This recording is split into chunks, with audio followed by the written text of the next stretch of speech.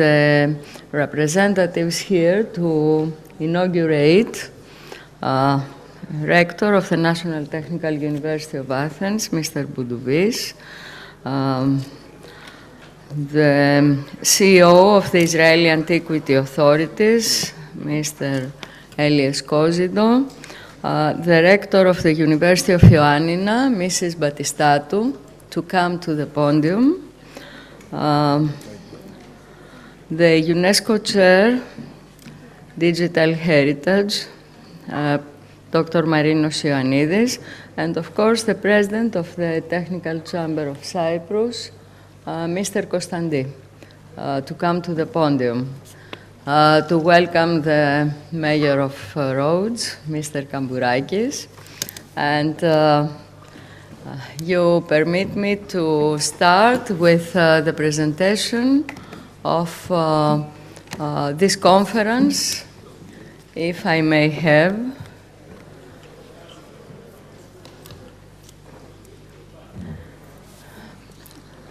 Can you please start? Okay. So it is with great pleasure and with great honor that I welcome you here to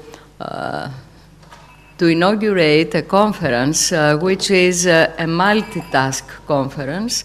In this salle de conférence, we are going to attend in the auditorium the panel discussions, and in the halls nearby to follow the papers which are going to be presented at the scientific sessions. It is, I'm sorry, I don't know. Okay. It is a conference organized by the National Technical University of Athens, along with the Technical Chamber of Greece, and a lot of international organizations who will address the conference. It concerns the innovative scientific methodologies that arised and were recognized through the implementation of the rehabilitation of the Holy Edicula in Jerusalem.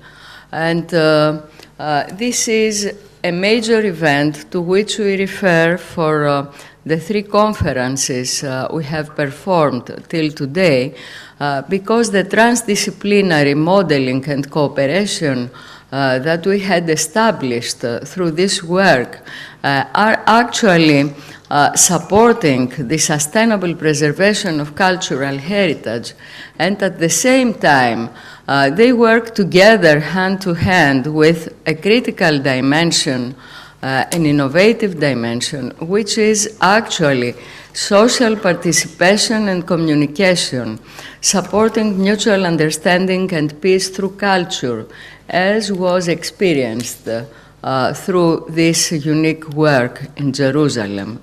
And of course, the innovative knowledge transfer, which is in action right now through the Edicula program. A lot of people from Sapienza University, which is continuing now the works in Jerusalem, the Bezalel Academy of Arts and the Israeli Antiquity Authorities are here, and we are working together in order to transfer this know-how and establish a new era in the education for the preservation of cultural heritage. The 30mm is working as well at an extended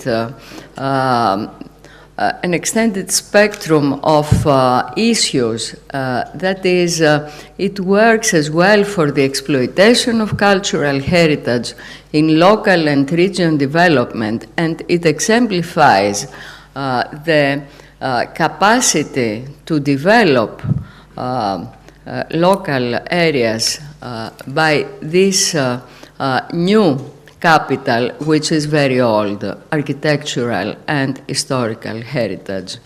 That means that the three conferences, this is the third, at 2018, 2021, and this all together, are being registered in Springer Nature Proceedings and in various journals, which are disseminating to the world the work we, the scientific community, are performing to this direction.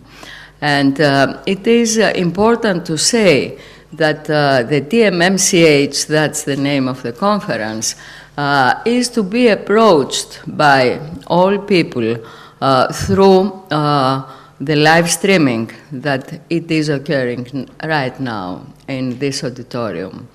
And we are very glad that the panel discussions are concerning all the issues of interest: historic cities and centers, which will follow, digital heritage, a holistic approach, and machine learning as well, the Holy Sepulchre Rehabilitation Project, transdisciplinarity and innovation in research and education, archaeology, archaeometry, archaeogene, preserving compatibility, the materiality and integrity of structures and architectural authenticity.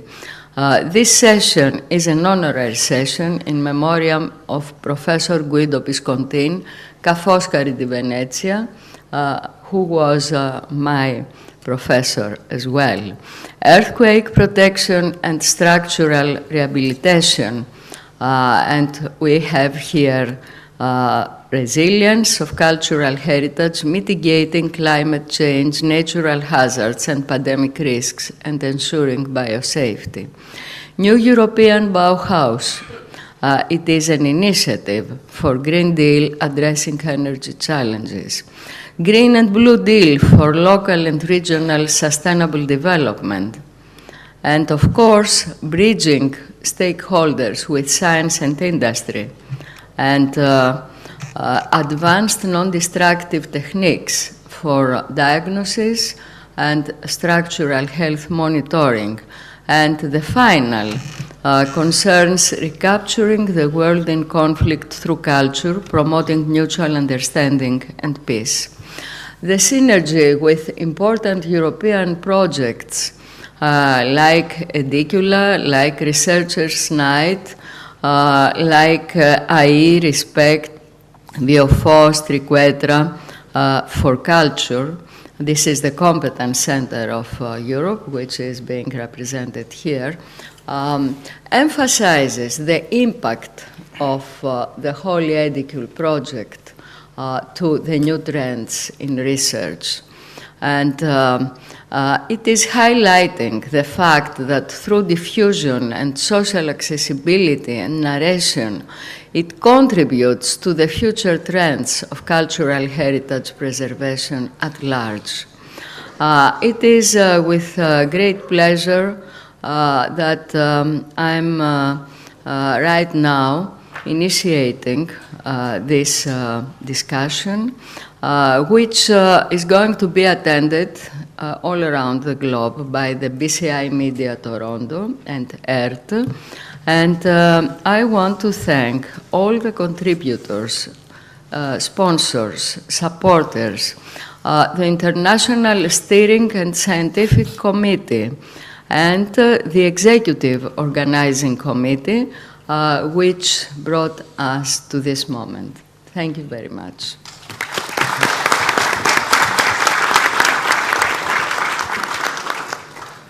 The Vice President of the Greek government, Mr. Pikramenos, will address the conference through a video since now traveling to Panama. There are Greeks in Panama, we discovered them, and we are going to address them. Please, the address of the Vice President.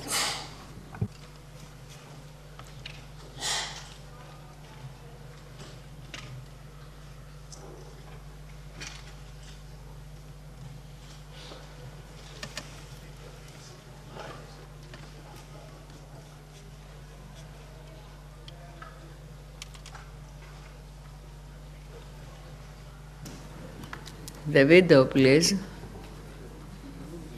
Κύριε Πρίτανη του Πολυτεχνείου, κύριε Πρόεδρε του Τεχνικού Επιμελητηρίου Ελλάδος, κυρία Πρόεδρε του Συνεδρίου, αγαπητή κυρία Μοροπούλου, αγαπητοί συνέδροι, κυρίες και κύριοι, είναι μεγάλη χαρά και τιμή για μένα να κηρύσω σήμερα για δεύτερη χρονιά την έναρξη του Τρίτου Διεθνούς Συνεδρίου με θέμα «Καινοτόμος διαπιστημονική ψηφιακή διατήρηση της πολιτιστικής κληρονομιάς», συνέδριο που διοργανώνει η διεπιστημονική ομάδα του Εθνικού Μεσοβείου Πολυτεχνείου με επικεφαλής την ομότιμη καθηγήτρια κυρία Αντωνία Μοροπούλου. Στην εποχή μας είναι πια βέβαιο ότι οι ψηφιακές τεχνολογίες παρέχουν νέες ευκαιρίες για τη διατήρηση του πολιτιστικού περιεχομένου και τη βελτίωση της προσβασιμότητας πολιτιστικής κληρονομιάς σε όλο τον κόσμο.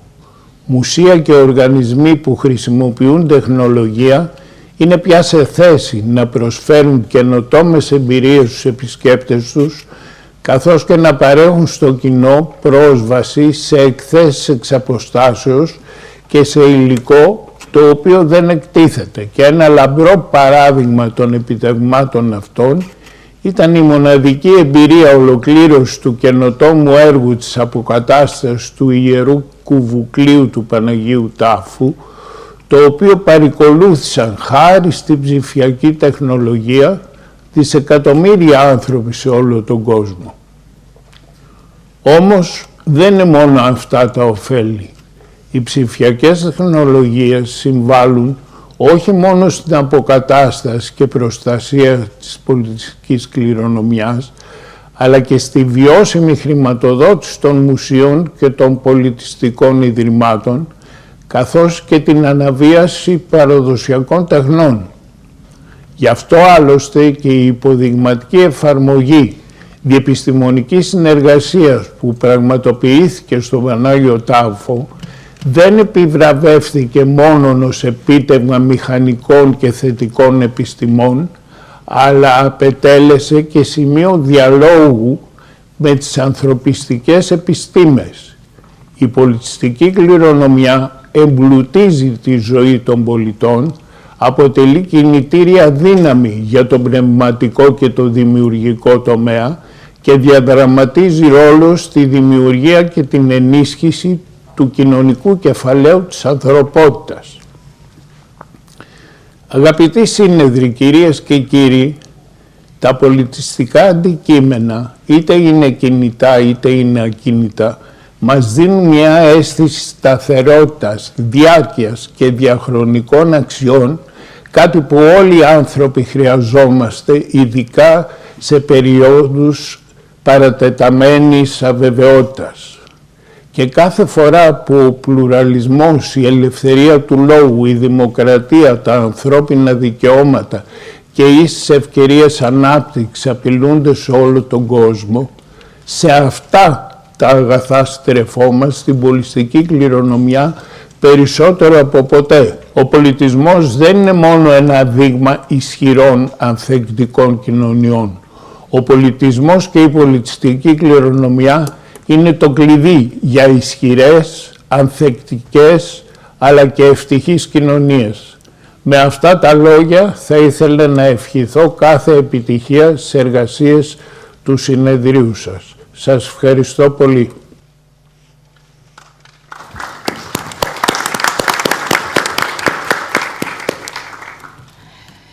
I have the honor to invite the rector of the National Technical University of Athens, Professor Andreas Boudouvis, to inaugurate the conference. Thank you, Tonya. Good morning, everyone. Those who are in this auditorium and those who are watching us from a distance, honorable guests, distinguished representatives of international organizations, universities, technical chambers, dear rector of the University of Vienna, dear colleagues, the project of the rehabilitation of the Holy Sepulchre, Holy Edicula in Jerusalem is a big endeavor. It involves a pilot, multispectral, multidimensional approach based on transdisciplinarity, holistic digital reconstruction, and cooperation in the protection of monuments. It is this project that motivated the successful organization of the first TMMCH International Conference in 2018 and the second one in the same series in 2021 by a network of international and national co-organizers under the initiative and coordination of the National Technical University of Athens. We welcome you today to the third international conference to discuss the new trends and investigate the possibilities to transfer the know-how already created.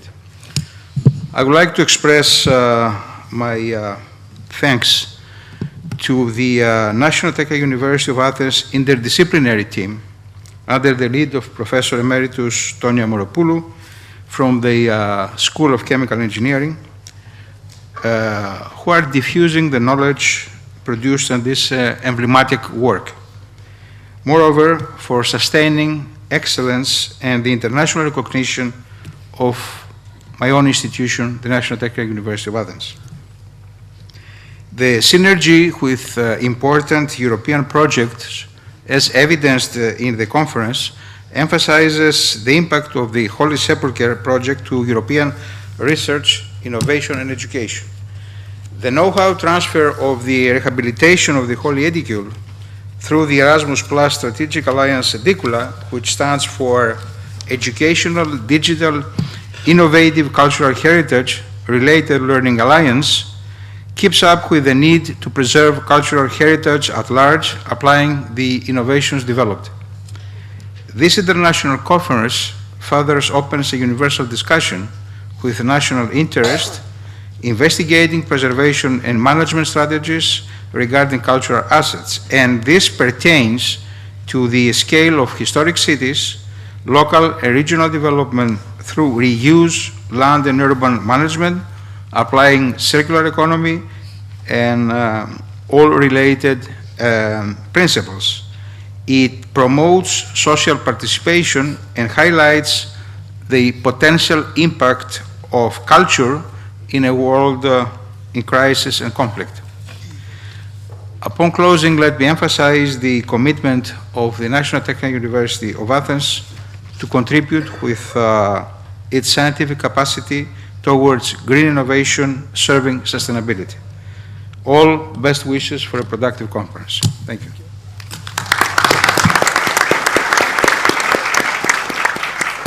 Thank you, Mr. Rector, for being always present and to our support.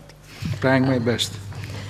I have the honor to present a few words from the President of the Technical Chamber of Greece, Mr. Giorgos Stasinos.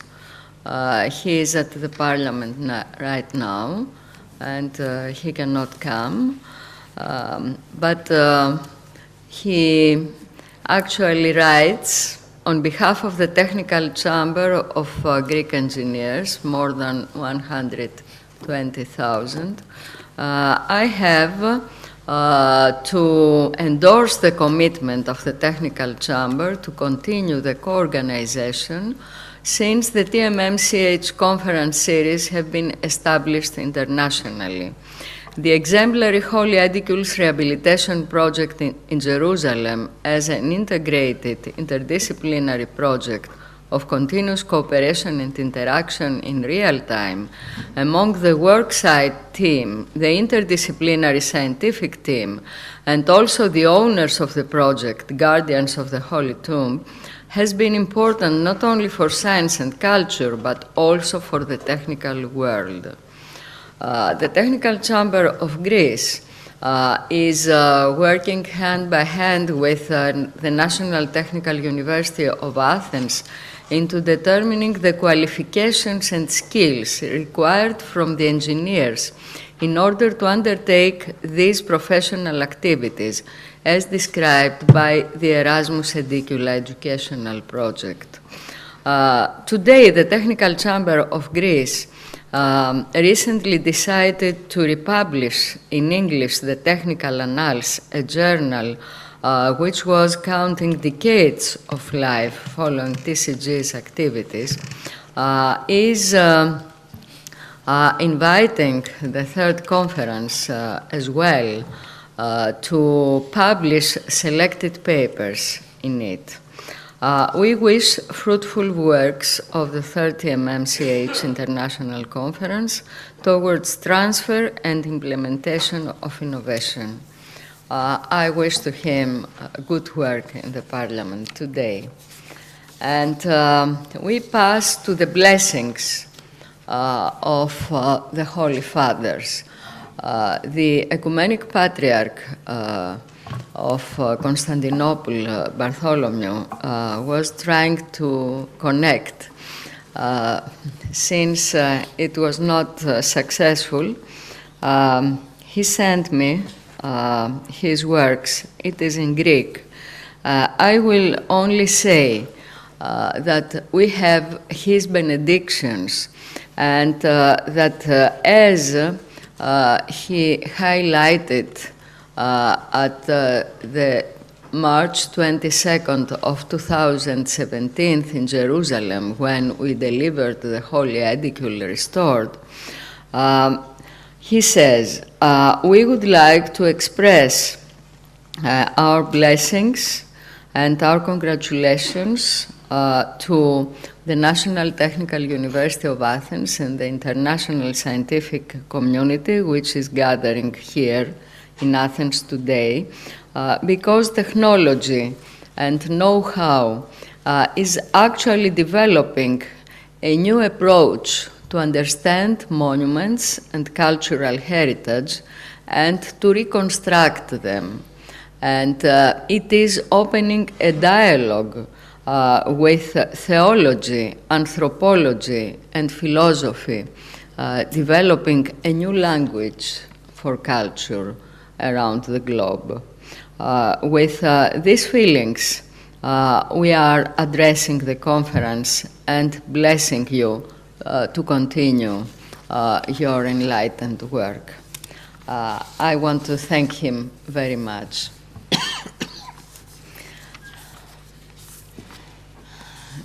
Ο Αρχιεπίσκοπος Αθηνών και Πάσης Ελλάδος, Ιερώνυμος.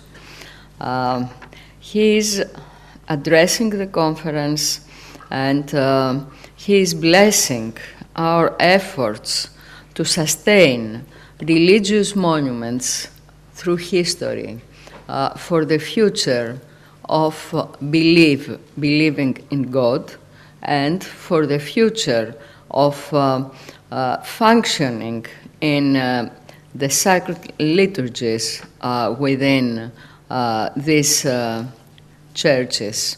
The Holy Sepulchre is in our heart, and I wish you that God is blessing you and the works of your conference. Ο Αρχιεπίσκοπος Αθηνών και Πάσης Ελλάδος. Patriarch Theophilos of Jerusalem, the Greek Orthodox Patriarch.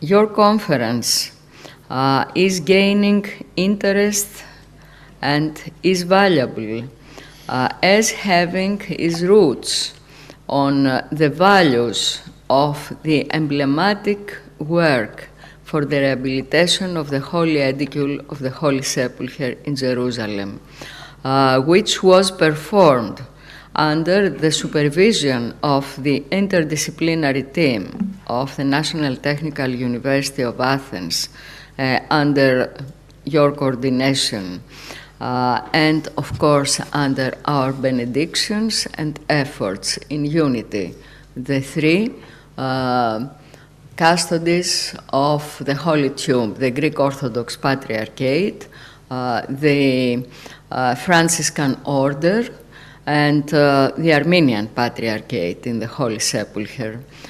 So we wish you a fruitful work. And After this, we are passing to the addressing of the European Commissioner.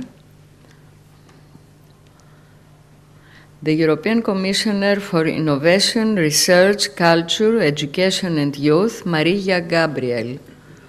Can you please?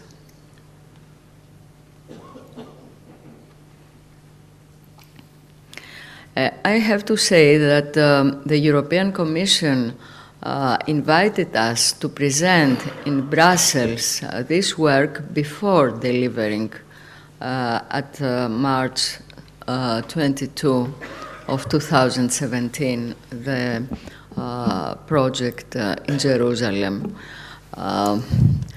Dear Vice President, All Holiness, President of the conference, distinguished participants, after two successful editions in 2018 and 21, it is a pleasure to reconvene at the Eugenides Foundation and in Athens, a city at the crossroads of cultural heritage and times, hence the perfect place to host discussions on the contribution of culture to mutual understanding and peace. I would like to express my gratitude to the National Technical University for being an unwavering partner of the European Commission. The TMMCH was introduced during the European Year of Cultural Heritage back in 2018. I am pleased to see that it continues to bring the community together, stressing the year's lasting impact. This significant conference perfectly embodies the core meaning of heritage, ensuring the transmission of our collective assets and memory to future generations, a mission that is particularly close to my heart and my work. The Commissioner is addressing the intersectionality of risks confronting heritage while designing people-centered approaches. This is key if we want future generations to enjoy the same richness that inspires us. This is a watershed moment. We need to recompose our frameworks and tools in the cultural heritage sector, not only to acknowledge its complexity, but also to work together to tackle these risks. We thank the Commissioner, and we wish next time she would be with us. We can pass now to the Secretary General of ICOMOS, International Council of Monuments and Sites, Professor Mario Santana Quintero, from Charlton University. We have his video. Could you please proceed? Thank you very much for the invitation to address the authorities and participants of this third international conference on transdisciplinary multispectral modeling and cooperation for the preservation of cultural heritage. In particular, let me thank the National Technical University of Athens in cooperation with the Technical Chamber of Greece. I wish I could be there with you in person in Athens. Let me introduce myself. I am Mario Santana Quintero, Secretary General of the International Council of Monuments and Sites and Professor of Charlton University at the Department of Civil and Environmental Engineering. I'm also a heritage documentation specialist, and I welcome, as mentioned on your website, that this activity is an opportunity for sharing knowledge, experiences, and recommendations about sustainable cultural heritage approaches and practice at the moment of great conflicts and climate emergency, energy, environmental, and socioeconomic risks, development, and so on that is threatening the integrity and authenticity of our world's cultural heritage. If you allow me, let me raise the points of ethics of digital information, which is collected from heritage places. The data collected should follow clear principles to be able to index, share, search, and reuse the data, but also should benefit the communities and right holders that steward those places, and that should be the beneficiaries of that digital data. We should avoid that that they are all fully integrated into the process, preventing digital colonialism or digital parachuting, in particular in those areas that lack substantial financial and human resources to effectively utilize digital technologies. I wish you a great event. I'm looking forward to see the results and proceedings.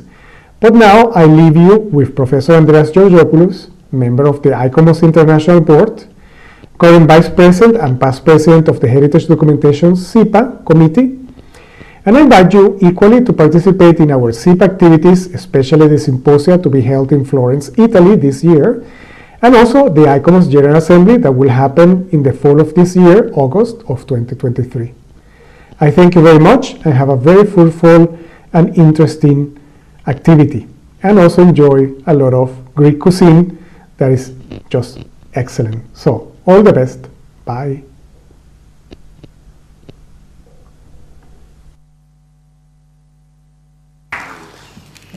I have the honor to invite the Director General of Israel Antiquities Authorities, Mr. Eli Escozido, to address the conference, and I have to recognize the support that was exerted to our work during the rehabilitation of the Holy Edicula in Jerusalem, and which is continuing in a fruitful cooperation. Eli, you are having the floor.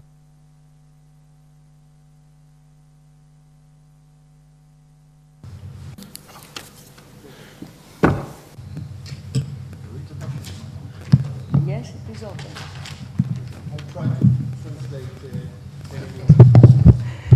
Good morning, בוקר טוב.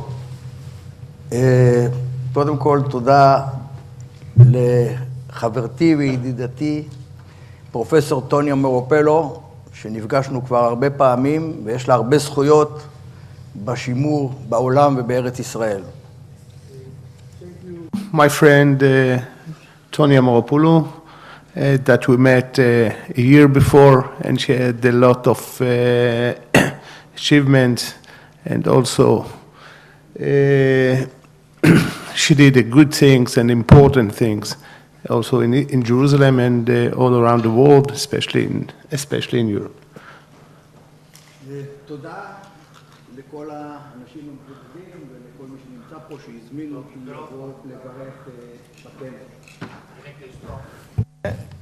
אותי לבוא לברך בכנס.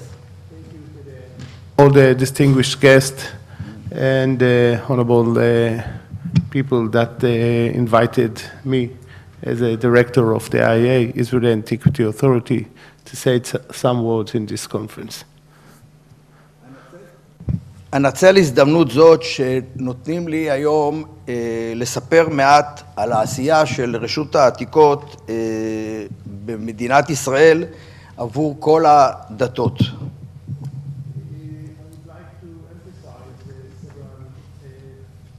I would like to emphasize several aspects of the IAA. IAA is the Israel Antiquity Authority that we are doing, especially in Jerusalem.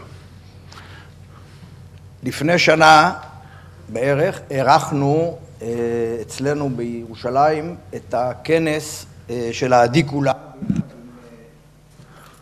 בצלאל וביחד עם טוניה ועוד הרבה אנשים על הנושא של השימור של המורשת. A year ago we hosted in Jerusalem with our partner in the Bezalel Academy and Tonia as our leaders and a mentor, the Edicula conference in Jerusalem that dedicate to the preservation and conservation of holy sites in Jerusalem. הנושא החשוב ביותר שהיה זה המורשת והשימור של האדיקולה, ועל הנושא הזה היה הכנס בירושלים. הוא היה מאוד מאוד מעניין, ודיברנו והעמקנו בכל הנושא של השימור של האדיקולה. And especially we are dedicating our time, those times, about the preservation, conservation, and studying the Edicula in the holy tombs in Jerusalem. אנחנו כגוף מרכזי במדינת ישראל, ששומר על המורשת והארכיאולוגיה, מכירים בחשיבות של שימור כל האתרים של המורשת בירושלים, בארץ הקודש, כולל כל המבנים וכולל כל המקומות הקדושים, בכלל ובפרט. We as the main organizations dealing or working in Israel to preserve and conserve a monument, understanding the importance of preserving and studying and also searching all the monument and especially including holy sites, which is combined together in Israel. אנחנו מכירים בחשיבות וברגישות של כל הדתות שנמצאים בירושלים ובארץ הקודש, ואנחנו עושים את השימור ושמירת המורשת בצורה הרגישה ביותר והעדינה ביותר שמתחשבת בכולם. We understanding the sensitivity of dealing in the holy sites. Holy sites, most of the holy sites in Jerusalem and in the Holy Land at all are a historical monument, and we are understanding how sensitive and how we ask ourselves to be more sensitive than other activities at all. במדינת ישראל ובירושלים בפרט יש הרבה מאוד אתרים ארכיאולוגיים עם מורשת של הדתות, גם של היהודים, גם של הנוצרים וגם של המוסלמים, ואנחנו מקפידים וחשוב לנו מאוד לתת את הכבוד ואת הדגש לכל דת באשר היא, בלי שום קשר לדעות פוליטיות כאלה ואחרות. Of course, in Israel, when we are dealing in a historical monument, archaeological monument, and as I said before, some of them are belonging to specific religions and could be combined for two religions, and especially we are talking about Jewish, Muslims and Christians. It's need to we need as the main organizations in Israel to understand the sensitivity, the political sensitivity, and keep the honor of each religions that have a monument or historical site in Israel. לסיום, עוד פעם אני רוצה להגיד תודה לפרופסור טוניה מורופלו, שהיא חברה ושותפה שלנו לאורך כל הדרך, ועמיתה לפרויקטים המקצועיים שאנחנו עושים, ומארחת אותי אתמול בערב, ערכה אותי גם לארוחת ערב אצלה בבית, וזה מרגש אותי מאוד, החיבור והקשרים בינינו. And in personal words, I would like again to thank Professor Tonia Moropoulou, my good friend of us, my personal friend and a good friend of the IA and the Israeli told. Thank you for what you did till today, and we hope to strengthen our cooperations. וחג פסח כשר לשמח, חג פסחא כנוצרים ורמדאן שמח. יש 3 חגים של כל הדתות ביחד עכשיו. And of course, happy Easter, happy Pascha, Pesach in Hebrew, and to the Muslims, Ramadan Kareem. Thank you all. Thank you.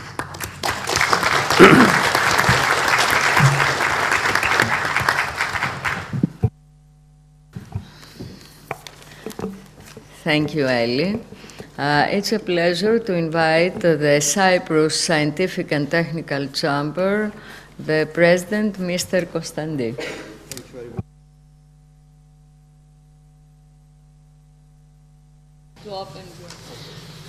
Distinguished guests, dear friends and colleagues, ladies and gentlemen, I'm truly honored to be here today to welcome you in the conference on behalf of the Scientific and Technical Chamber of Cyprus and be part of a fascinating discussion on the technical and cultural setting we need to create to reclaim and protect our cultural heritage. During the last decades, the interest in investigating the role of culture in sustainable development has been increasingly growing. The link between culture and sustainable development has been frequently debated by European authorities and academics. Culture is treated as a tool for the implementation of Sustainable Development Goals and consider the fourth pillar of sustainable development. It is true that heritage has long been absent from the mainstream sustainable development debate, but nowadays is starting to be recognized for its potential in contributing to social, economic, and environmental sustainability goals. In particular, heritage plays a critical role as a non-renewable resource that is a vital part of cities. Its economic and social benefits have also been underlined with attention, especially for its intangible aspects and community involvement. The role of heritage in sustainable development is becoming unquestionable. Despite that, cultural heritage assets, both touchable and untouchable, protected and unprotected, are continuously under threat from a variety of economic, political, sociological, and environmental pressures. An alternative approach to cultural heritage governance is needed to preserve cultural heritage in innovative ways, in a more inclusive and sustainable manner. The link between cultural heritage and sustainability are inextricable and constitute an open field in which we must invest as a society. Technology remains a key asset for achieving this goal. Modern technology can be a primary factor in the conservation and preservation of fragile heritage assets, ensuring their sustainability and durability. Also, the value of utilizing technology in order to educate communities about their heritage cannot be stressed enough. Overall, new technologies can give a completely new sustainable life to cultural heritage, allowing us to document, preserve, evaluate, and popularize cultural heritage. In that scope, this conference provides valuable insight into this emerging transdisciplinary scientific field, raises awareness on the subject, and offers a platform for the exchange of ideas between distinguished speakers. In Cyprus, we have a long way to go in order to efficiently protect cultural heritage. The Chamber's efforts have been focusing on raising public awareness on the issue on the one hand, and implement effective public policies in the cultural heritage sector on the other hand. At the same time, we aim to educate our members, to engage them in the process, ensuring that cultural heritage restoration and management policies will be aligned with broader sustainable development goals. Furthermore, we are currently working on the development and promotion of a national architecture policy program, which is now lacking from Cyprus, therefore leading to many negative ecological, social, economic, and cultural sustainable consequences. The sustainable development of cultural heritage will be an integral part of this policy program.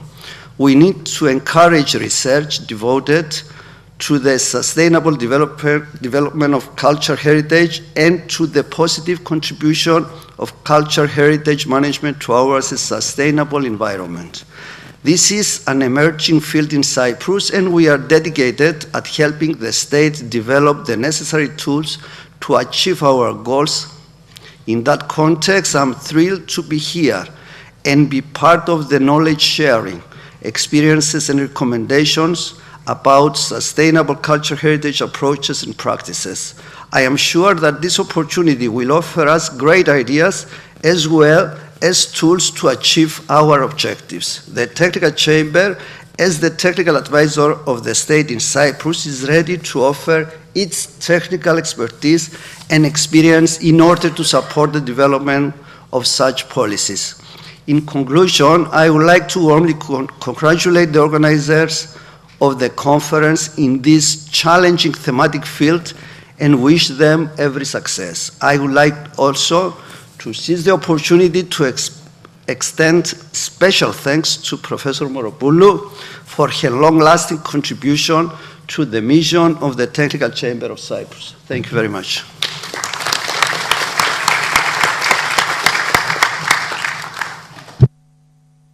Thank you very much, Mr. President, and I have the honor to invite to address the conference the rector of the University of Ioannina, my friend Professor Anna Batistatou. Dear Rector of the National Technical University of Athens, dear President of the conference, dear distinguished guests, dear participants. It is an honor and a great pleasure for me to participate and address as the Rector of University of Ioannina the third International Conference TMMCH. All words in the title, the program, and the core of the conference have substance and meaning. Transdisciplinary, multispectral modeling, cooperation, preservation, cultural heritage. They all bear the signature of the president of the conferences, this is the third, Professor Emeritus Antonia Moropoulou. We have the honor to have Professor Moropoulou as member of the Governing Council of University of Ioannina. University of Ioannina is strong in interdisciplinarity. Our historical university has 11 schools, School of Philosophy, with one of the 3 departments being the Department of History of Archaeology, School of Engineering, Education, Fine Arts, Social Sciences, Economics, Sciences and Health Sciences, Music Studies, Informatics, and Agriculture. We already participate in large international programs contributing to the sustainable preservation of cultural heritage by highlighting its history and values through compatibility and performativity of material, interventions and methods of protection, as well as the effective management of the environment, having as a criterion the quality of architectural design and historical cultures and landscapes in the context of local development based on the principle of social sciences and circular economy. With the initiative of Professor Moropoulou and the active engagement of the members of the Governing Council of University of Ioannina, we now have progressed into discussions and actions towards a relevant MOU with National Technical University of Athens. We collaborate with the Epirus district authorities, and also lately, we are paving the way to participating in relevant research and educational activities in Alexandria. Dear Professor Moropoulou, dear participants of the conference, I am sure that you are going to have a productive meeting.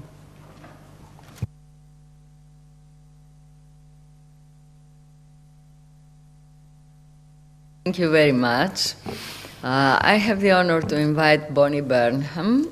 She is the founder and president of the Cultural Heritage Finance Alliance, and she is as well President Emerita of the World Monuments Fund, which mainly sponsored the works at the Holy Edicula. Bonnie, you are welcome. Thank you very much, Madam Chair. And I'd like to extend my thanks also to the Rector of the Technical University of Athens for the sponsorship of this conference. This is the third conference of this kind that I've participated in personally here in Athens, and it's given me an opportunity to renew my acquaintance with this beautiful city. And I'm beginning to recognize more and more faces of colleagues here. But my work with Antonio extends back, as she mentioned, to the restoration of the Holy Sepulchre in Jerusalem, which was the last project that I was involved with in my former role as the president of the World Monuments Fund, which is an organization that is involved in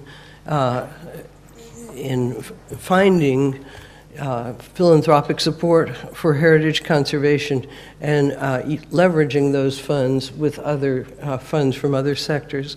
So I've since then made a segue into the theme of financing of heritage and how the resources that we have, the financial resources and the technical resources, can be multiplied by aligning with other sectors and other issues that are in front of us as part of our global sustainable development agenda. But I think one thing that we did not foresee in the in the framing of the Sustainable Development Agenda, and something perhaps humanity thought was behind it after the end of World War II, was the emergence of conflict as an important theme in the lives of our field, and one that's taking increasing importance as time goes on. There are today 55 sites around the world that are included on the list of World Heritage in Danger, which is a very special device of the World Heritage Program to call attention to specific challenges that face sites that have been designated as the most important ones in the world. And of those 55, 29 have been inscribed in the last 20 years because of damage caused by conflict. I think this is a striking fact, and one that the framers of the World Heritage Convention did not anticipate at all at the time that that vehicle was created in 1972. And in fact, the Heritage Convention cites a range of issues causing endangerment that include accelerated deterioration, large-scale public works, urban and tourism development projects, abandonment, natural disasters, among other causes, including armed conflict. And we've seen all of this, and we'll see more of it in our field, but I think that we really need to focus attention on a special response to conflict. And that's what my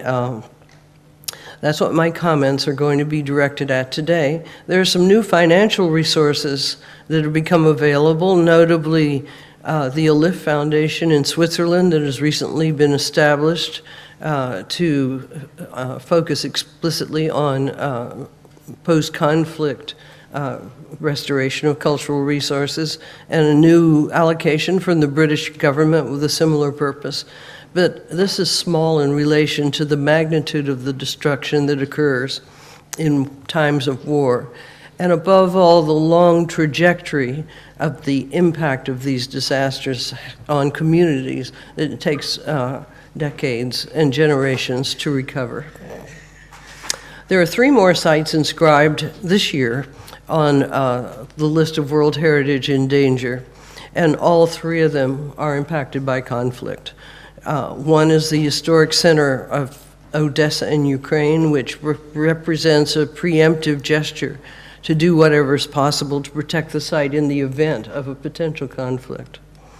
A second is the Rashid Karami International Fair in Tripoli, Lebanon, which was built by the famed Brazilian architect Oscar Niemeyer as a fairground, and never used because at the date of completion, 1976, it coincided with the break out of the Lebanese Civil War.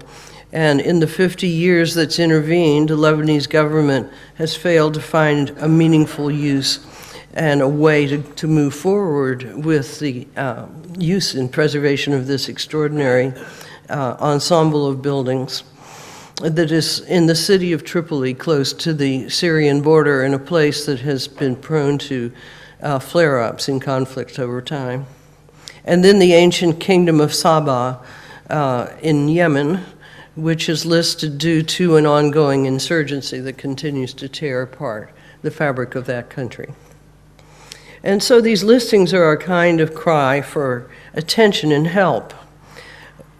But responding to them will be difficult for several reasons. The first is that attention tends to move on after a conflict is over and after an atrocity has occurred. And short-term restoration and the resource, it won't begin to attract the kind of resources that are needed for a long-term strategy and a systematic approach to this issue. Secondly, cultural heritage hasn't been prioritized or even incorporated into most urban planning and regeneration programs. I'm happy to see that there are several speakers talking about integrating cultural heritage into urban planning, because I think that's one of our primary goals today. And lastly, many sites impacted by conflict also experience huge population shifts, where entire communities have been wiped out or forced to migrate elsewhere and never return. This tends to backwater the areas that they've been historically associated with, as well as destroying a sense of memory, and subjects them to new pressures. To integrate these observations into a strategy for heritage that all of us as professionals might contribute to in the future, I'd like to just suggest 3 points. First, the integrity of heritage places impacted by conflict needs to be respected. Major changes, such as radical shifts in scale, density, building types, and street patterns, destroy the prospect of achieving mutual understanding over time by way of memory of the past. Reconstruction needs to be designed to address contemporary principles of carbon reduction, social equity, and inclusion, and others have already referred to aligning with the Sustainable Development Goals. But recognition for the reuse value of historic assets to support these goals needs to be underscored, because it can be a powerful catalyst for the right kind of change. And thirdly, governments need to embrace civil society participation and provide incentives for private financing in the planning and execution of these initiatives. In a post-conflict circumstance, it's very hard for public officials to think 20 years ahead in the future, but if they are able to do so, they'll realize the tremendous economic asset that the heritage represents.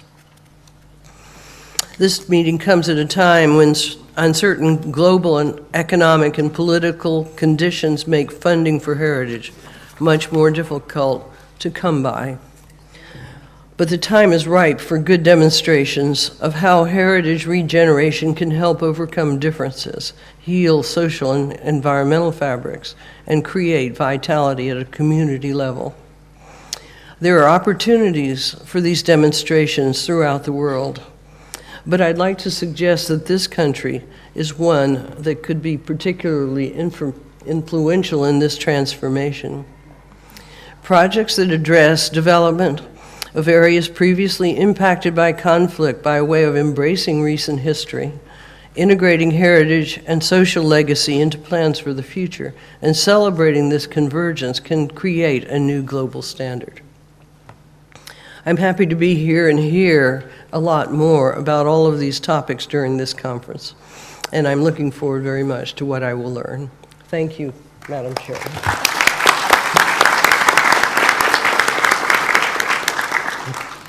Thank you, Bonnie, for being always at the first step to address challenges concerning the cultural heritage preservation in this new era.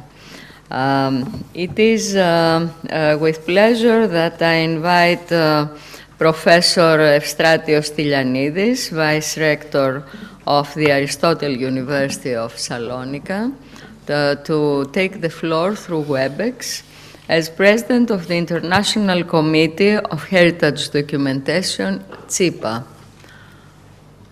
Strati, you are having the floor.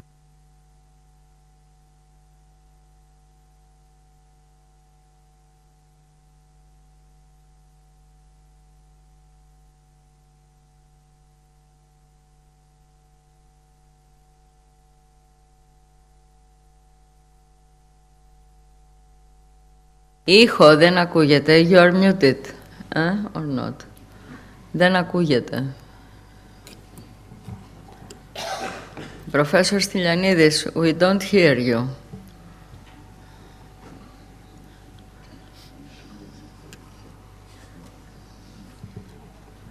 He is talking, but we don't hear him.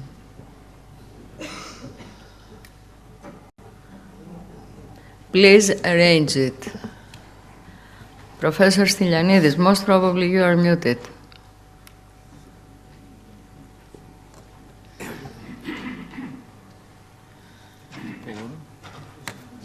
Δεν τον ακούμε. So we will pass till you will restore the technical problem. We will pass to Dr. Marinos Ioannidis from the Technical Cyprus University, who is the director of the UNESCO Chair on Digital Cultural Heritage, Cyprus. Thank you very much, Tonia. Your Excellencies, dear rectors, dear colleagues, ladies and gentlemen, it's a great pleasure and an honor to be here in Athens and be actively involved in this key event, the third transdisciplinary multispectral modeling and cooperation for the preservation of cultural heritage. At the beginning of the 21st century, the digital one, the time of the digital transformation, the fourth industrial revolution. And because I'm coming from the ICT, the artificial intelligence, the cloud computing, the cloud space revolution. That's the time that we are now, chronologically talking, in the revolution of the technology. The ongoing war outside of our house in Europe, in Ukraine, the earthquakes directly outside of our door, we are moving. And it's not only the natural, the climate change, but also the handmade destruction. The time of financial problems and destructions around the world. We are facing them at the moment, and we know exactly what does it mean, Greece and Cyprus in this region. The time when no standards are available, technologically talking, in the area of the digital revolution, of the documentation of the past. The time when we try to document what? The memory, the knowledge, the history, and at the end of the day, our identity. And not only to document, but also to preserve for the generations to come. Your Excellencies, dear colleagues, ladies and gentlemen, the agenda of this event represents a high-resolution image explaining the story of the current state of the art in this time of the mentioned revolutions that we are undergoing in the domain of science, research, education, innovation, and development, and on how to create the digital copy of the past. But because we are engineers for the digital humanities and digital social sciences, we are not saying digital twins, but we are talking about the memory twins. An excellent opportunity for every scholar and researcher to find out what is happening in our area of the digital cultural heritage and beyond, to bring this complex, multidisciplinary community, first of all, and then the knowledge of this community together in one place is a great challenge. And there are not so many persons, professionals around the world to do it, as it is here in this small booklet. One of them is our good friend Tonia Moropoulou, who never stopped to work, whom I wish the best and congratulate not only for the organization of this key event, but also for the overall achievements in this domain. We, and I mean we, your followers, Tonia.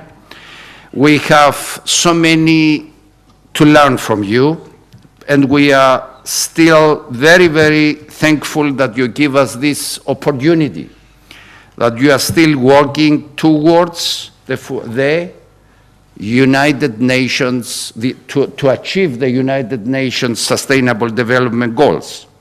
The UNESCO Chair on Digital Cultural Heritage, it's at your disposal, and you can count on our help and full support. Thank you very, very much, Tony, and congratulations. Thank you, Marinos. Before being connected once again with the CIPA president, I would like to welcome the Vice Rector of the National Technical University of Athens, Professor Evangelos Sapoudakis, and the Director General of the Ministry of Culture and Sports for Restoration, Dr. Amalia Androulidaki. And to say, after the inspired words of Dr. Ioannidis, that this conference is actually your conference. And this work we inaugurate is a collective work, not only of the NTUA interdisciplinary team, but of Europe and the world. And I'm recognizing among you some of our distinguished professors, like Professor Penellis from Salonika, some of our great colleagues around the globe who are active in research and with whom we actually developed step by step all this interdisciplinary advanced work that is presented today. And that is your conference, because the 163 papers to be presented by 487 authors from 35 countries around the 5 continents means something. And this is the issue and the challenge of this conference. The ongoing scientific effort and the young people, our students that are with us and who are guaranteeing the future of this work. Did we solve the problem? Can we be connected? Thank you. Thank you. Professor Stylianidis. Good morning. Morning. Can you hear me? Yes, yes, we hear you. Good morning, Madam Chair. Even though I would like to be with you in Athens today, it is my pleasure to join remotely this opening of your conference, and allow me to extend a warm greeting from Corfu. I'm here for the Rectors Conference, and that's why I couldn't be with you this morning. SIPA is one of the oldest and most active international scientific committees of the International Council of Monuments and Sites, which was jointly founded in 1968 with the International Society for Geographical Remote Sensing, towards facilitating the transfer of technology from the measurements sciences into the heritage documentation and recording disciplines.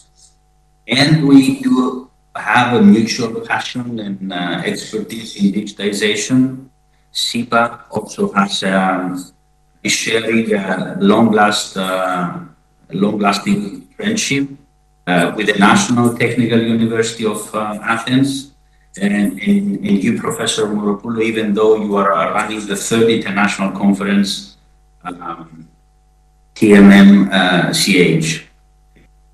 Do not forget that two of our colleagues from your university served as president of the SIPA Heritage Documentation.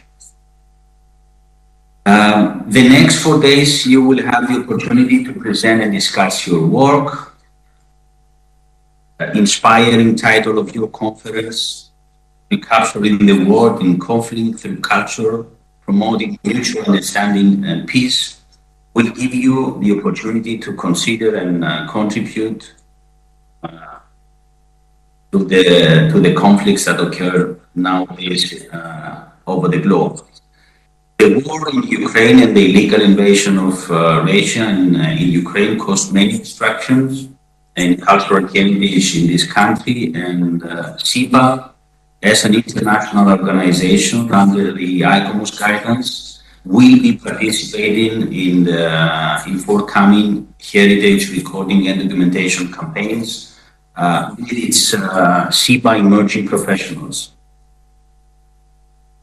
Please also allow me to take this opportunity and letting you know that this year we will have the 29th SIPA Digital Heritage Symposium that will take place in the beautiful city of Florence in Italy in the coming June.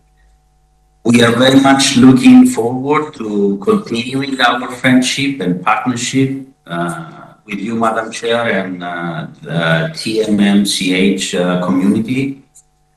Together, we can actively contribute to promoting exchanges and cooperation between our communities, as well as encouraging and supporting the development and implementation of various digital technology in the field of heritage conservation, information management, and value dissemination.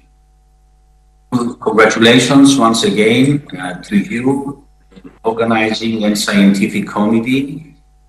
Thank you for your attention, and I hope lots of success to your conference. Good morning. Hello, everyone. I'm Manolis Alexakis. I'm in the group working in RESPECT. RESPECT is a holistic framework for cultural heritage data management, as you see here. It is a national strategic belongs to the national strategic reference framework. And the exact title is an exemplary information system and methodology for the integrated management, analysis, and dissemination of digital cultural heritage data coming from the rehabilitation of the Holy Edicula of the Holy Sepulchre in Jerusalem.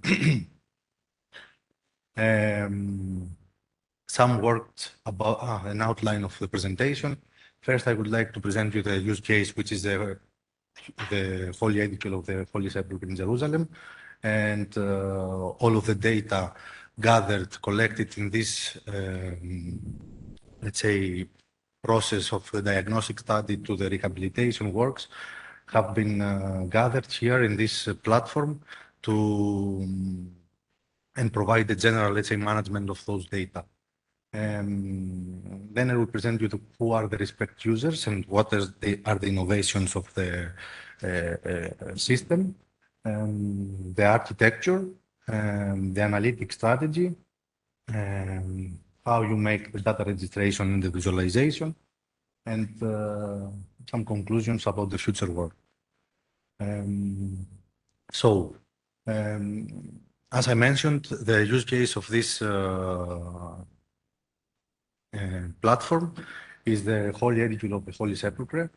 During the diagnostic study and the rehabilitation works that took place for more than 1 year, the rehabilitation took place 9 months and the diagnostic study some months. There were gathered a lot of data concerning different disciplines, scientific disciplines, coming from historic data, architecture data, geometric data, data concerning materials, interventions and rehabilitations, structural dynamics, etc. So researchers from various disciplines needed a concrete base, let's say, that they could collaborate and convert the descriptive and diagnostic analytics they had with the advances of artificial intelligence regarding the predictive analytics needed, and go to the preparing, let's say, the base for the prescriptive analytics, so they can say how we are going to take decisions about different matters. This is what RESPECT platforms aspires to cover. So through descriptive and diagnostic analytics that already present by the individual groups and researchers. We are going to provide a system that assists the predictive analytics about different matters and enable the prescriptive analytics for decision making. Users is at the center of the platform of the system. The decision making is augmented by automation regarding different aspects like data processing, data management, etc. There are three types of users in the system. It is the research analysts. This user is about the domain expert of the different disciplines.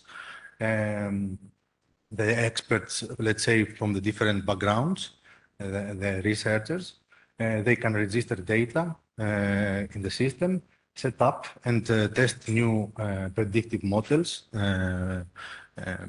artificial intelligence assisted models, or utilize already implemented end-to-end processes. So if they prefer, there are already implemented processes. There is a paper also later today having one of those. Also, there is some other publications about those. Another user is a data scientist who is also a domain expert, but on his scientific field. They can set up new or customize already existed pipelines, processes in collaboration, and also they can collaborate with the research analysts in order to help him to develop or modify already existed processes. And finally, there is also another user, the let's say common user, who has access to the platform, so they can access all of part of the data for visualization purposes, and have access also to some results. Now, the innovations provided by this project is we provide a composable group of microservices. All of our modules, all of our components of the systems are developed as a microservice, so they are scalable and you can perform scalable and elastic analytics. That makes it easier to adapt to changes driven in part by a growing volume and variety of data sources. For instance, if more data come up, this can be handled by the system due to this, let's say, way that is structured and made. So users no longer need to wait for data science teams to provide solutions for their problems. And they have all of the data-driven insights available in this platform. Because during the phase of the development of the system, we have already discussed with a lot of these users, this kind of users, the research analysts I presented before, and we have defined what are their needs. So a high-level architecture of the system. The system is comprised of two big, let's say, interfaces. The first to be components. The first is the interface, where through a web server in the client, the user can access the process flow manager or the data flow manager and have also access to the data. The core is the most important part of this system, and this is I'm going to describe in the next slide. The core architecture is we gather all of the different type of data. We collect them in data, make the data models regarding the different scientific disciplines like geometric documentation, historic, architecture, materials, etc. Also, there is a possibility to have data, to integrate data in your system through various data sources like libraries or electronic sources with proper, let's say, pre-processing, and put them in the databases. There are two different types of databases, the structured databases and the data lakes. So some of the data can be stored in a structured way, Some other binary data, for instance, they can be used through data lakes. So, as you can see here, the data stored in a database can go through the data preprocessing step if needed. Otherwise, they can go immediately to the process flow manager for making pipelines of data analytics. Machine learning and deep learning approaches can be implemented there in the flow manager. Then have your analytics result.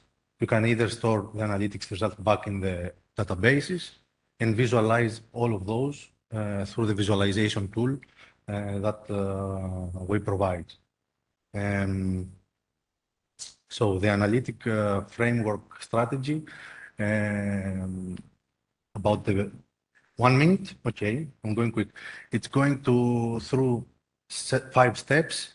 First, we understand the problem, then we understand the data, prepare the data, preprocess them in order to have them as input in the model, and evaluate the model.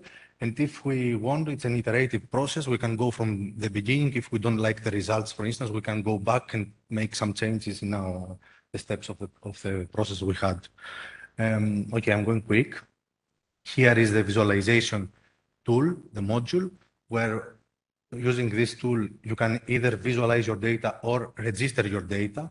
You can go, for instance, go and choose a point on the monument and add a certain data set to a certain georeferenced point on the monument. Or you can make queries or retrieve data from certain areas. Okay, here the functionalities are kind of, I can skip them. It's about, I'm describing about you can make query on your data and metadata. You can walk through navigation in the model, etc.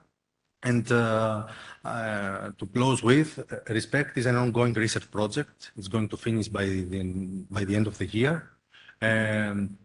So data management plan has been set up and some of the data sets have been utilized for using scientific knowledge.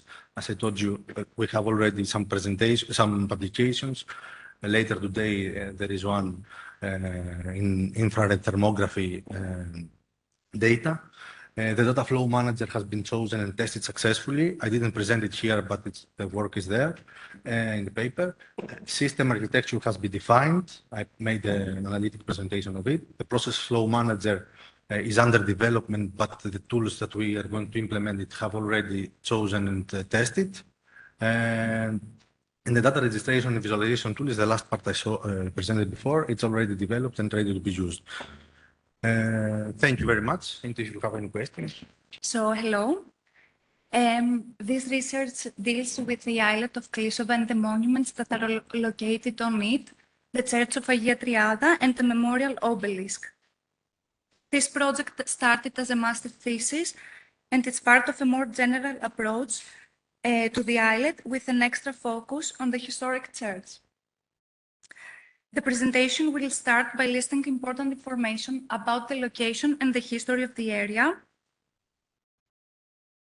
the reasons why these monuments need digitization, the description of the applied techniques, the 3D model, and finally the future research that is now in progress. The islet is located in the homonym lagoon in Mesologi region, Western Greece. The perimeter of the islet is 280 meters and there is no elevation. It has no connection with the land, so it was necessary the use of small boats for the transportation of the crew and the equipment. Klishova Lagoon is a unique ecosystem with many rare birds and fishes, and due to that fact is included in Natura 2000 sites. From the historical point of view, Klishova Islet played an essential role in the defense of Mesologi city during the Greek Revolution of 1821 against the Ottomans. In the year 1826, one of the most important battles happened in Klishova and it ended up with victory, even though at the end of the war Mesologi fell.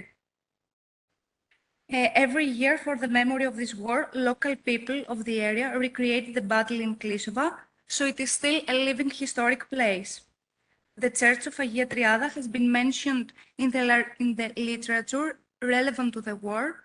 However, the current church and the site of interest of this study is more recent and was built in 1848 at the foundations of the pre-existing one.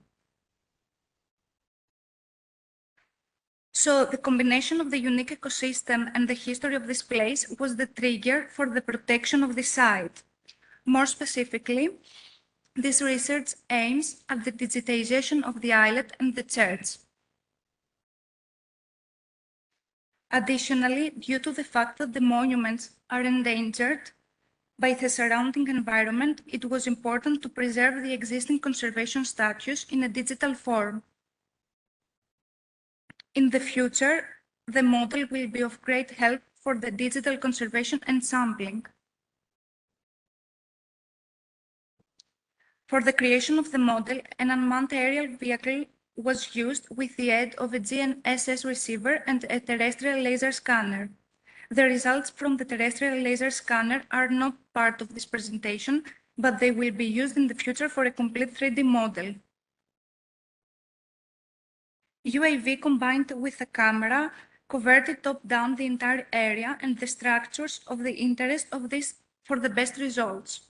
The overlapping of the photos was more than 75% front and side identically. GNSS receiver and survey targets was used for the georeference of the model.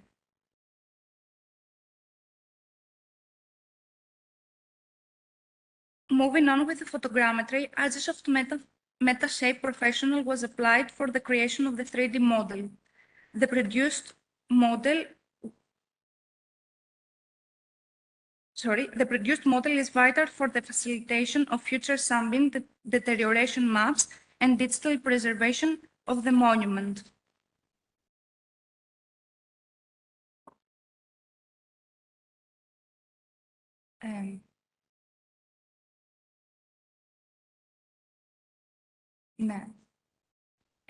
There is a video here. Okay. Here are the... ¿Oíste? Ah.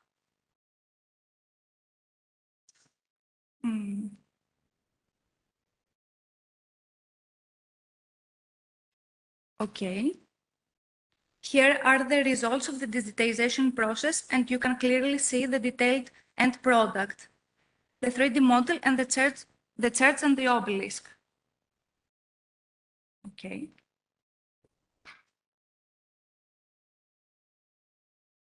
Here are the side views of the church. The first one is the facade, north side, east side, and south side. For the future objectives of the study are a complete 3D model with a combination of 3 techniques, archaeometrical research of Agia Triada, which will be facilitated by the digital model for the mapping of the samples, analysis of the building materials, and suggestions for future conservation of the monuments. Thank you very much. Cheers. First of all, thank you for accepting me to your session, because originally I wasn't here. My name is Edicula, and I think that in my presentation, I will connect to the end of the first presentation that she was talking about the mosque, and then at the end she said, well, we have to look at the context and the surrounding. So I think this will be my starting point with our interdisciplinary methods from the morning panel. Yeah, so the paper I will present is titled More Than Meets the Eye, Compatible Materialities of Jerusalem Stone. It was written in collaboration with Professor Favero and Dr. Medigini, the tutors of my PhD research in Sapienza University, with the great support of Professor Mike Turner, who is here with us.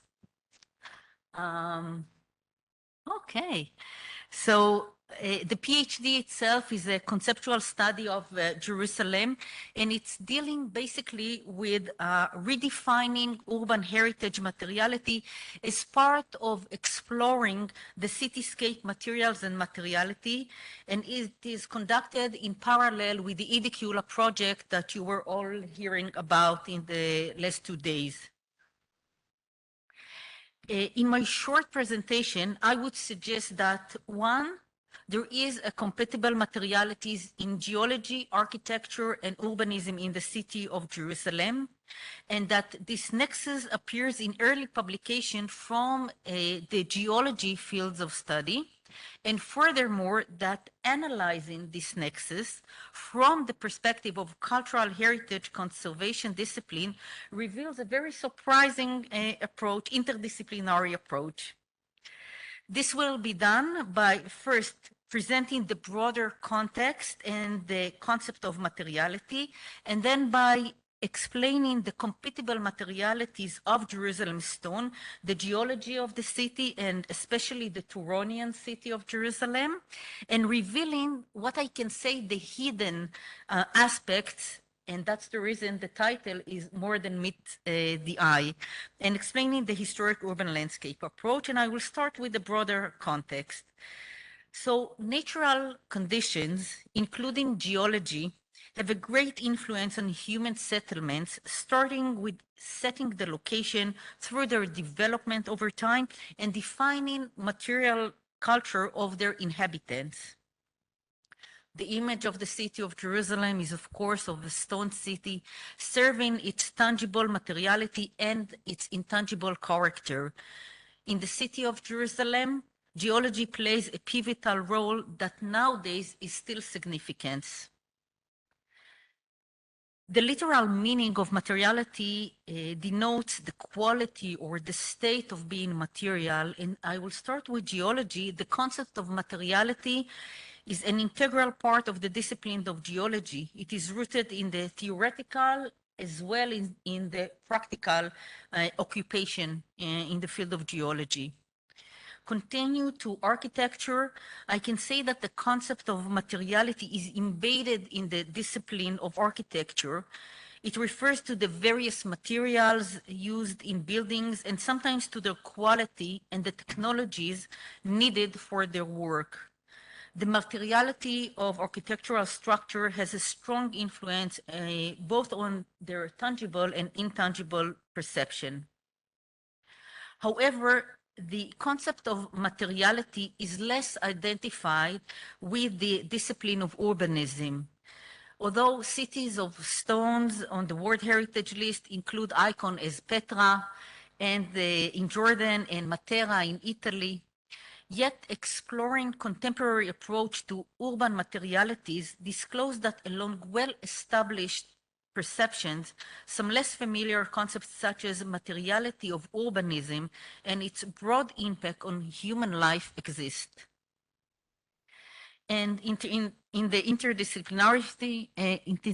interdisciplinarity field of cultural conservation, we mentioned earlier the 1964 Venice Charter, whether it's relevant or not relevant, but it's still something that we relate to. The significance of materiality is very much stressed and is one of the very fundamental principles of heritage conservation. And I will move a step forward to the nexus of these materialities. And in my this part of research, I was exploring early publication of two well-known geologists, Leo Picard and Moshe Avni-Melech, from the 1950s and the 1960s. And I would say that the nexus of compatible materialities, especially in the Turonian city of Jerusalem, is demonstrated. As you can see here, the area of the city of Jerusalem in its vicinity spreads over mainly what we call the late or the upper Cretaceous from before 100 million years ago to about 80 million years ago. Petrographic-wise, most of the rock from this period are carbonate sedimentary rocks, including limestone and dolostone. We have some chalk and flint stones that can be found, but it's basically limestone and dolostones. And with the formation of the Jordan Valley, which is part of the Great Rift Valley, the strata are tilted, as you can see here, to the east or southeast, and consequently, the city and its vicinity special appearance of geological strata is from the newest, the oldest, in the west, to the latest, the youngest stratum in the east. In the mentioned publication, the connection between the urban development of the city of Jerusalem, and you can see here the different colors of the urban development, its built environment and its geological feature was expressed. Exploring the natural condition and man-made environment, they pointed out the interrelationship and the strong connection between the three fields of knowledge, geology, architecture, and urbanism, and highlight this nexus of compatible materialities. In this publication, the two geologists divided the city of Jerusalem into three main areas. You can see to the west, the Cenomanian layers, in the middle, the Turonian city, and in the east, the Senonian city, and each city has some typical characteristics and compatible materiality that distinguish it from the other city, and I will explain. In the Cenomanian city, the Cenomanian city represents good compatible materiality. It means that the natural rock in this area that was not good for traditional quarrying and building techniques, and just in recent time, its use was broadened because of new production methods development that was allowing its mass production. In these later periods when quarrying and building techniques were no longer an obstacle, the city was spread to the west using local Cenomanian stones, not only for public buildings, but rather for common dwelling and housing buildings. If I'm going to the east, the Senonian city represents the least compatible materiality. Considering the poor natural and geological condition, the area was of minor attractivity to residential dwelling and development of the city.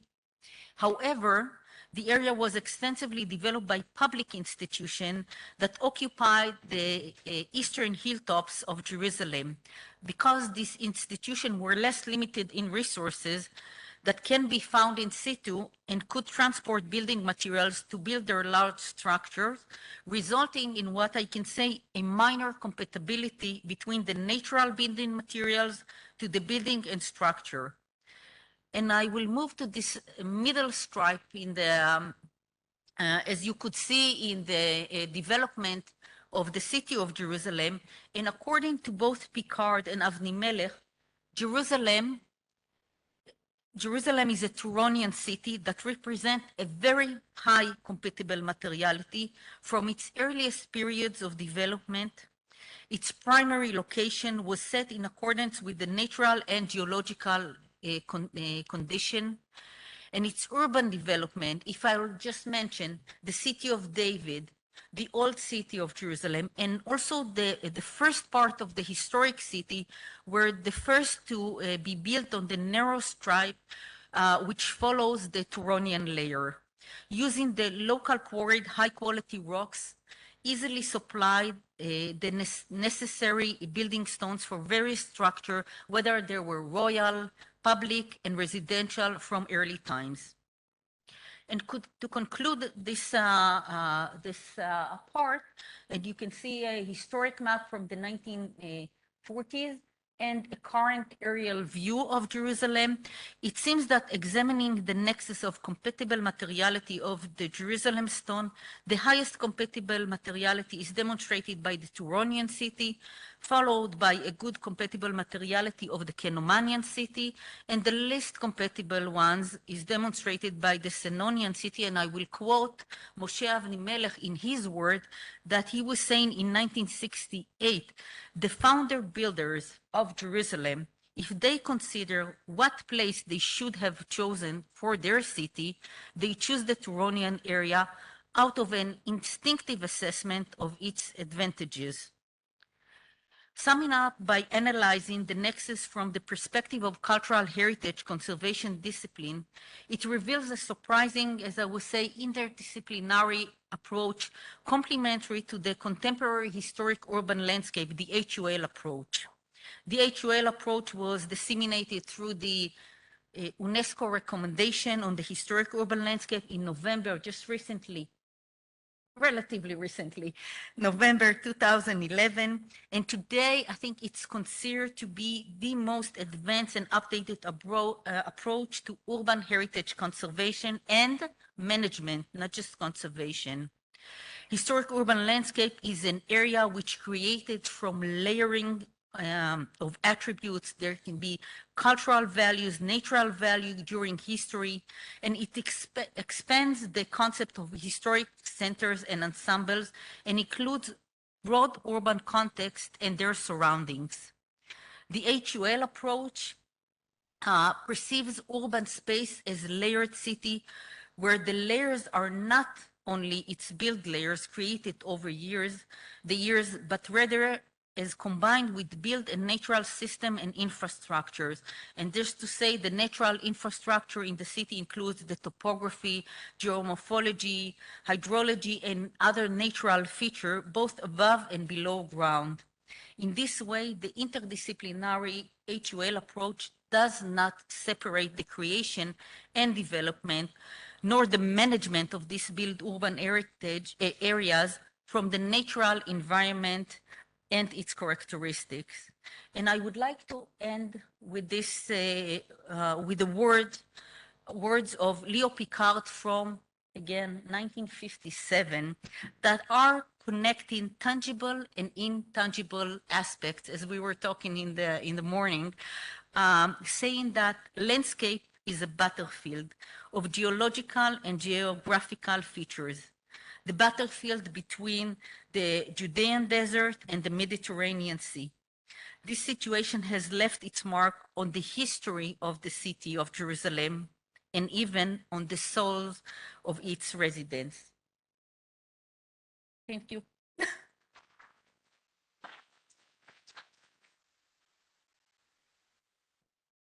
Thank you for this nice presentation with another wide vision and aspect of what we have discussed in the morning, and which are the main features of cultural heritage. And I may say here, before asking the audience to ask questions, that even this aspect that you have presented about this connection between the compatibility of the materials and the urbanism is another form of the circular economy that we would like now to use and apply in a lot of cases, because this means that we use the materials that exist in our place, and those materials can guarantee the longevity, the durability, and the sustainability, and everything. So from this point of view, it was important. I totally agree with you. And I think it's a very, very timely challenge that we are facing. We don't know all the time how to manage it in the right way, but I think it's very, very important one, and not just, Jerusalem is a one case study, but the things that you were saying are important, I think, worldwide. We're talking about economic and circular economy. Yep. Good afternoon. I'm here to present you the NINFA project, where NINFA stands for Natural Polysaccharides from Microalgae for the protection of cultural heritage. The project involved Sapienza University of Rome, the National Research Council in Italy, and different other institutions for the graphics, and thank you. And for the restoration that are part of the Ministry of Culture in Italy. So the NINFA project aims at producing innovative green materials for restoration, starting from microalgae, and it is focused on 3 different parts.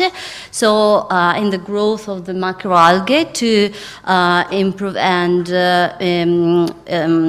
improve the growth and the accumulation of sugar in the microalgae.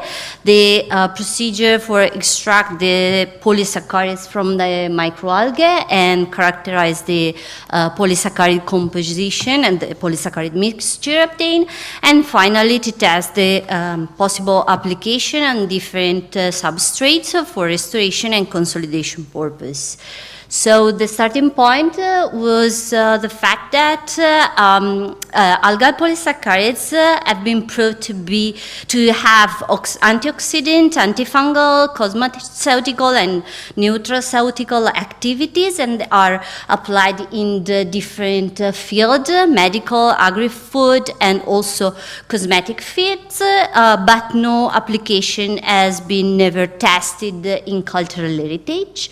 So there's a video, I hope, yeah. So we have the first step, that is the algae growth. We have microalgae cell which grow in a controlled environment, and the algae cells are treated with hot water to extract the sugar content. And the algae are the Chlamydomonas type. The obtained solution is centrifugate, and the precipitated is removed. And then here the precipitate, and then it is precipitate by adding cold ethanol to allow the precipitation of sugars. So after that we need to dry the mixture and to obtain the final product to be then applied and tested on different substrates to evaluate the properties and possibility to apply this product in the restoration field. Obvious and important aspect is also the characterization of the polysaccharide mixture, and so different chemical methods are applied and instrumental analysis are applied to evaluate both the percentage of polysaccharides extracted from this algae and also the monosaccharides composition. So the third work package was focused on the characterization of our polysaccharide mixture, and it was possible to evaluate again the percentage and the monosaccharide composition. And then the fourth and the fifth work packages were focused on the application of the product on organic substrates and inorganic substrate. For the first case, so on organic substrate, the first step was the characterization of the substrate. So we decided to try with pure papers. That was a filter paper with a high range of alpha cellulose, and industrial paper that was composed by cellulose and additive, and the composition was obtained using scanning electron microscopy and FTIR to define the morphological and the chemical features. And at the end of the characterization, we decided to use and to focus on the pure paper. But another important part was the comparison, the chemical comparison with two other products, Funari and June Funari, that are Also in this case, polysaccharides extract from macroalgae that are widely applied in the field of restoration but are expensive, so we try to find a solution for this.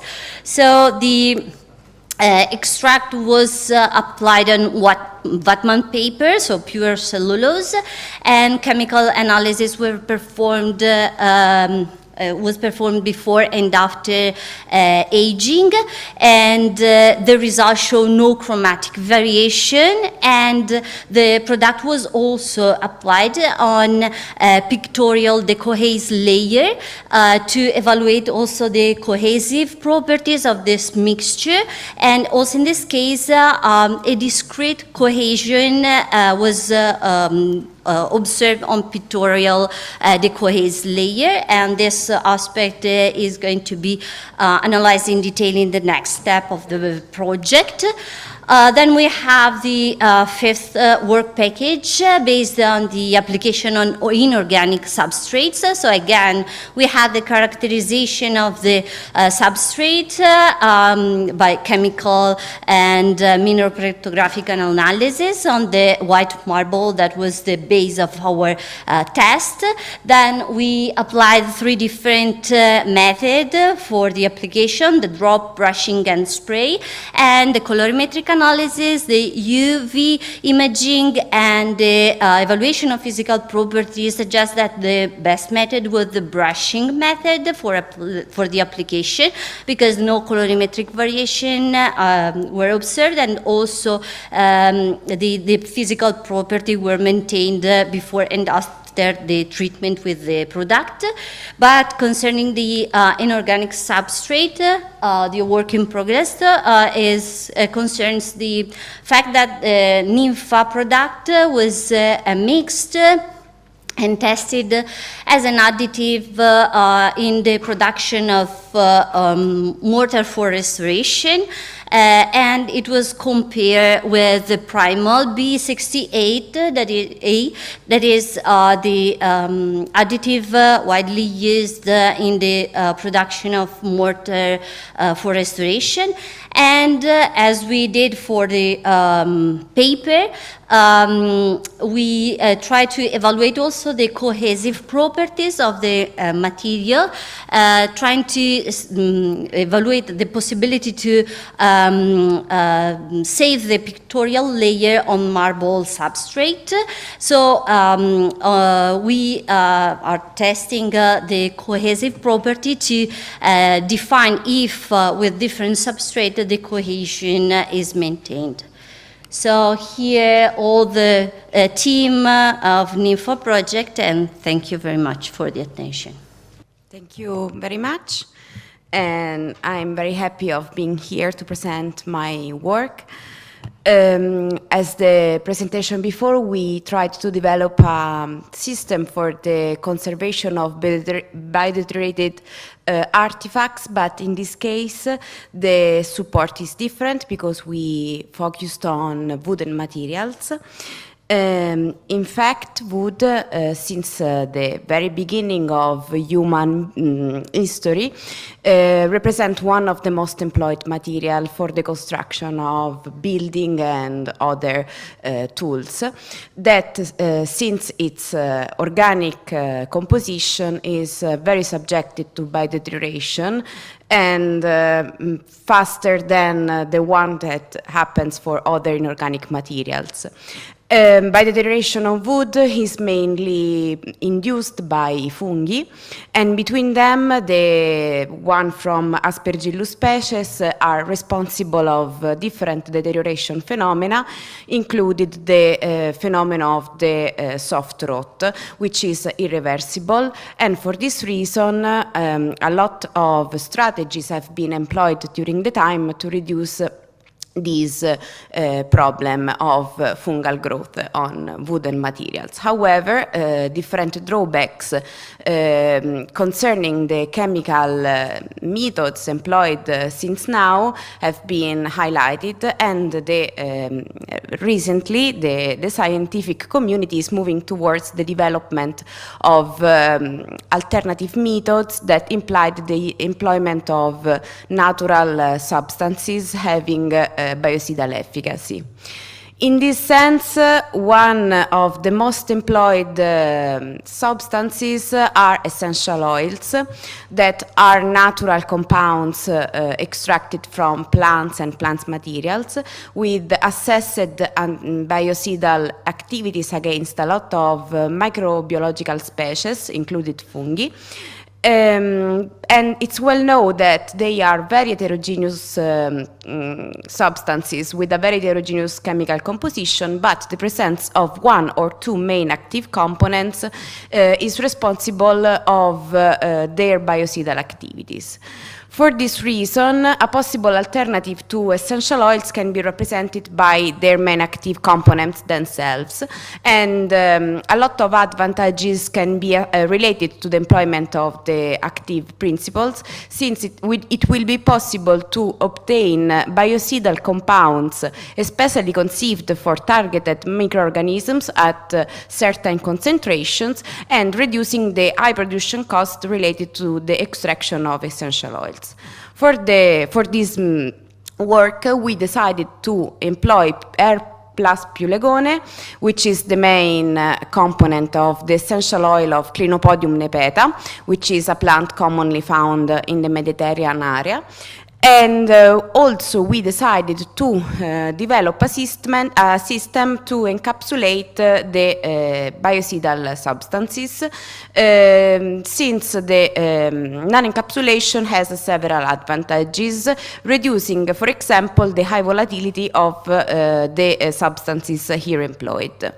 And to obtain nanoparticle systems, we decided to use chitosan, which is a natural polysaccharide deriving from the deacetylation of chitin, able to form nanoparticle systems with a harmless and eco-friendly synthesis procedure, which is called ionic gelation, where chitosan, for its cationic nature, interact with an anionic crosslinker, which is tripolyphosphate, and forms nanoparticles where the drugs or the other substances, as in the case of pulegone, can be entrapped.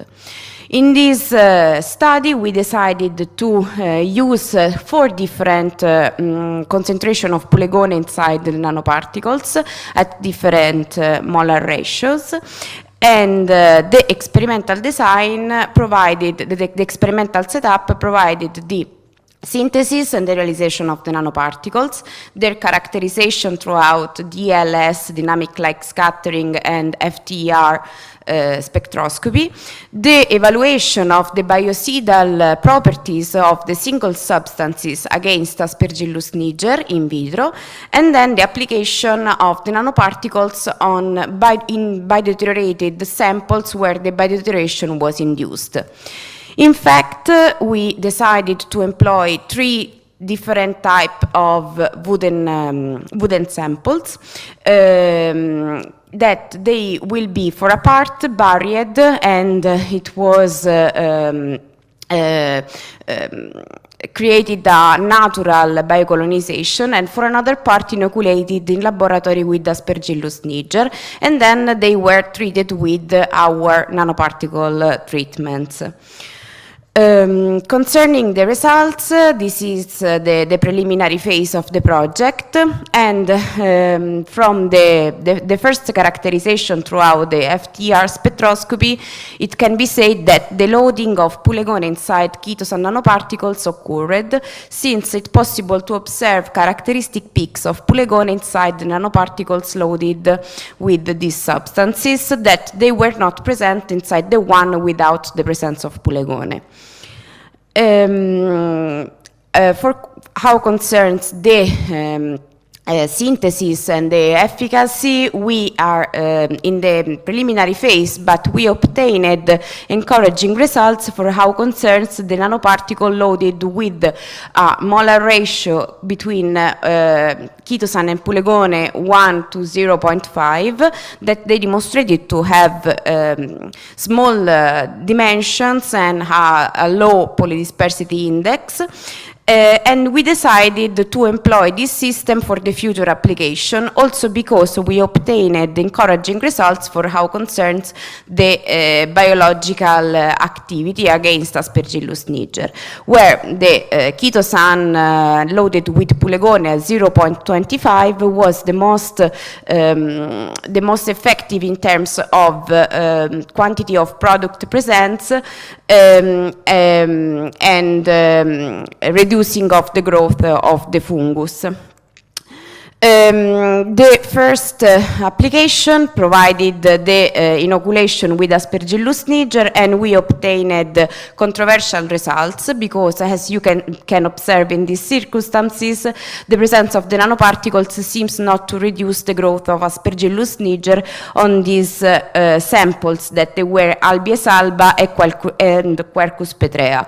But different results have been obtained in the case of Fagus sylvatica, where the presence of the treatments seems to reduce visible the growth of Aspergillus niger.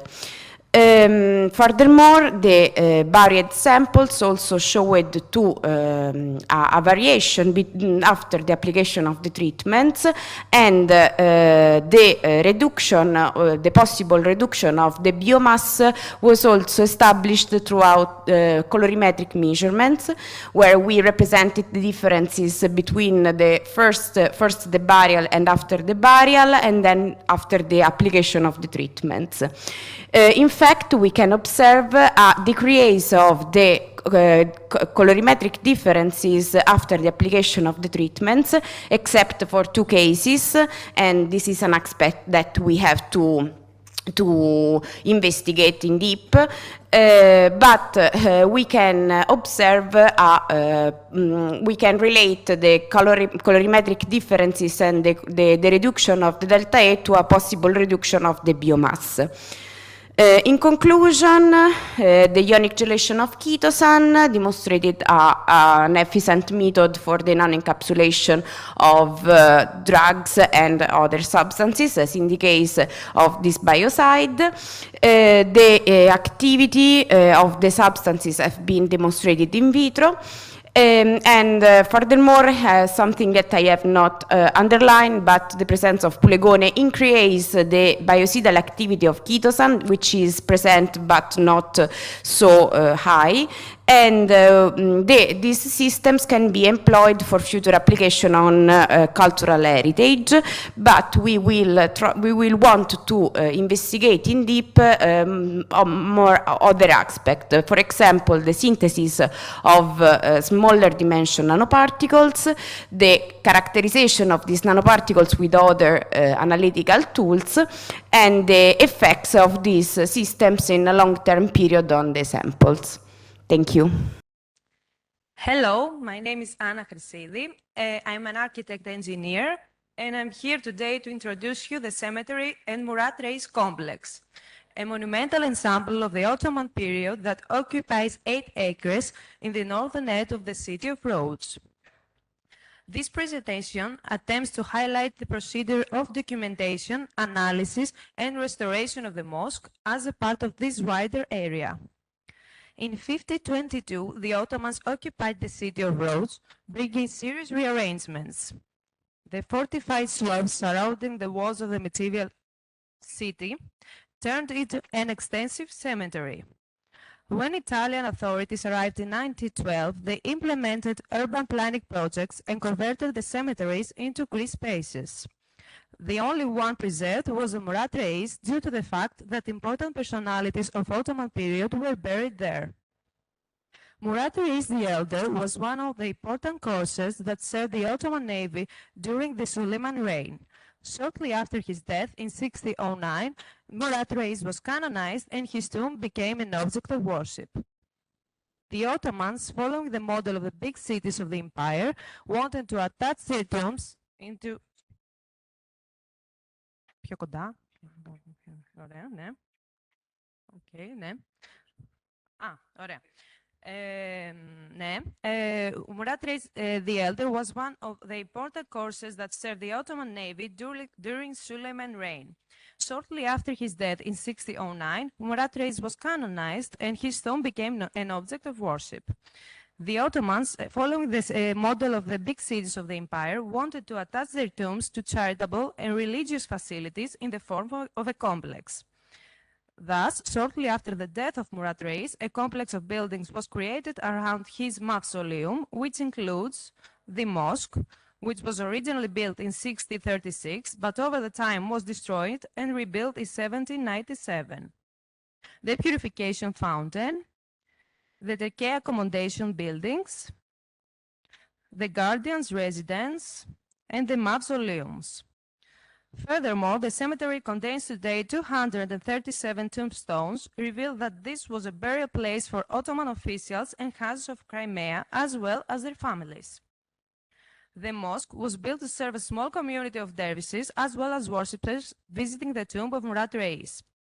Following the typology of Bursa in its simple form, it consists of a prayer hall with a square floor plan of 7.80 by 7.80 meters and a height of 9 meters.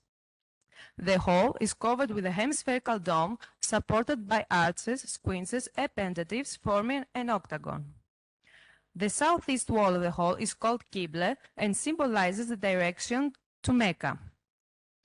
In its center is a prayer niche called Mihrab, which is entirely painted over. To the right of the prayer niche is placed the minbar, the wooden pulpit where the imam ascends for the priests.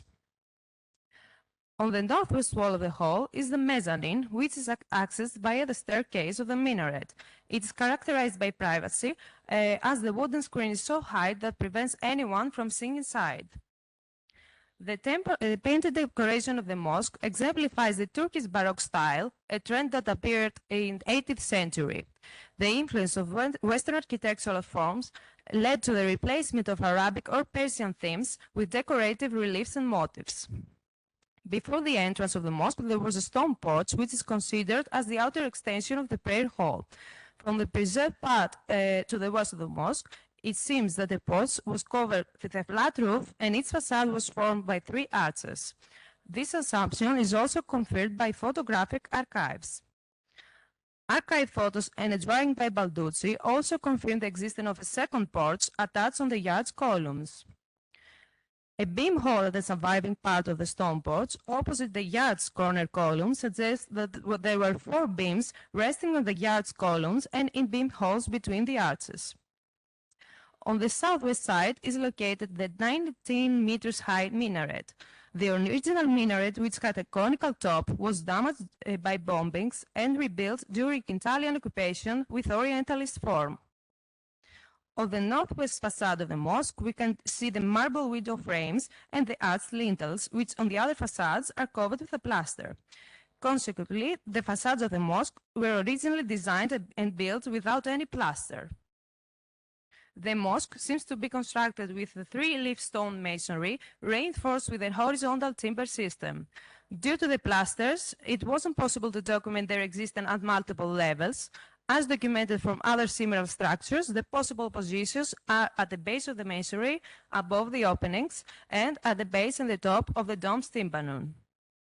From the existing part of the porch, it seems that it was made of a single row of stones. The arches were connected on the northeast side to the wall of the mosque and on the southwest side to the base of the minaret.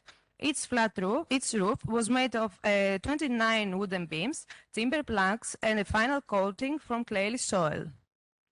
The minaret has a hexagonal base which touches the southwest wall of the mosque without being connected to it. The staircase of the minaret is formed by 61 steps consisting of a single stone in the shape of a trapezium, which are connected to the main body of the structure. In the following years, important interventions were carried out on the minaret.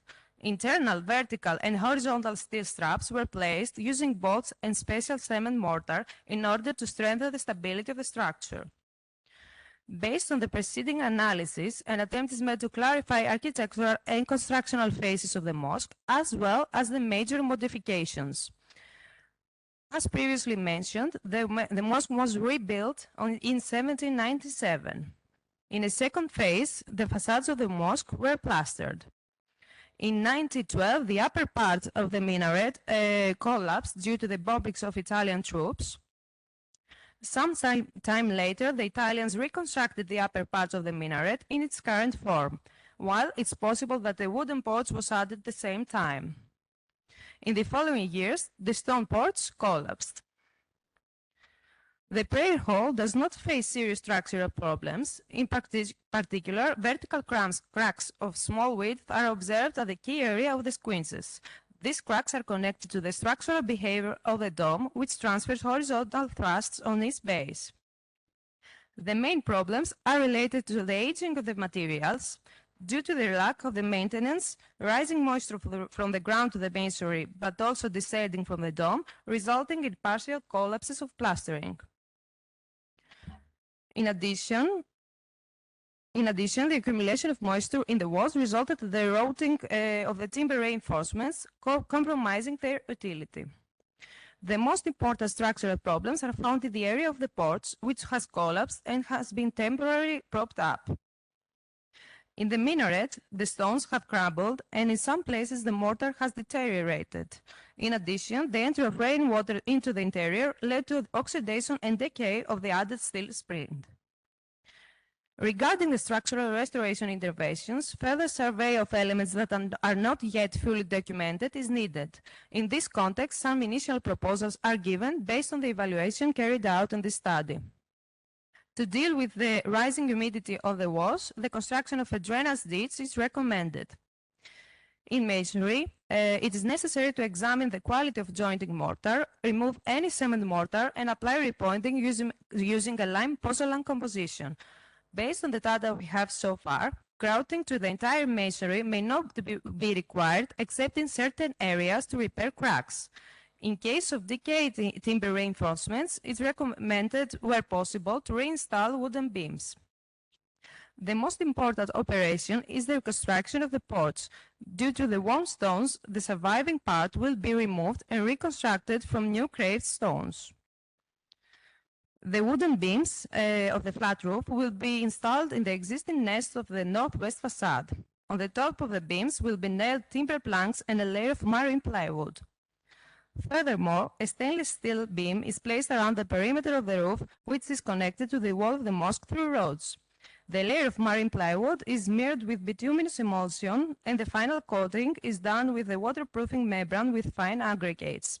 At the top of the wall, a mortar of Khurasani is applied. The second porch, since there is no sufficient documentation of its original form, is proposed to be constructed in the form of a pergola. For its construction, 4 wooden beams will be used, which will be resting on the yard's columns and in the beam nest of the stone porch. Furthermore, secondary beams and arbors will complete the set of the pergola. Regarding the masonry of the minaret, repointing and grouting may be necessary after cleaning the loose mortars. If the structural study proves that the intervention of the steel straps is effective, it is recommended to sanitize the metal elements by cleaning and coating them with anti-corrosion materials. Finally, to prevent rainwater from entering the minaret, it is recommended to install glass shutters with a metal frame in all openings. As the mosque is just a part of this historical complex, dealing with the entire area is very important. This study aims to contribute to the protection and promotion of this significant monument ensemble of roads, the Murat Reis complex. Thank you. It's great to be here, and today I'm going to show you the work we did on the Western Wall. Please let me know if you see the presentation or if there are problems. Okay, great. The work we do in the Western Wall, which is my background, is actually is a conservation work. It is a conservation scientific work to understand what are the risks regarding the Western Wall, and in particular on the stone deterioration of the Western Wall. And we did a chemical and mineralogical survey of different salts within the wall. So the Western Wall is basically the Temple Mount. It's part of the Temple Mount. You see it below in a red rectangular. And what you see here is that the Temple Mount, of course, is a sensitive and a complex place because religion and history come into fact. And since the walls are already, part of them, 2,000 years old, you can see on the left the image of the great temple in Judah 2,000 years ago and where the red rectangular is stationed today. And on the right, you see the people praying, and also maybe you can see that there's different types of stones in the Western Wall. You can see the bottom stones, which are really larger ashlars, and then on the top of the right image, you can see smaller stones. Now, in 2018, one of the larger stones at the bottom part collapsed and fell down. And here at the bottom right, you can see the negative of what was collapsed. The location of the collapse was on the top right. You see the red arrow. It's because there was a channel carved into the wall, which made the stone weaker because there was no support, and then the stone collapsed. But we studied why did it collapse. So by taking non-invasive and invasive methodologies, we showed through chemistry and mineralogy that there was presence of gypsum in the negative of where the stone collapsed. Also, we saw presence of chlorides, and this was a trigger to understand that the mechanical failure might be due to salts and presence of salts. Now, we conducted a large survey of not only the location of the stone, but throughout the channels and different areas through the Western Wall to understand these presence of salts. We mainly focused on plasters and mortars, as these materials you can see on the bottom left are actually composition of different minerals based on lime plaster and aggregates that are not sulfur and not chloride based.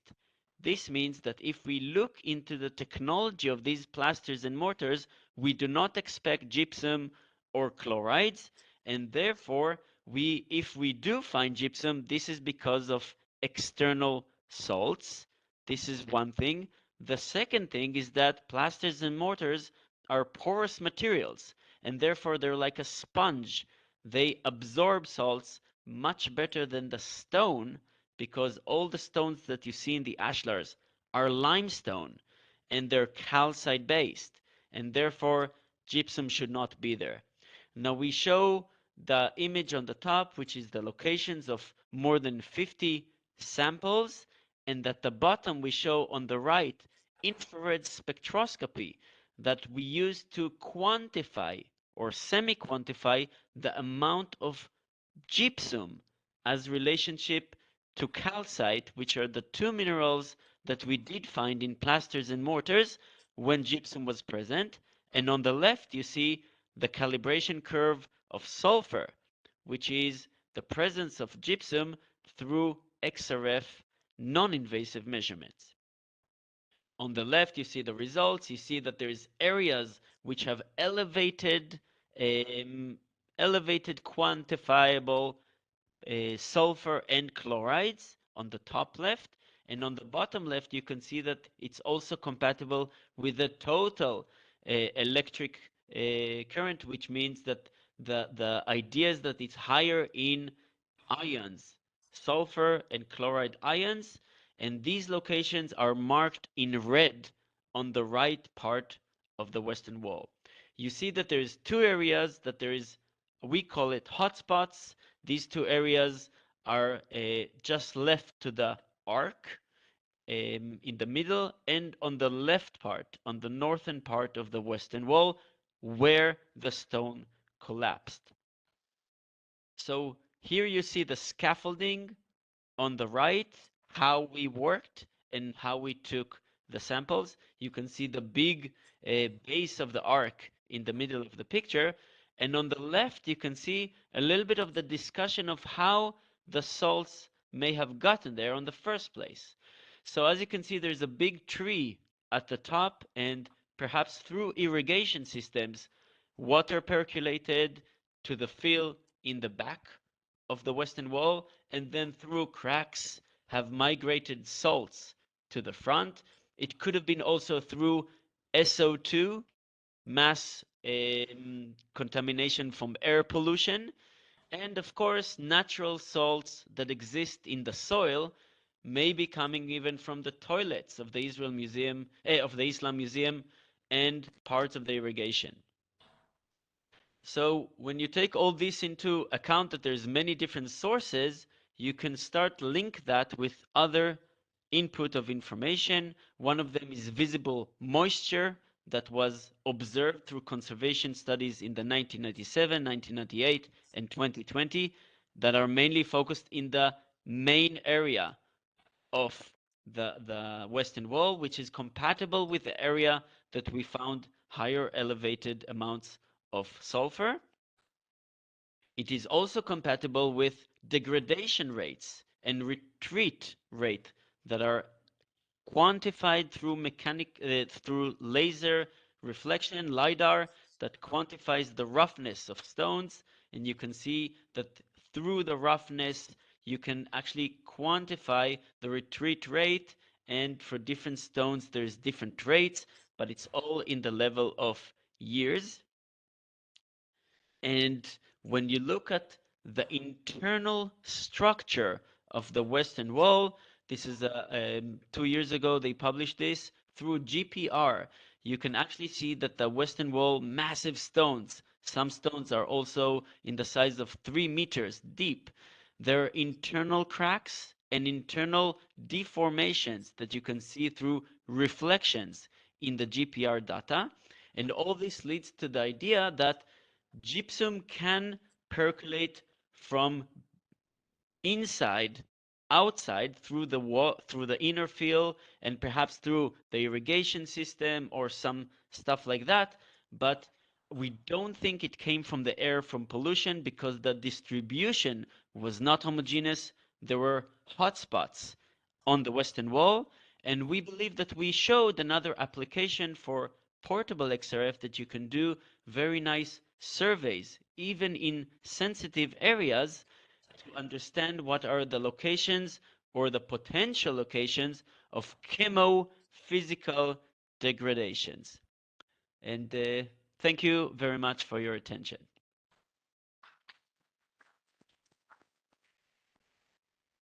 Thank you very much for your interesting presentation, and also you were on time. Is there any question for this presentation? Yes, please.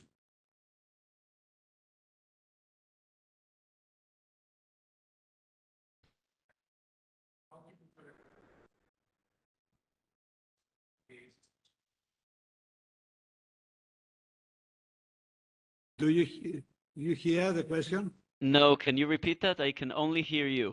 Can you hear your microphone on?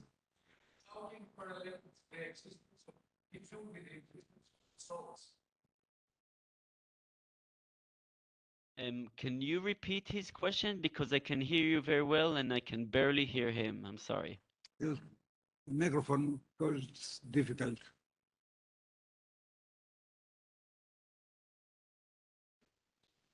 Can you hear me now? Better. Yeah, thank you. How can you correlate the existence of gypsum to the existence of salt?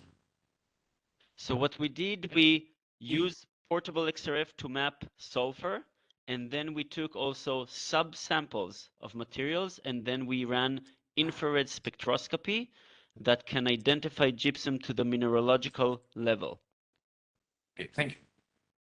Thank you very much for this presentation. I'm going to present the analysis of the historical mortals from the Raymond Bastion in Corfu, a work that has been done in collaboration with the Corfu F48 of Antiquities.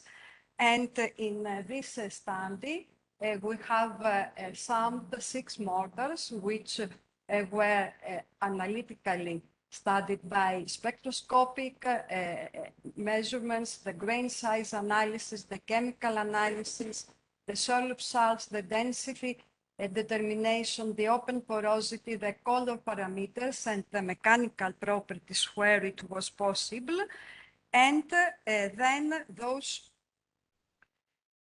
then another group of 6 stones were also identified according to the petrographic study, the density and porosity measurements, and the material properties. And the obtained results were used for the suggestions of the compatible restoration conservation mortars, which have taken into account this reverse engineering approach, which was considered as a main one, dealing with the analysis and then the suggestion and the application of mortars. Some results on the stereoscopic studies, we may see here that the binder is the lime, the samples present the pores and microcracking, and in some cases we have also soil inclusions. This is the most common characteristics of all the analyzed samples, and sometimes this soil inclusion is in a larger quantity comparing to other ones. But we may say that according to the study, not all the samples have the same cohesivity. There were some samples with which are more durable and cohesive, responding to the other ones, and this is mainly due to the most good performance of lime and the best quality of lime that it is used in those samples. Another characteristic of the analyzed samples was the grain size distribution, which is a little bit different comparing to the standard sample. You may see here that our samples consist of aggregates of larger grain size comparing to the to this grain size distribution of the standard sample. The results of the chemical analysis according to X-ray fluorescence demonstrate that the calcium is the main element that was identified, along with silicon and aluminum and iron. And in most cases, we have also magnesium, and of course, all the typical elements of the salts, such as chloride and sulfur, which come from the salt decay and the salt influencing this environment of the Corfu Island. A second group of analysis concerned the conductivity measurements both for the solutions and then for the sample according to the results of the conductivity solution.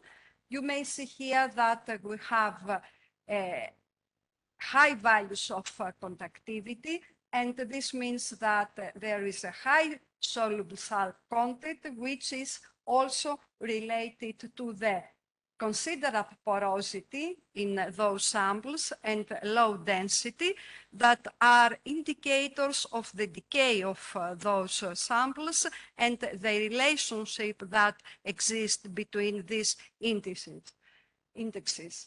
And of course, the mineralogical analysis demonstrate that calcite exists with quartz and aragonite. In most cases, aragonite comes from the aggregates, given that we have stones that have this mineral inside, and other elements such as entrigite and hydroaluminate due to the restoration interventions in some places and locations of this bastion, and this is another indication of the cement that has been used for this kind of interventions. We tried to have some results of the mechanical properties, even it is very difficult when dealing with historic and original samples to have real measurements of the mechanical properties. It is important to have the possibility to shape the samples, and when we have a great quantity, it was possible to have the samples shaped and then to measure the mechanical properties. Otherwise, we tried, according to some RILEM recommendation, to shape those samples and include in some and frame with inclusions of gypsum in order to be able to take measurements for the rebound tests. And this rebound test classified the samples, and we have in 3 samples, 1, 1B, and 5, an excellent strength, while the samples 2 and 3 showed quite low strength.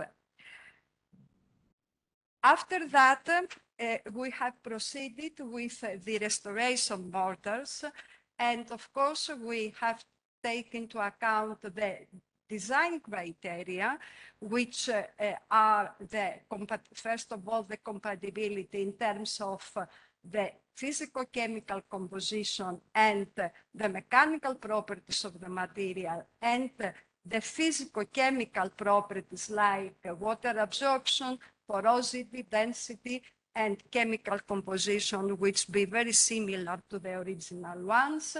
Those are the concepts that we have also discussed in the panel of this morning. And here we may see how all these discussions could be applied in situ and in the restoration work that we have undertaken. Therefore, we have considered that binders which are compatible to the original ones, like the hydrated lime, the natural hydraulic lime of 2 forms, 3.5 and 5, and metakaolin, which is a technical pozolant, but a very effective and yields mortars which are very durable to the salt decay, should be considered for the mortar mixes. And of course, given that we would like to have a coloration and this aesthetical aspect similar to the original ones, we have also considered to add the ceramic powder and in different quantities according to the binder, and to see which will be the final result of this mixed design. After that, we have also identified the mechanical properties of those materials, both the bending and the compressive strength, and the tangential modulus of elasticity and the maximum deformation. Those are the values. And the important point here is to correspond to what we have designed as conservation and restoration materials to the original ones, given that the original historic materials are not of the same cohesion and of the same performance. What we have decided is to use the KLM composition. It means kaolinite, lime, and kaolinite, lime and metakaolin for the mortars with the greater strength, and to use the natural hydraulic lime with coarser aggregates and the addition of ceramic powders in the location 2, and in the locations 1, 3, and 5, where the historical mortars were of moderate consistency, to use the composition of natural hydraulic lime with metakaolin. After this correspondence and comparisons, we have also measured the colorimetric parameters of the new mortars and compared one with the historic ones. And you may see here that in some cases we have found a great difference of the delta epsilon value, which is more greater than the acceptability limits, which is between 5 and 7. This was not something that is a critical parameter, given that the mortar during their curing changes this color. Therefore, this measurement, which was after 1 month of the synthesis of the mortars, was acceptable, and we have also identified then differences in the color, and the mortars appear more similar to the original ones. Therefore, we may conclude this study saying that from the macro and microscopic study, we have seen that the historic mortars are in some areas hard and compact, and in other areas friable. The aggregates are carbonaceous, dolomitic, and of siliceous nature and ranging between 8 and 1 millimeter in diameter. The binder is lime, and in some cases cement was also identified. There is an impact of the sea salt on the mortars, since they contain considerable amounts of soluble salts. And the stones are biomicritic limestones of whitish and base coal, and some reddish-brown keratolytic stones with cryptocrystalline quartz in the main matrix. The new mortars were designed selecting ingredients and composition compatible with the historic, using a hydraulic lime, hydrated lime, and metakaolin as binders. And the mechanical properties of the design mortars were tested in terms of load-bearing capacity and resistance to environmental conditions. And the optimal mortars with similar properties to the studied or historic ones were selected and applied for the restoration of the site. The results indicate that the designed mortars exhibited aesthetical, physical, and chemical properties compatible with the original ones and performed well to the environmental conditions. We are very happy that we have seen that this study, which was carried out during the pandemic, was applied in the city of Corfu, and up to now the results are encouraging. Thank you for your attention. Now we move to another object that is part of our activities in lab, and deals with the design and application of coatings, of some functional coatings, which we are trying to, with those to protect and consolidate the surface, keeping all times all these aspects of compatibility that are required.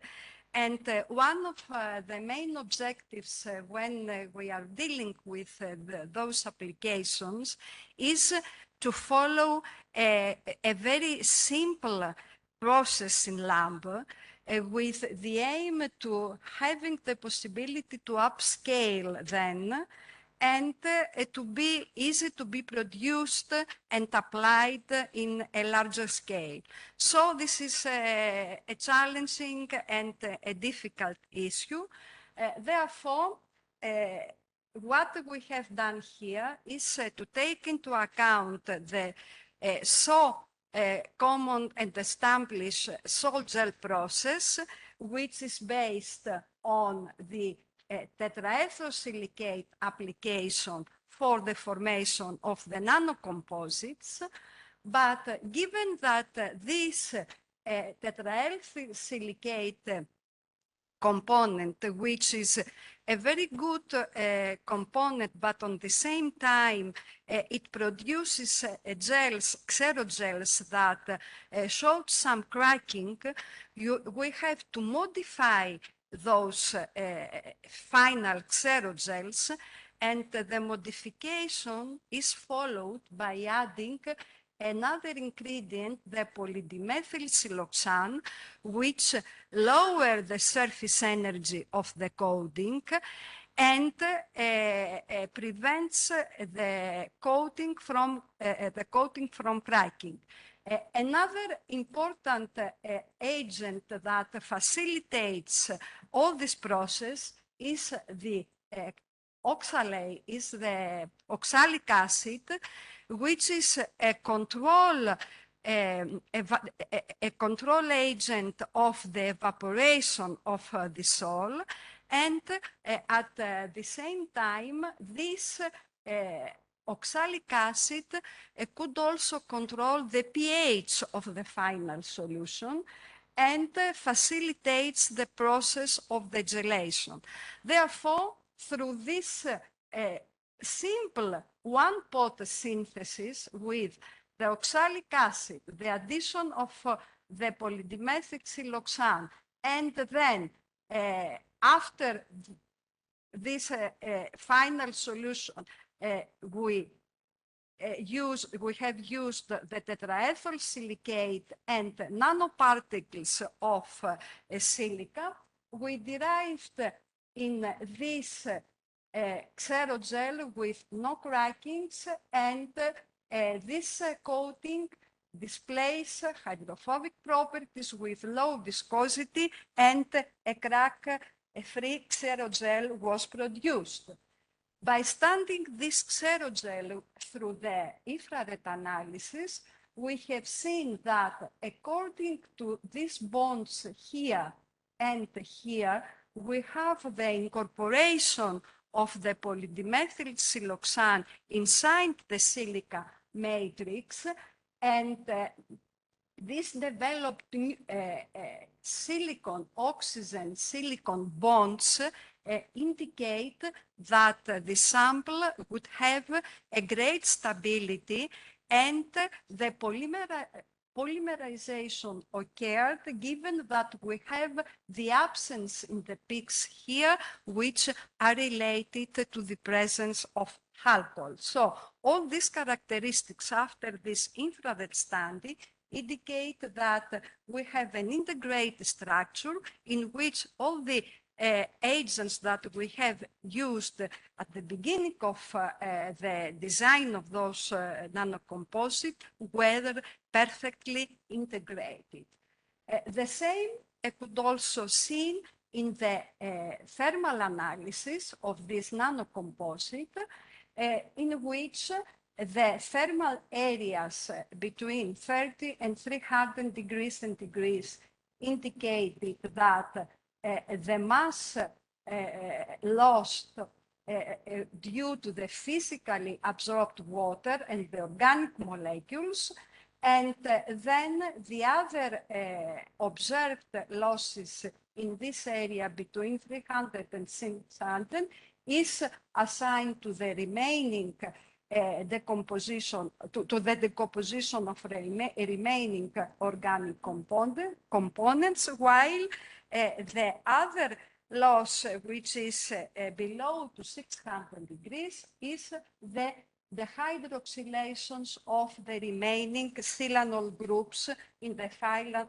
nanocomposite. The fact that this is a low degrees here indicates that the process was more or less completed.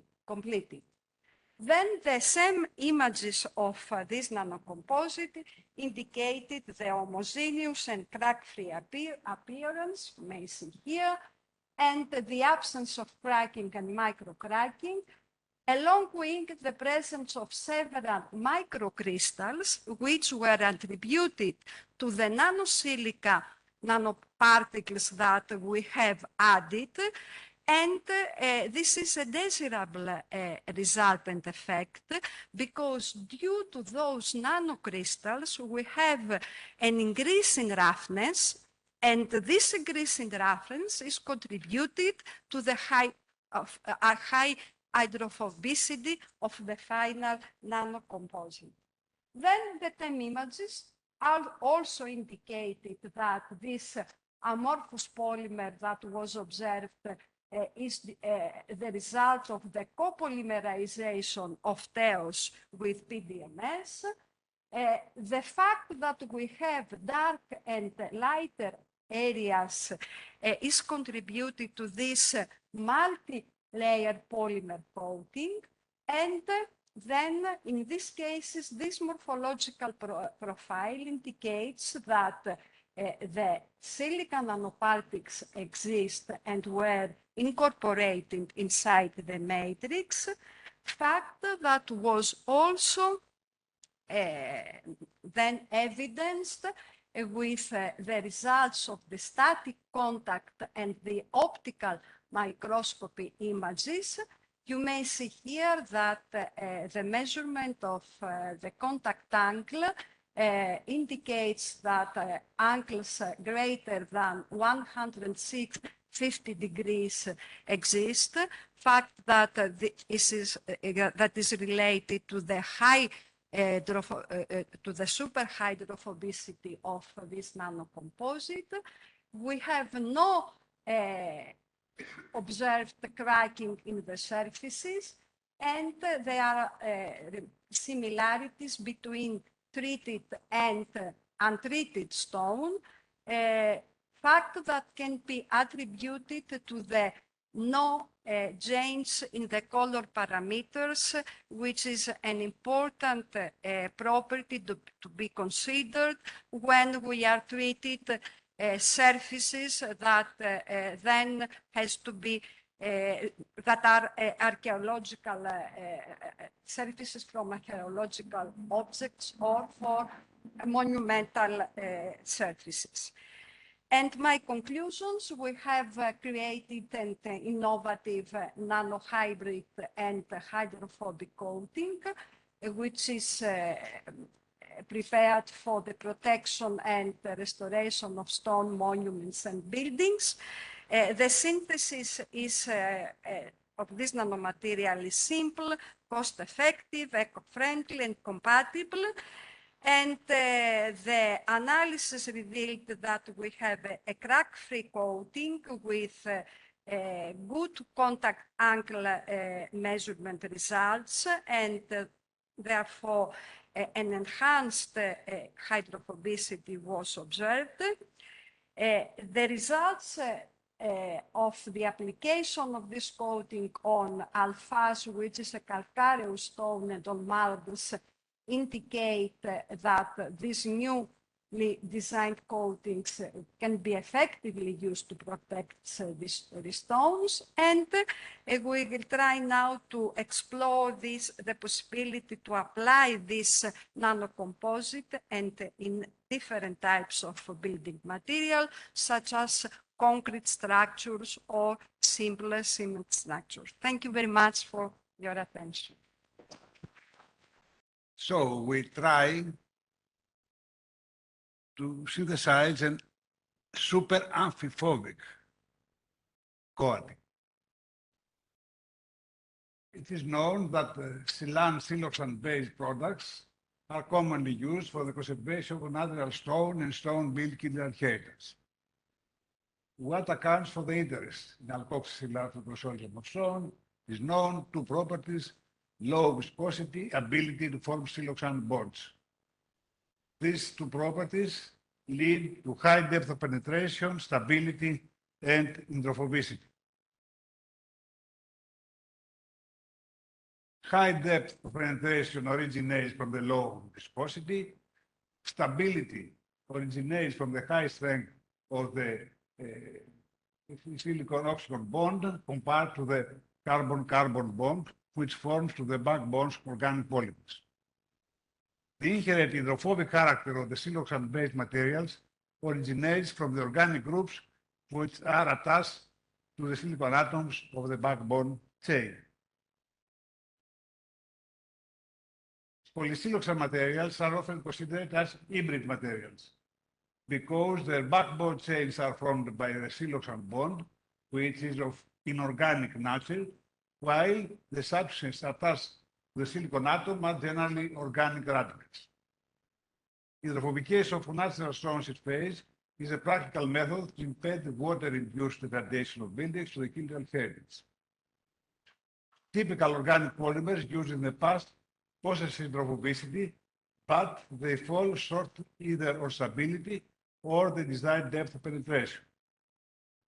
In another more flexible method, which was devised to produce super hydrophobic coatings on natural stone, engineering nanoparticles are added to the siloxane solid. The combined oleophobicization, hydrophobicization of natural stones in space is highly desirable to protect buildings of the cultural heritage which are threatened by oil-based pollutants, particularly in urban areas. This combination is realized on super amphiphobic surfaces which have the ability to repel both water and oil. That means both water and oil contact angles are greater than 150 degrees. So, producing a super amphiphobic silan-based coating is a challenging task. Typically, silan-based materials can lead to super hydrophobicity when they are mixed with nanoparticles, as described above, but they cannot resist the weighting of organic liquids. Hence, the production of super amphiphobic coatings on natural stone was achieved in very few studies. A method which can be used to tune the weighting properties of a typical silan-based material from hydrophobicity to super amphiphobicity is presented herein. The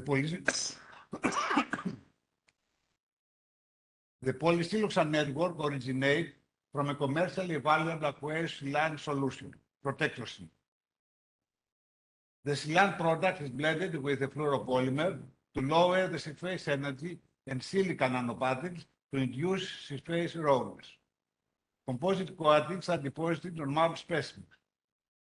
It is shown that careful selection of the appropriate fluoropolymer and nanoparticle concentration leads to surface of extreme weighting properties with both contact angles, water and oil being greater than 150.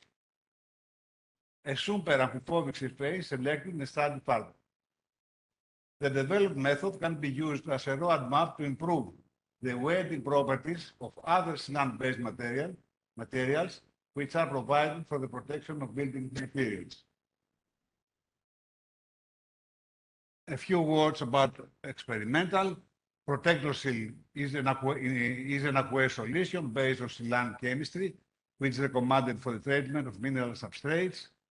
The product was diluted in demineralized water to prepare two solutions with concentration 6 and 1 weight per weight.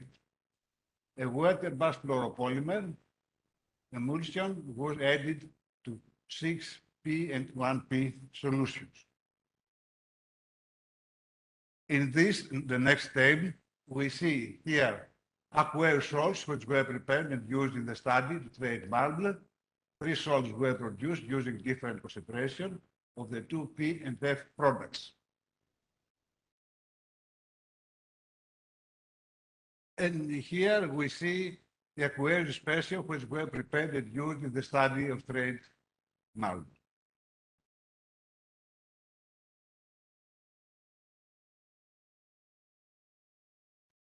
Here is the sample preparation process, schematic presentation of the method which was applied to produce super amphiphobic coatings of marble.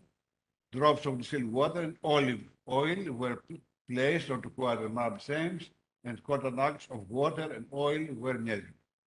Scanning electron microscopy was employed to study the surface structures of the traded marble stains. Results. Discrete effects on surface structure and surface chemistry and wettability.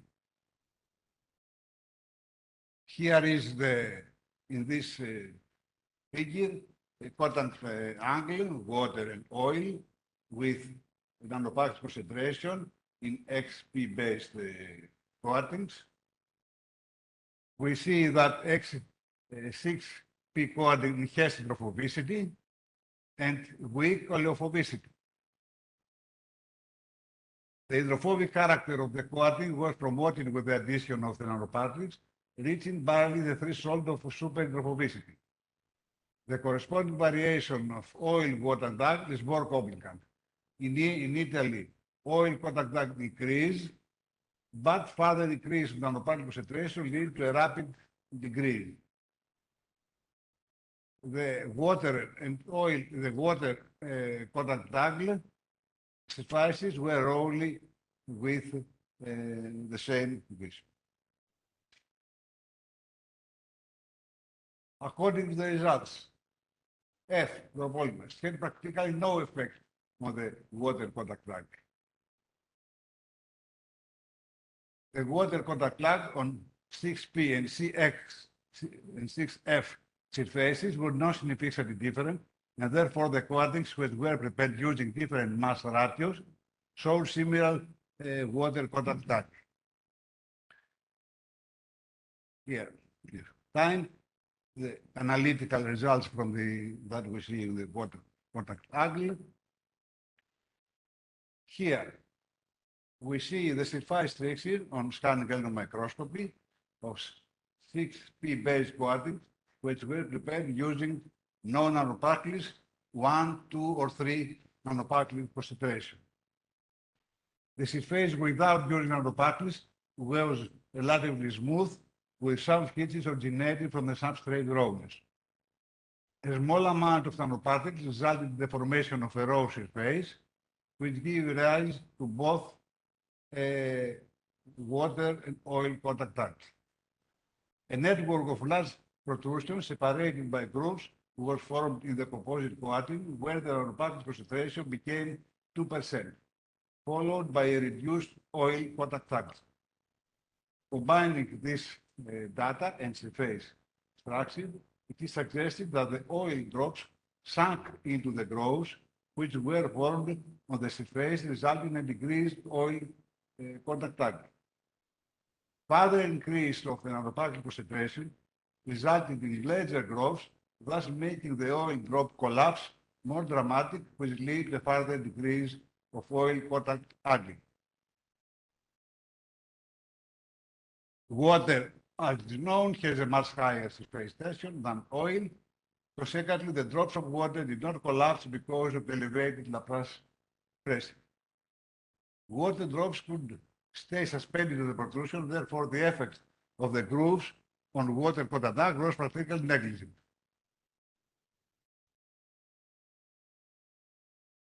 Summarizing this part of results, growing the surface of the Silan product using nanoparticles lead to weak and delicate super hydrophobicity, which can be easily lost if the nanoparticle concentration is not selected carefully, and enhanced oleophobicity without, however, reaching the demanding threshold for super oleophobicity.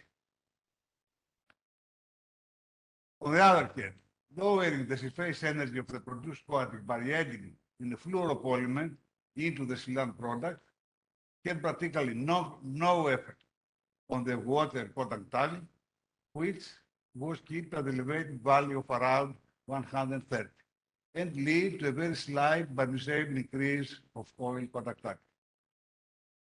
In the following, it is shown that synergistic effect of surface structure in surface chemistry can lead to the production of coatings which possess super amphiphobic properties. Here we see the synergistic effect of surface friction and spike chemistry of wettability. In this figure, we see the water contact angle on the 16 coating prepared using different P and F ratios and nanoparticles concentration, results reported. And we see, summarizing, addition of 1% nanoparticles to any of the four salts increase water contact angle super hydrophobicity. Elevation of nanoparticle concentration to 2% increase contact angle super hydrophobicity. Further increase in nanoparticle concentration to 3%, slight reduction but remain super hydrophobicity. Now, the results about oleophobicity that we try to combine. Addition of 1% of nanoparticles to any of the four salts has a result oleophobicity, but not super oleophobicity. Elevation of nanoparticle concentration to 2% leads to super oleophobicity for the first time. Further increase of nanoparticle concentration to 3%, slight reductions, but oleophobicity and super oleophobicity remain.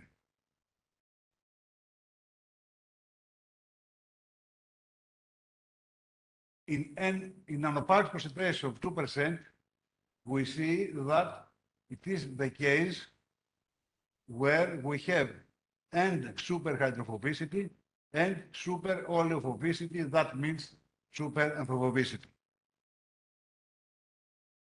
As already described, the 2% concentration of particles did not promote hydrophobicity, especially of oil properties of the 6-base cosatin, which was produced without using F, fluoropolymer.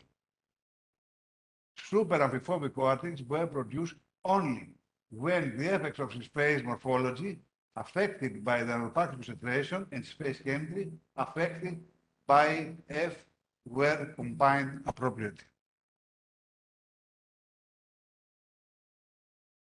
These results also we see here the similar morphologies of the force surface as before.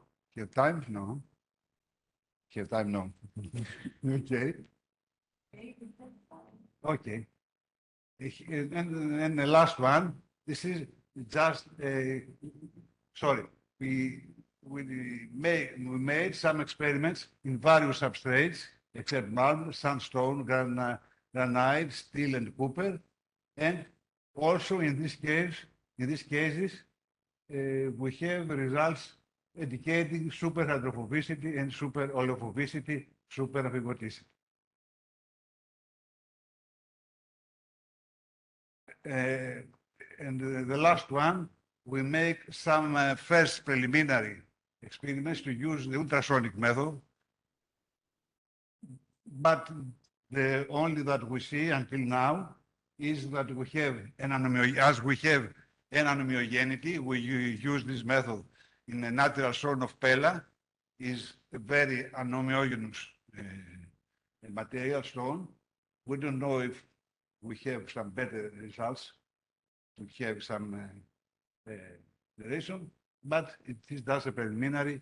We continue the work. So, conclusion. The main message of this work is that the weighting properties of hydrophobic silane based materials can obtain super amphiphobic properties when they are mixed with fluoropolymers and silica nanoparticles to affect simultaneously both surface chemistry and surface morphology. Super amphibobicity is a highly desirable property for silane-based products, as these are extensively used for the protection of heritage and modern buildings which are drained by rainwater and oil-based pollutants. In the present study, an aqueous silane solution was enriched with water-based fluoropolymer and nanoparticles, silicon nanoparticles in various concentrations. The dispersion was sprayed on marl specimen. At appropriate fluoropolymer nanoparticle concentration, the produced coatings obtained super amphiphobic properties as evidenced by the large greater than 150 contact angles, both of water and oil drops. Lodgement was supported by program Pella Open Lab project. Thank you very much. Thank you, President. I'm going to present loosely the following slides because I want you to grasp the concept of actually correlating three basic issues: analytical techniques, metagenomics, and how to actually address the challenge of looking at a very large area, which could be a cultural heritage site. At the beginning, you may be wondering what does an airport has to do with this conference, but you will realize that if, for example, we want to assess a huge cultural heritage site, like an archaeological site, we cannot have so many resources in actually doing so many measurements, so this approach is useful in actually addressing this challenge. This was part of a project that was for the rehabilitation, for the reuse of Hellinikon Airport, which is now being in progress and becoming into a residential and business area. So we were asked as a university and DNA Sequence and other colleagues to actually look at the problem of pollution and contamination in this area. So we utilized the methodology to minimize the sampling of the soil to check at the problem there. We developed, we have presented this work earlier. This is part of a methodology that in order to look at these large areas, you need to look at the geomorphology, and you need to know the development of this area so that you take this into account and find the areas of potential hazards that will give you a first idea about the potential environmental impact and pollution model, so that you can focus in certain areas that might be of interest or not. For example, you may be looking at part of this huge area. In our case, we're looking at three distinct sub-sites of this huge airport, but we want to know how was the impact from the whole area, both of the surroundings and the airport inside. So going through quickly, this is the provincial environmental impact and pollution model, which gives us a first idea how the pollution might be traveling or might be diffusing throughout this huge airport. So we have identified 4 potential hazards areas.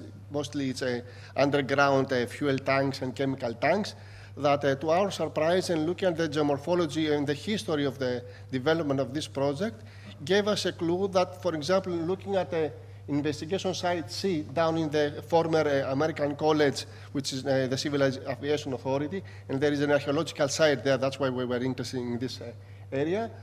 Although it would be like 1.5 kilometers away from these potential hazards, because of the development of the runways and the whole infrastructure, you can see the yellow arrow going down on this area, coming from the mountain from the east, going to the west towards the sea, because all the pollution kind of diffuses towards the sea.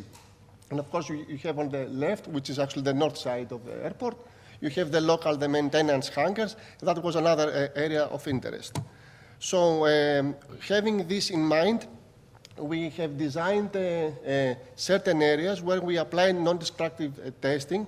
In particular, we did at first electrical resistivity tomography, so that we, in these distinct areas that we were looking at, we did selected scans. And from these scans, we managed to identify through this ERT technique points that were of interest that could actually correlate with some potential solutions. From these points, we did drillings. We selected certain samples, soil samples, that we did analytical techniques, and certain other samples from these drills, and we did metagenomics analysis, and we continue on with a correlation. We were looking actually, sorry, I forgot to say that, we were looking for heavy metals, we were looking for total petroleum hydrocarbons, polycyclic aromatic hydrocarbons, volatile organic compound, and semi-volatile organic compounds. And of course, we were looking at contamination in the soil. From the results, which is kind of interesting, we saw that based on the maximum acceptable limits, the heavy metals copper, lead, zinc, arsenic, and mercury did not exceed the acceptable limits for these cases, because we have to remember that this area is going to be redeveloped into a residential, and part of it will become a business center. Cadmium was in 1 or 2 locations out of the limits, but we had some concerns about chrome and nickel. So what we are going to look at here is, this is the area of the former American College Civil Aviation Authority. And you can see the archaeological site, which is one archaeological wall. I'm pinpointing two of the points of interest. These two points, the drilling points, the samples were out of limits, which is kind of weird because out of the 20 or 60 samples, these were out of limit, and we're trying to think, why is that? For example, don't forget, and I'm going to say that in the next slide, that the Greek soils are heavy in chrome. However, this doesn't justify the special distribution. So the remaining samples around this area were within limits. So what happened in these specific samples, both for chrome and for nickel, were out of limits? That's an indication of a probably local pollution. And if you can look closely, this is a photo, a Google Earth image from years ago. You can see a storage hangar. That means that probably they have some chemicals there, because this was Civil Aviation Authority, so probably there was some leakage of chemical localized. And what we did is, indeed, that we suspect that this was the source of pollution. The indication is high because if you see from going for 401, 402, 502, the concentration of both heavy metals is decreasing. So that means that the source is coming from the east, close to the hangar, and moving away, diminishing towards the sea. The next step, we were looking also at another site. You may see where it is roughly it is next to the runway. And again, nobody would expect a source of pollution there. We have to remember that this airport was closed for 20 years, so there is no aircraft traffic. So what happened is most probably it's earlier pollution, slowly diffused, slowly diluted with all the water movement. And again, I'm not going to go into details, but this area, if you can see on the upper image, there are two ancient streams. This area was developed into an airport, which is very important for Greek Air Force and civil aviation. But so they pretty much demolished the whole area, and they have the hydrology of the area is very interesting. In this particular part of the airport, on the southern part, and you can see the stream there. So that is correlated to. I'm going to move quickly then another area which is also problematic. And again, just to finish up with the metagenomics and go to the conclusions, we did also metagenomics analysis. We took some samples from these soils. The first step was a taxonomic classification for each sample per investigation area. Then a DNA sequence prepared the thermal maps for the examination areas, and we can see the correlations between the points of collection and the actual phyla that they measured. And then we try to find correlation between soil pollution and contamination. And in some of the sites, there was high correlation. For example, from this correlation, we realized that there is no widespread pollution and contamination throughout the airport, so that leads us to believe that this is either localized or transferable from other areas. For example, in area B1, it's mostly localized due to a hangar. In area C, as we said before, it's localized because of this storage area.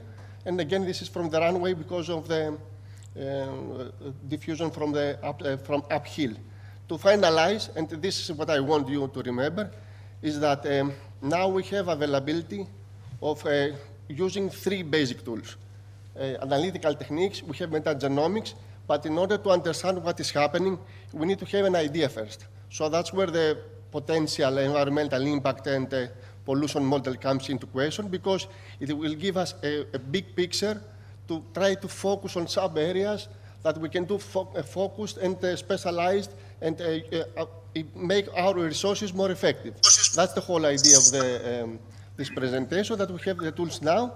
And I forgot to say that metagenomics, behind helping us to understand what is happening, it's providing us some indices for monitoring the microbial load of the soil, so that it gives us another tool. For example, if they want to continue monitoring this area, that we have some indices both from pollution and microbial load.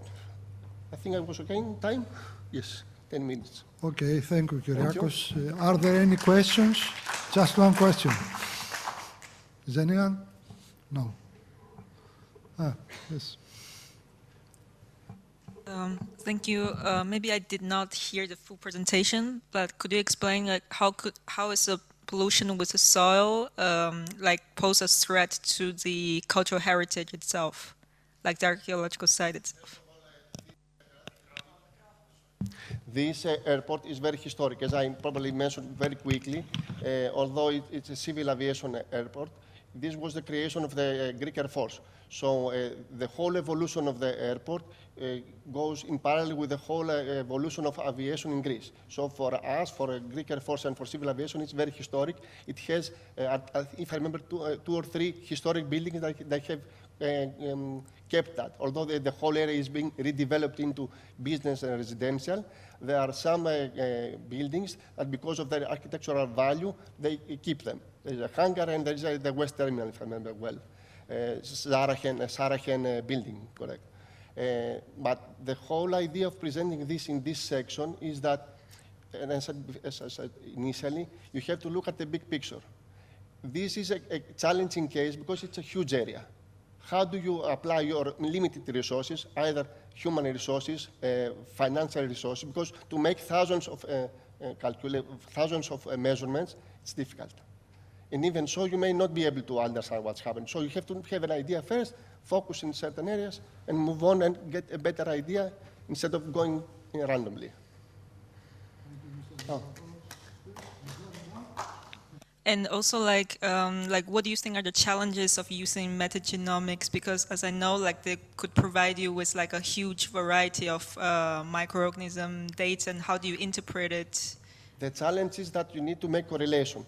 So that's why I mentioned that you have to do typical analytical measurements. If you just look at the microbial load in these soils, you may not get the whole idea of what's happening in this area. But if you actually correlate the results with typical analytical techniques, if you actually correlate that with non-destructive techniques, you have a better idea of what's happening. So I think it's a bright future in this combination. Thank you. Sounds much more related to the way you do things, perhaps. Because I can even give you a very simple example. Even when we are in the very basics of understanding and remembering information that sometimes we give in our classes, it's immediately supposed to be implemented in a creation or an analyze process. Even from the very first beginnings, we don't memorize information. We give sometimes information and expect the students immediately to interpret it, to do something with it, and not just memorize it. Maybe, obviously, it's different because of the subjects. Are different, yeah. Even when it's not a design process, even when it's a historical history course, for example, that's what we do together for many years. It's immediately not an interpretation, it's an analysis first of all. It's critical analysis from the beginning, whatever we do. And we find that this is also the best way to memorize. Yeah.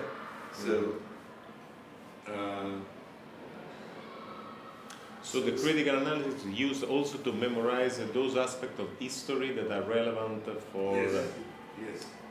Without... and moreover,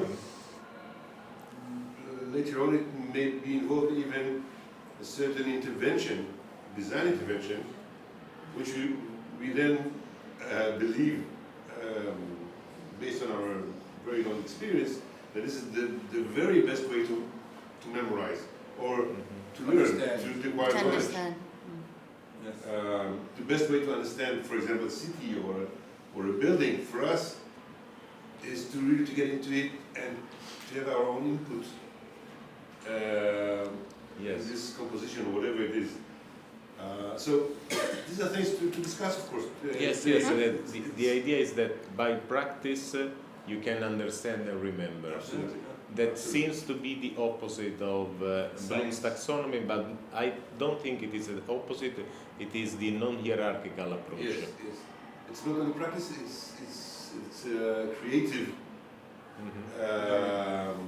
engagement in this process of learning. The text which we would use is the reflective practitioner of Donald Schoen. He was also a guest at Bassetto many years ago. he looks about the reflective practitioner. In other words, how in fact the practice and the reflection of the practice comes in. He has a very interesting, in the text, he records the discussion between the studio teacher and the student, which is really very, very interesting. The text, somebody outside the system would go, wow, what are they talking about? And I think these are the sort of, shall we say, texts which we would use to try to understand better what we're doing. To make it very, very direct and simple, for example, when we teach history of architecture or of urbanism, and we show an image, a slide, the first question that we'll ask the student is, what do you think about it? Or how do you see it? Or what does it, what's the context of it? Immediately. But is this a master course or bachelor? Bachelor. A bachelor. From Okay. From the first year. 18 Our course years is old. third year, but Yeah. no, Our students are. No, they're not 18. In Israel, it's true. 23.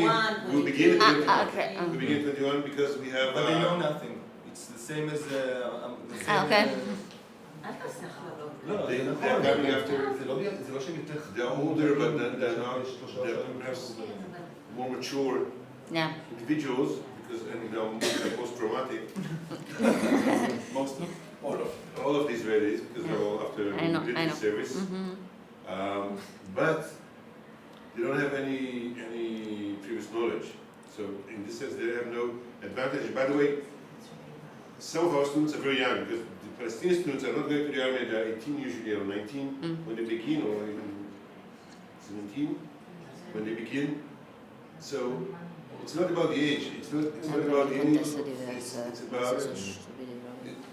It's about the system, and it's not unique to our school. In the technical school, for example, in Israel, the Technion, it's the same. It's the same, and it's from first year. We always ask for their opinion. They always have to analyze. Not only to analyze, they have to have a position. They have to say what they think about it and how they see themselves in relation to what they see. So this is, and it's very important for the training of an architect. Architect is always asked to have a position, not an ideology, but a position. Aesthetic position, cultural position, social position, but he's trained to be opinionated. I'm not saying that it's good or bad, but I'm just saying... No, but it's different because in science it's quite difficult to start with give an opinion about this. And also, our students are a bit younger different. And they have not an opinion to express at that stage. But I would like to say something. I think we have an option now, although we come with our perspective and the things that we are used to do and that we're doing it for many years. That are, many years. What's that? Mike and me are doing it for many years. We as a group, okay? But I think there is an option here. In many years, it's something which is relative. But I think we have an option. Say that you're young. Say that I'm young, that's what I'm taking. But I think there is an option to be exposed to something which is, it's a European standard that, right, and it's a method.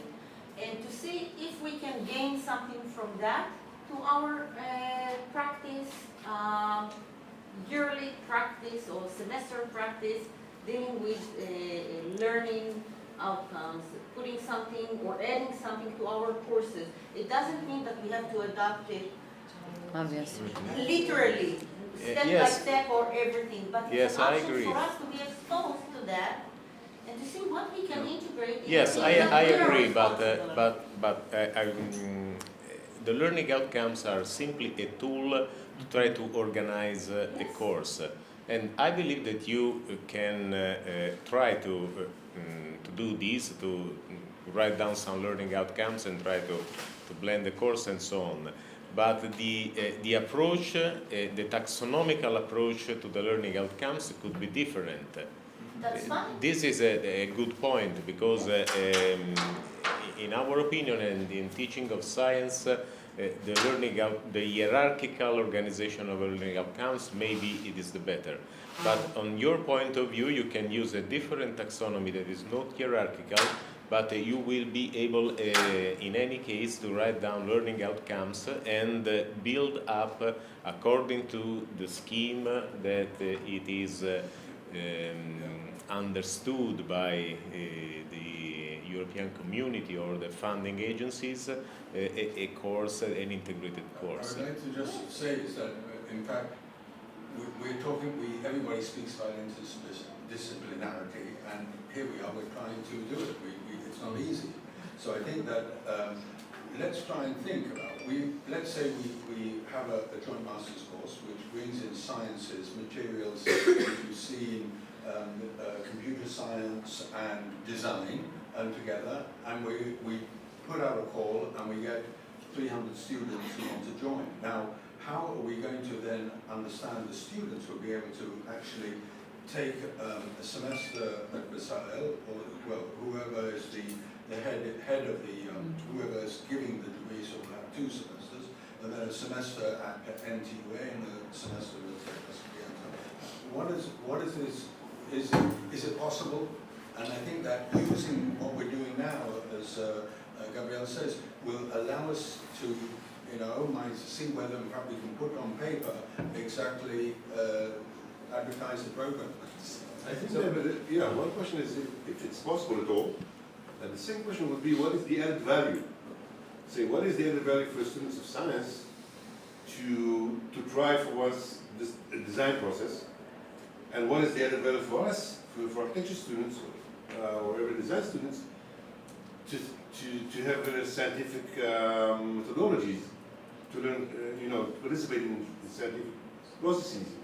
So I think, for me, it's fantastic. I think I cannot wish for anything better than this, because we don't have many opportunities for this, and I'm sure that science students would not have too many opportunities to engage in a design process, which is much more speculative, but it's also much more integrative and comprehensive and interdisciplinary for real.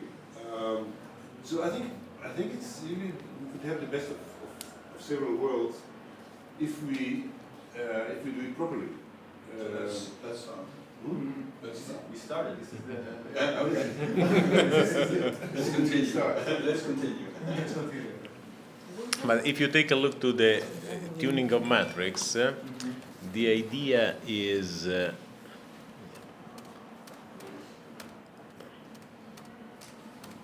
okay, this is what we did with ADI.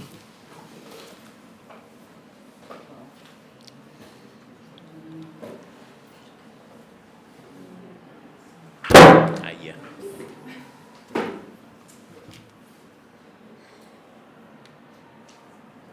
Thank you. Okay, it's better. That's small for me. Sorry, just to be one more thing. So what we tried to do at this first stage with Gabrielle, Adi did a lot of the work on that.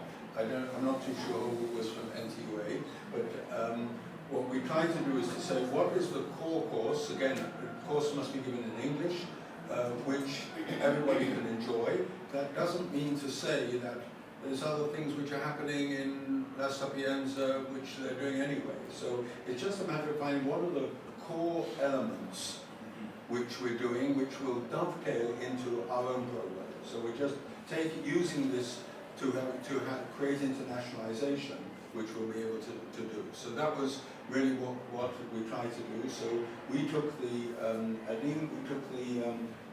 graduate program course and then divided out according to the structure, which I'm sure Gabrielle will take us through.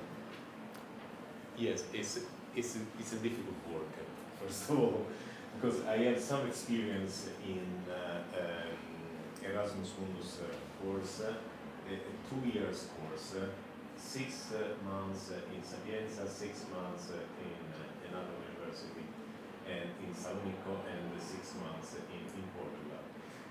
And the most difficult thing is to integrate, because what happens that you have 6 months in Sapienza that are quite not talking to the 6 months in Portugal.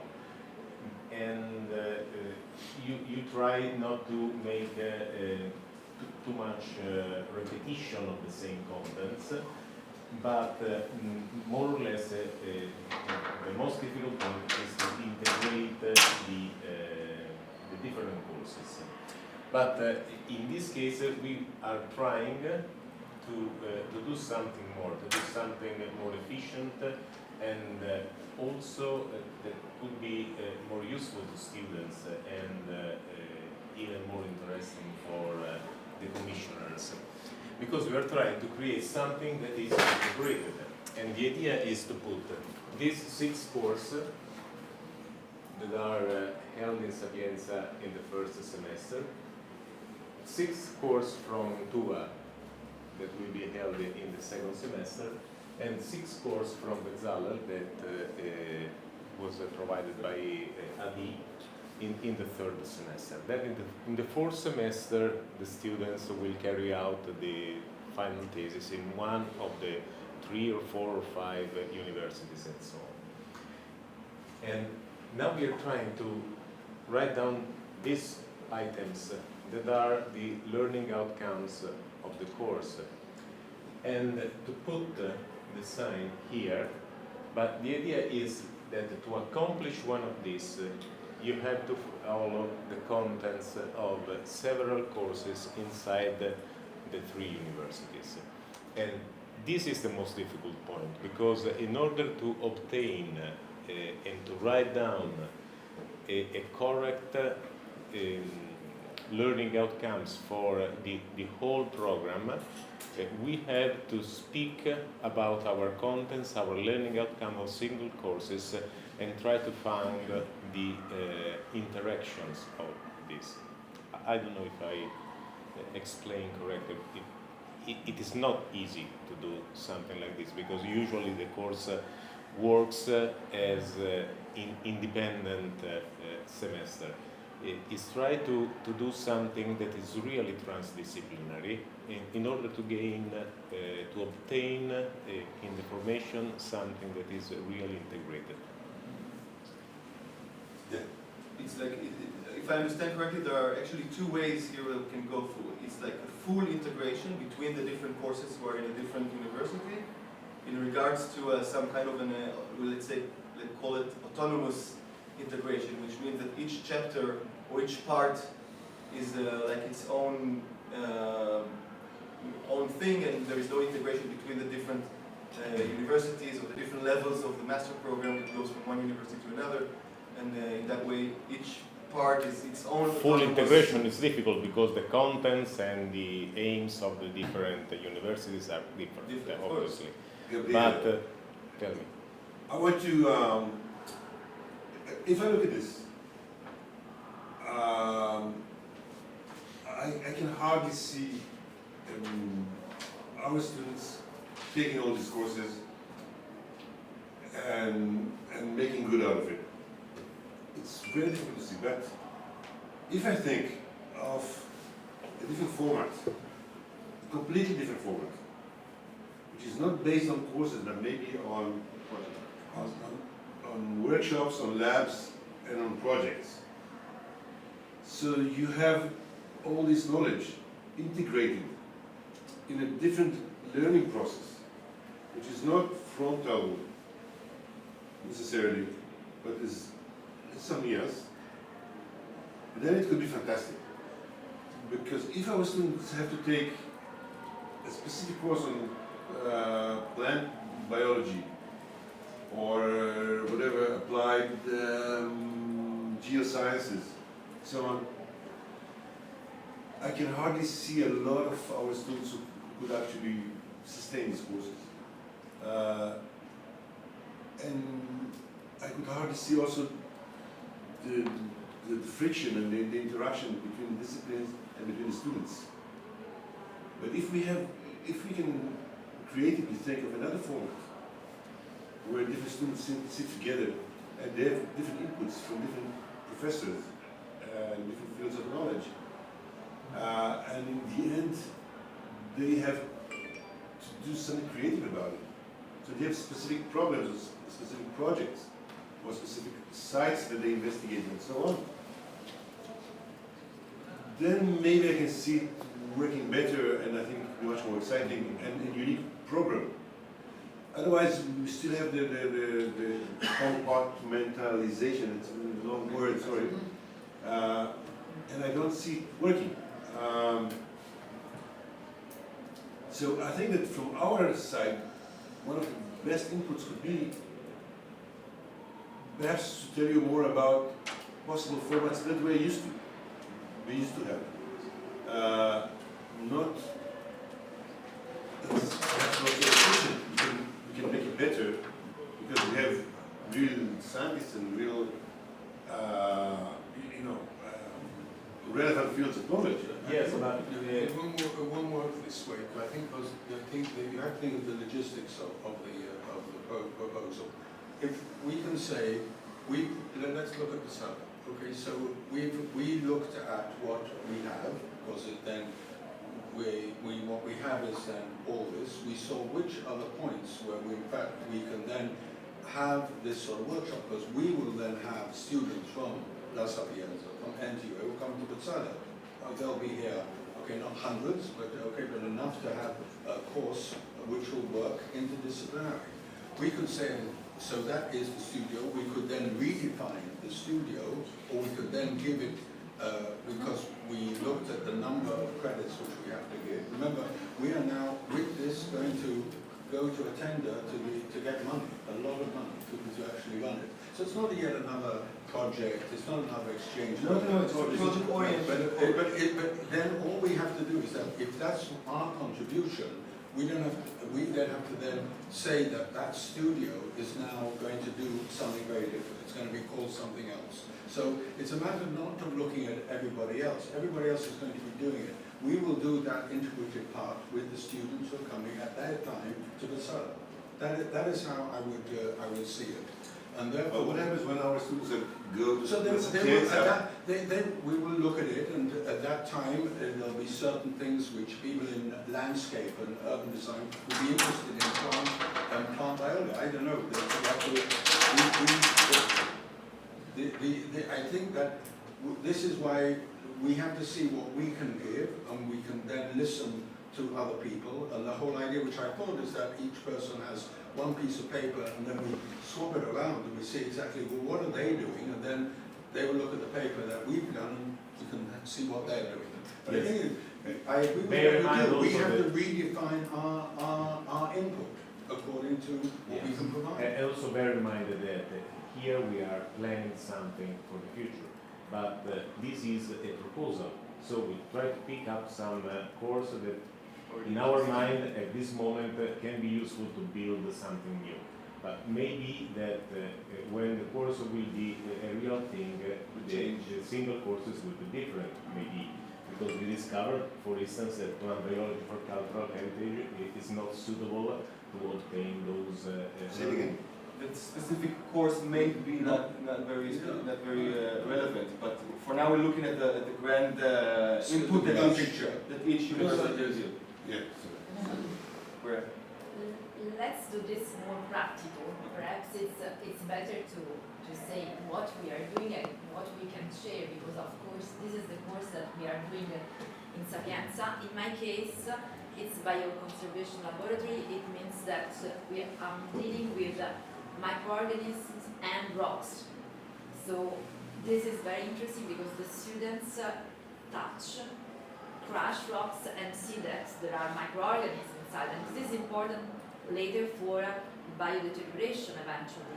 So if you are design and construct or restore buildings, it's important to know what is inside the rocks and on the surface. So of course, I think that there is a lot of work to integrate, because if you are telling us, for instance, in my case, that you are dealing with basalt and only basalt, I will change and I will specify. Yeah, of course. But if you say no, we are doing calcarenite, it's perfect. This will be dealing with this particular subject. Or plastics is the same. So, and plants, landscape, and whatever. So it's just a lot of work to integrate and to put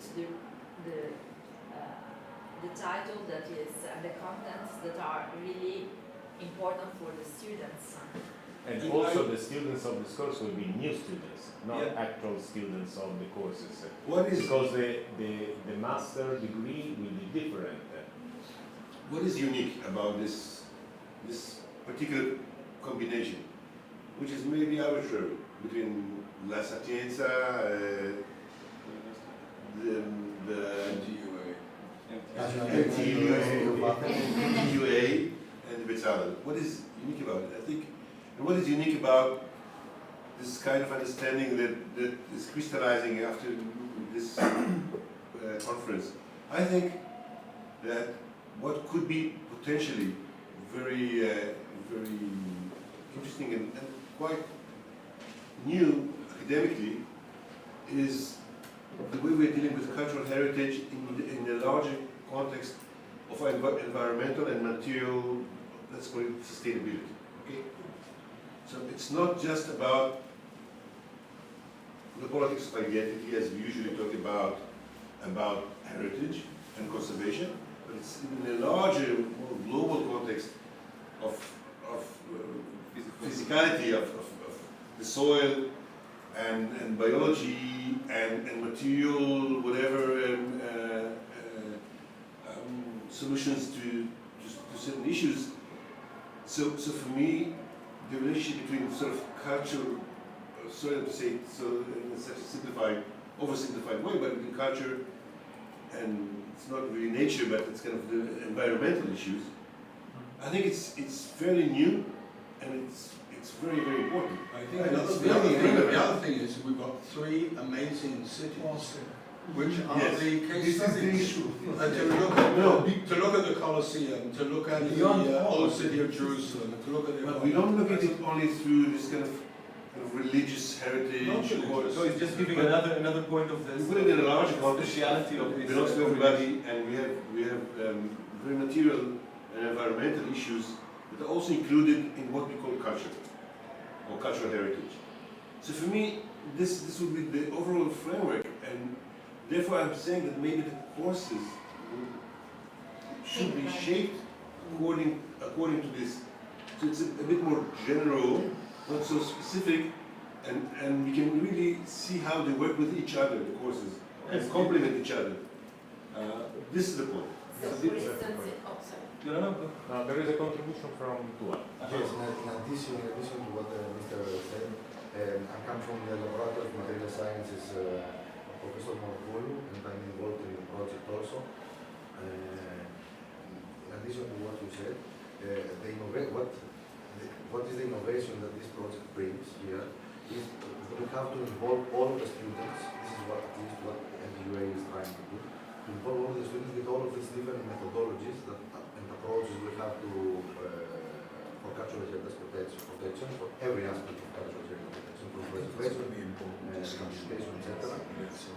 To involve all the students with all of these different methodologies and there is one case study like for Edicula that is available to apply those methodologies there. So all of these students can, let's say, involve themselves and experience how to implement those methodologies in there. This is what the innovation, also the innovation of this project brings. You need an introductory course on studies of interdisciplinarity. The whole program. That's what we're doing.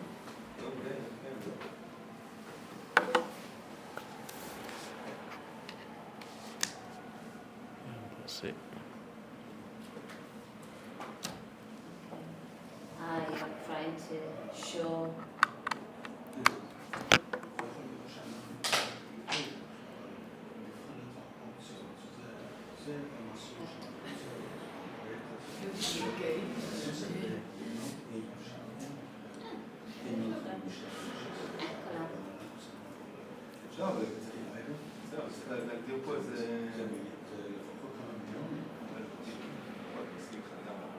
Eccola. צו חדש של קורס. Si vede, no? זה משהו של sustainability, urban design, monument and heritage. What are the different colors? Adi likes color. It's a color code of Adi.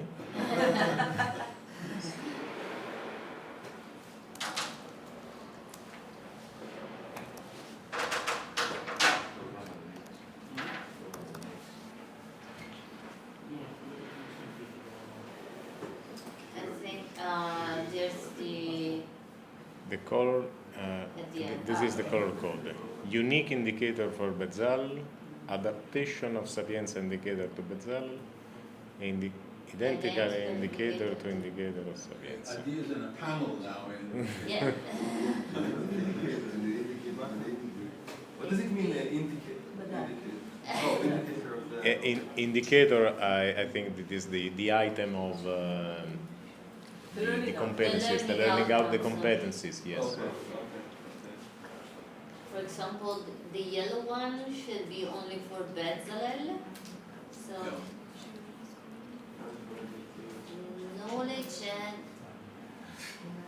What is it? Bigger a bit.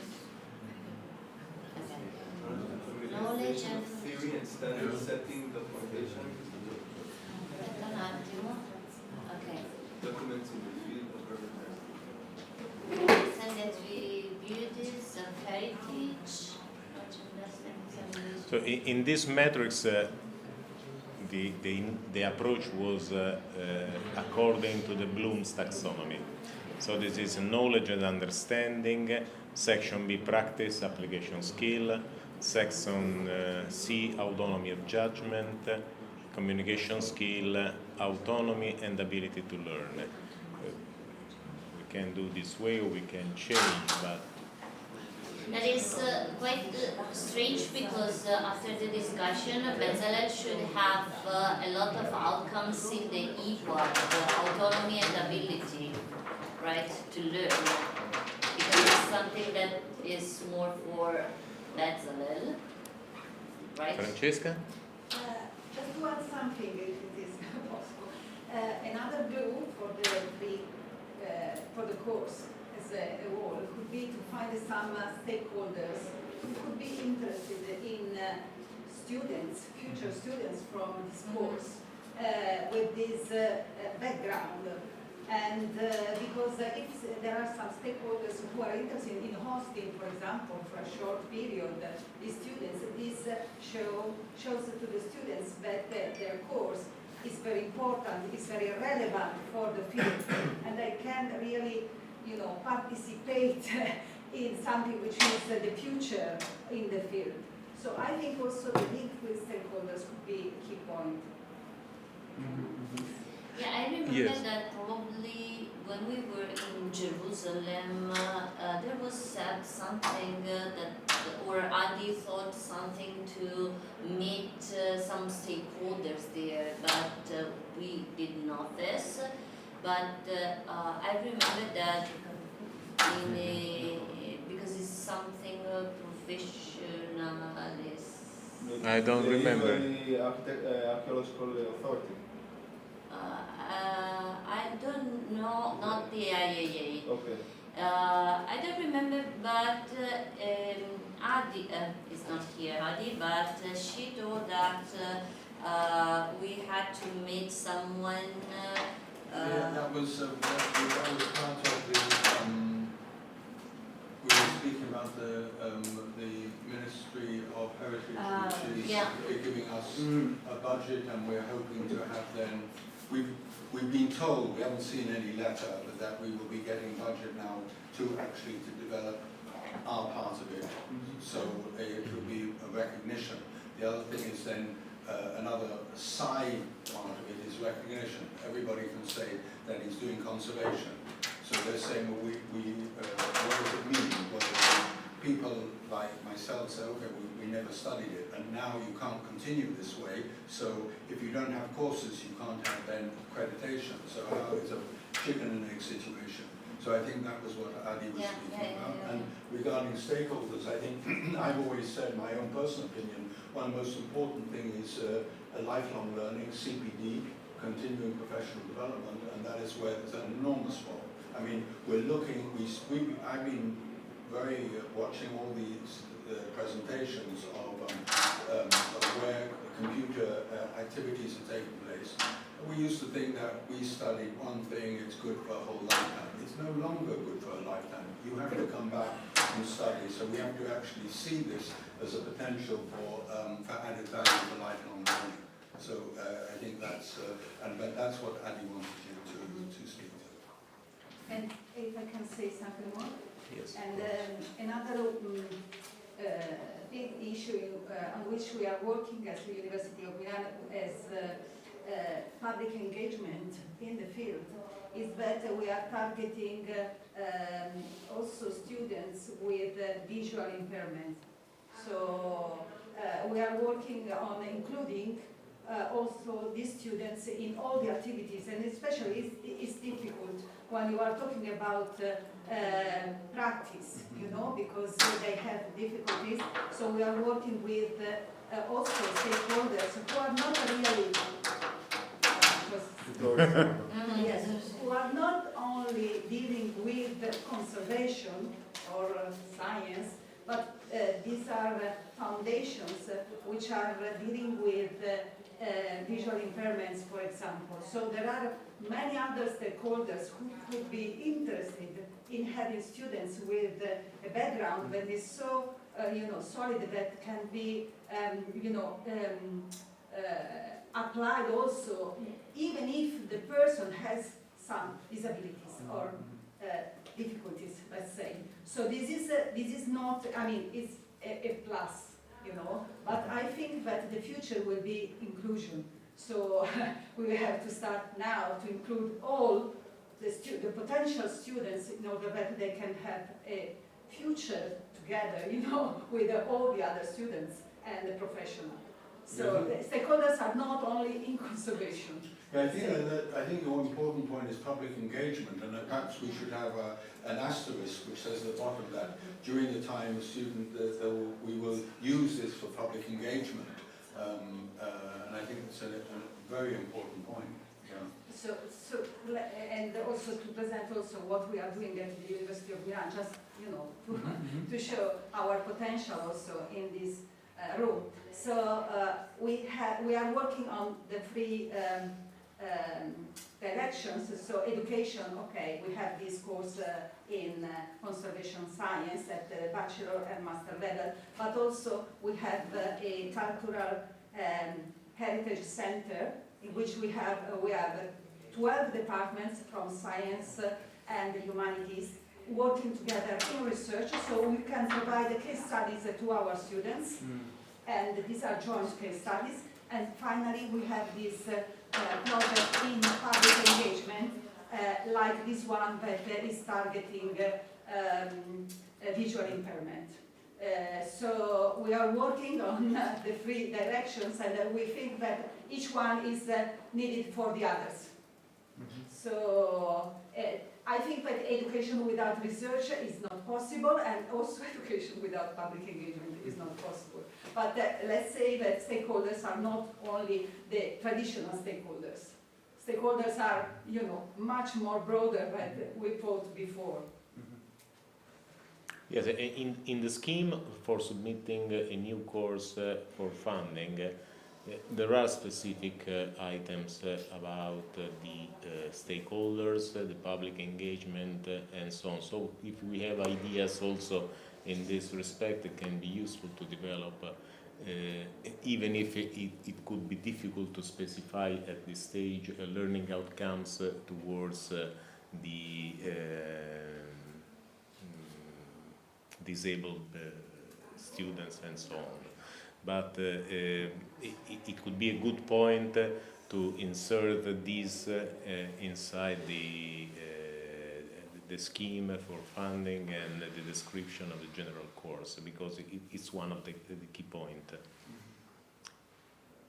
So going back to the proposal of Mike, we want to try to write down one learning outcome and put the For the whole course, for the whole program, or for the whole program, or for specific? No, Mike suggested for the whole program. We suggested that we should have one course, which would be essentially 3 blocks, which would be in each of the places. That would be one course. What would be that learning outcome?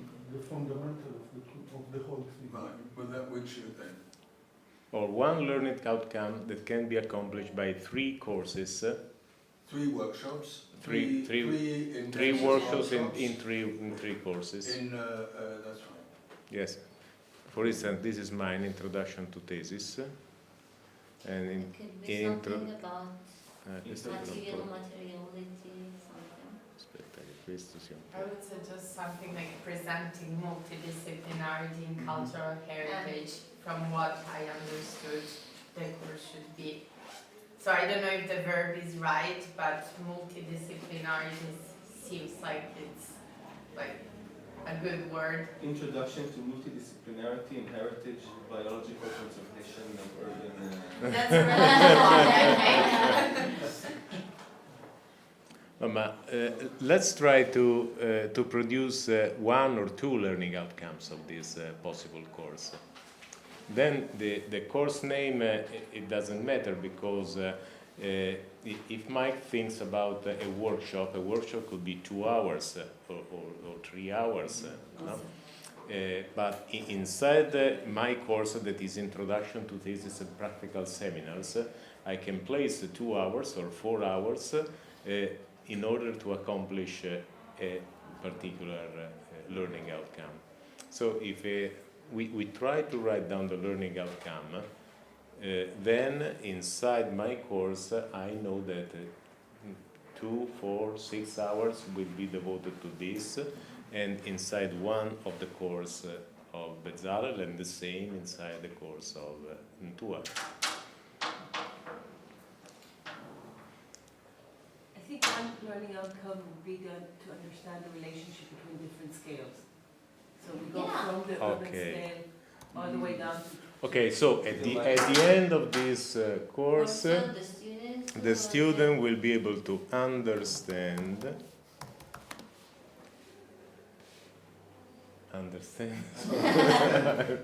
relationship between No, they will be exposed to. They will not be able to understand it. I can understand it. They will be exposed to. They can understand the importance of the different scales and object.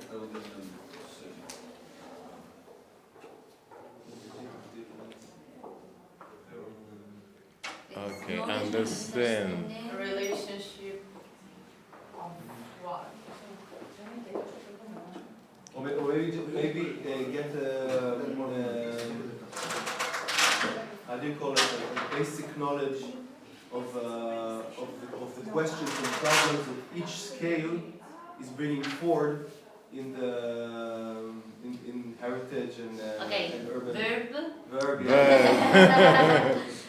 Verb, object, and context.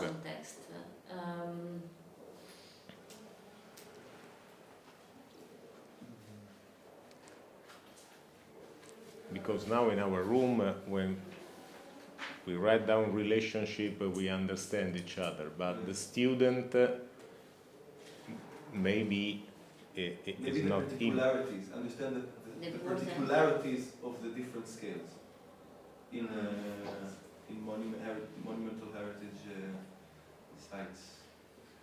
Because we're trying to bring forward this idea that there is a biological and even microscopical scale to the heritage item. I don't know how to call it exactly, but but on the other end of it, there is a whole world of meaning to the heritage item as in the urban scale.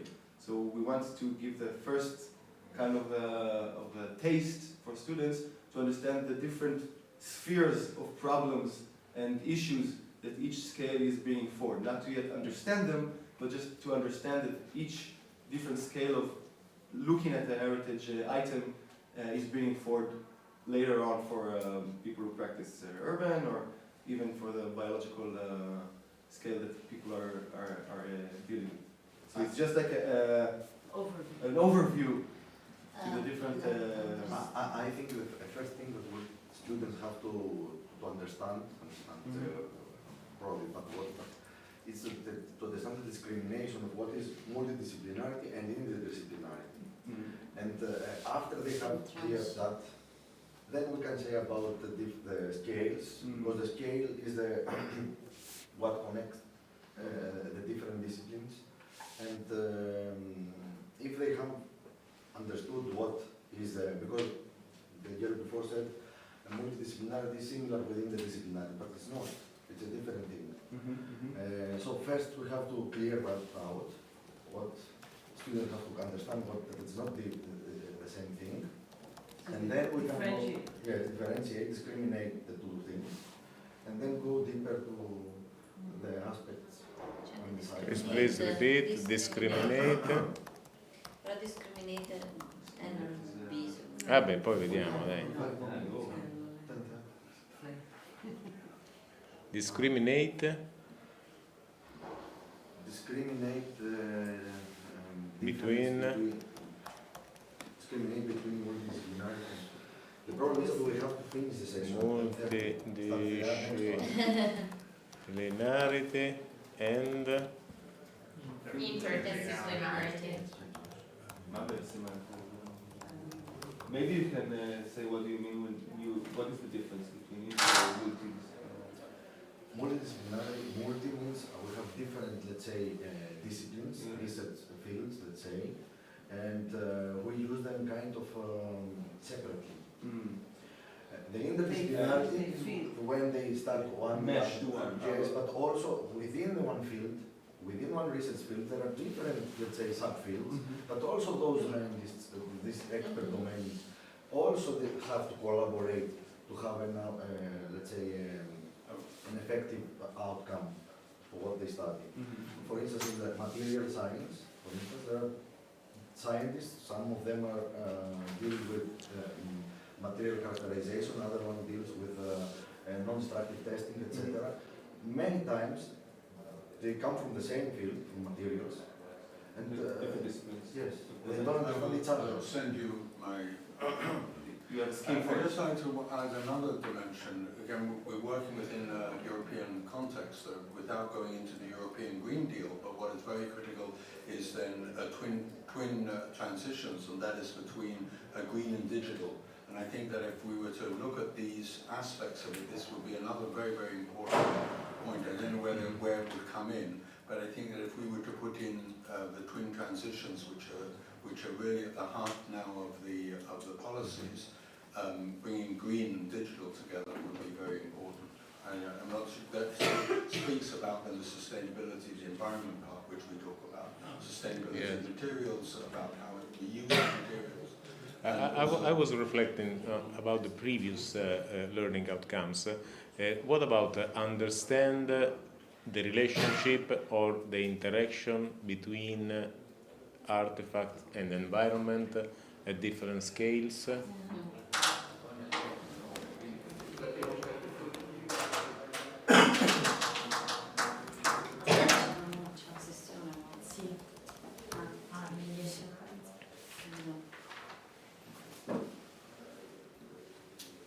This could be an idea, no? Yeah. It's a nice. Well, of course. I was seeing that I have written a bit about interdisciplinarity and cross-disciplinarity and transdisciplinarity. I would say discriminate between disciplinarities. Perhaps also analyze the city as a site of cultural and ecological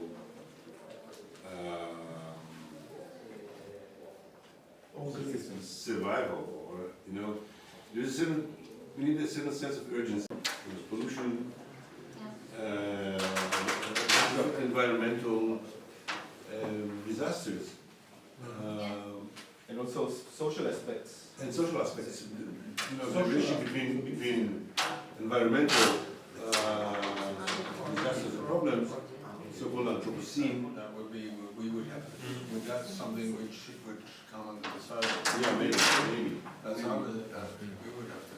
But it's, you know, it's Ma not dobbiamo just andare? designing beautiful, because when we're talking about cultural heritage, it seems, and preservation, that we're totally out of context, we just want to have nice objects, to preserve our heritage and to have nice buildings and so on. No, this should be put in a larger context. And I think, again, what's unique about this particular forum is that we have people from different disciplines who can support each other in understanding of this larger context, that we are really in trouble. We really have issues that we have responsibilities that, facing accelerated processes of urbanization and other problems. So, to me, it shouldn't be only about kind of nice terms like cultural identity and so on, but it should be also put in the context of what we as a civilization have to face in the coming decades. I really believe in this kind of applied science and applied design. I think it's about time. So what is the outcome? What's the verb? The verb. A verb, an object, and the context. Okay, sorry, but I think that now... Or cultural heritage in the context of environmental future. Or future, maybe future, not future, but ongoing. I don't know, something that has both past, present, and future. What's the word, Mike? You're the British here. In this room. I'm not a learning outcome person. A verb is missing. No. Cultural heritage. I would say future changes. I think that what we're looking at is exactly how future environmental is changing the way we apply materials, the way to our environment. Big discussion about in Jerusalem, stone in Jerusalem. Okay, but there's now new materials. What could be used? So there's so many things which are happening. I think the word future is important, and the word change is important to actually put in. So cultural heritage in the context of... I would make it very simple, very straightforward. Cultural heritage in the context of environmental crisis. But you need a verb. Analyze cultural heritage in the context. Analyzing cultural heritage in the context of environmental crisis and material. No, it's obvious that environmental adaptation or material something that's. No, it means maybe just this. Short and clear. I don't know if you can agree on this, but. So I believe that this was a very useful workshop, a very useful occasion to share ideas and also to clarify some points. But unfortunately, I believe that now this room is occupied by a scientific session. So just before we do this, what happens with our section, because entry is blank? Do we have? Where do we stand with that? yes, and they are working on it still. We have to, but they will complete the file. I'm in touch with Antonia and Caterini that are working on it. So, are we reconvening? Are we reconvening? No, this is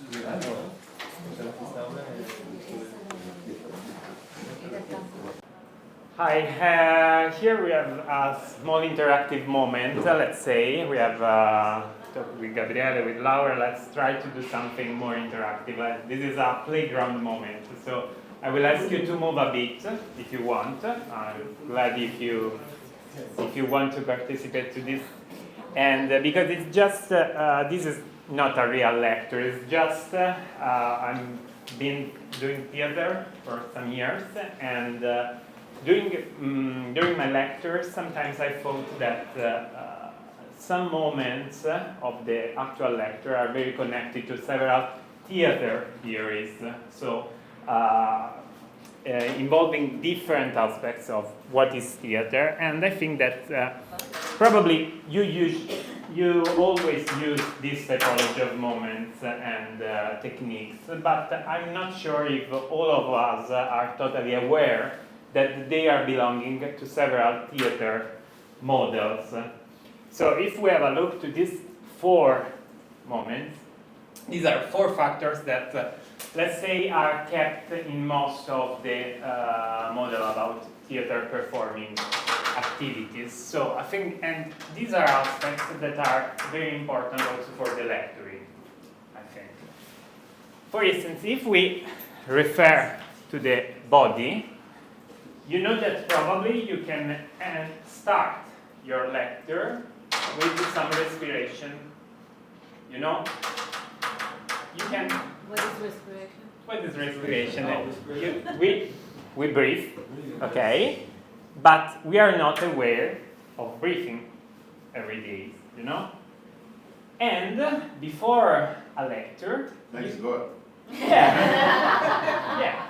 But, you know, we can actually be aware of our breathing to relax before the lecturing. And this has several effects on us because we relaxate. And we are more aware of our body and our presence. So, if we want to come back to the lecture of yesterday by Laura, that traditionally is lecturing is like we are teaching, we are an actor and an audience. This is not true in contemporary didactics, but this is something that we can recover in the idea of an interactive theater. So the audience is involved like a protagonist, another actors in our, and we have to be aware of our space. So please stand up. And let's try to breathe in according to some very simple acting techniques. So close your eyes. Be relaxed. So your body has to be not this typology of hands. No, you have to be free. Yeah, exactly. Totally no particular moment. And let's take 3 minutes of breathing. When you are inhaling air through your nose, image that the air is white. And then when you breathe out by the mouth, so breathe out by the mouth, the air is gray. This is a very simple image, but if you continue with this for like 3-5 minutes, this makes you aware, continue, keep on, of some parts of your body that usually are not so well totally understood. You are not aware of this. You can also image that the air that is coming in can reach different parts of your body. For instance, exactly, the hands, or maybe the feet.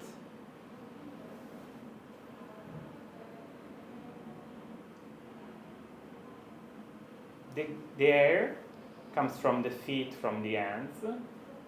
It is getting gray and is coming out from the mouth. Be careful, don't push the air out. It must be totally free. You don't have to do no. Okay? You're breathing in by the nose and you're breathing out by the mouth.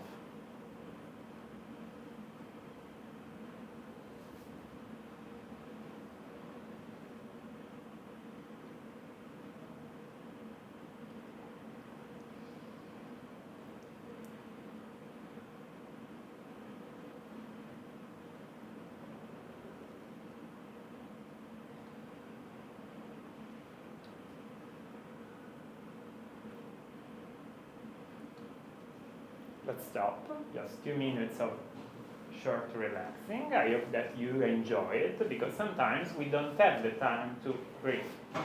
And it is a very simple technique. You know, it is used in several new psychological techniques, or very old, like the autogenic training and so on. But it is very simple. And sometimes before the lecture, try to take 5 minutes for this. Make you aware of your body tension and make you ready for the lecturing. Then you can try another aspect factor to take into account, and this is very common for the theater acting performances, is the awareness of the space. So maybe if you know that you are in a specific room, you can get familiar with the room in several ways. For instance, because your space provides an information to the audience. I think that you know that doing a lecture in this way or this way provides a totally different communication to the audience, which is the information that I'm vehiculating to the audience in this way. Let's imagine in a room for didactical purpose. You're distant there, and there are some very Yeah, in this way, this is totally hierarchical. It's a totally hierarchical system that it can work in some occasions, okay? For instance, in the exam, this posture is still considered good for some exams, because if you have to deliver a hierarchical message, this is also hierarchical, but in a different way, okay? We start the third day of the conference with a panel discussion concerning the new European Bauhaus initiative for Green Deal, addressing energy challenges. We are focusing to energy challenges because this is the future, actually, and we have to connect the cultural heritage with this direction. Because as we said yesterday at the resilience panel, climate change has to be tackled to the heart. That means decarbonization of cities, historic cities, and historic buildings. I'm inviting Associate Professor from University of Ferrara, Emanuele Paglia, from the Departure of Architecture to moderate this panel. Professor Touliatos is excused from Cyprus because of illness. Dr. Konstanti from NTUA will be connected through WebEx. Topos Systems, the architect Kapareliotis Vasilis. He is here. Thank you. Good morning. Professor Anthimos Xenidis from the National Technical University of Athens, School of Mining and Metallurgical Engineering is here. Professor Nikolovenis from Ioannina. He is in Venice for the Biennale. It was something urgent. I don't know if he will be able to be connected. The adjunct teaching staff, Dr. Thravalu Stavroula from the University of Cyprus is here. Welcome, Department of Architecture. And Doukas Haris, Associate Professor from National Technical University of Athens, School of Electrical and Computer Engineering. He is here, and we have to inform you from this forum. He will say in details as chief editors of the Technical Annals, the International Scientific Journal of the Technical Chamber of Greece, that we invite you within March, first days of April, to submit papers on energy, because we have an issue dedicated to energy, and that is on stage. Terna representative will be with us later on according to his schedule. Thank you very much, Emanuele. Το τηλεκοντρόλ μπορείτε να μας φέρετε. Α, είναι στο πόντιο μου, ωραία.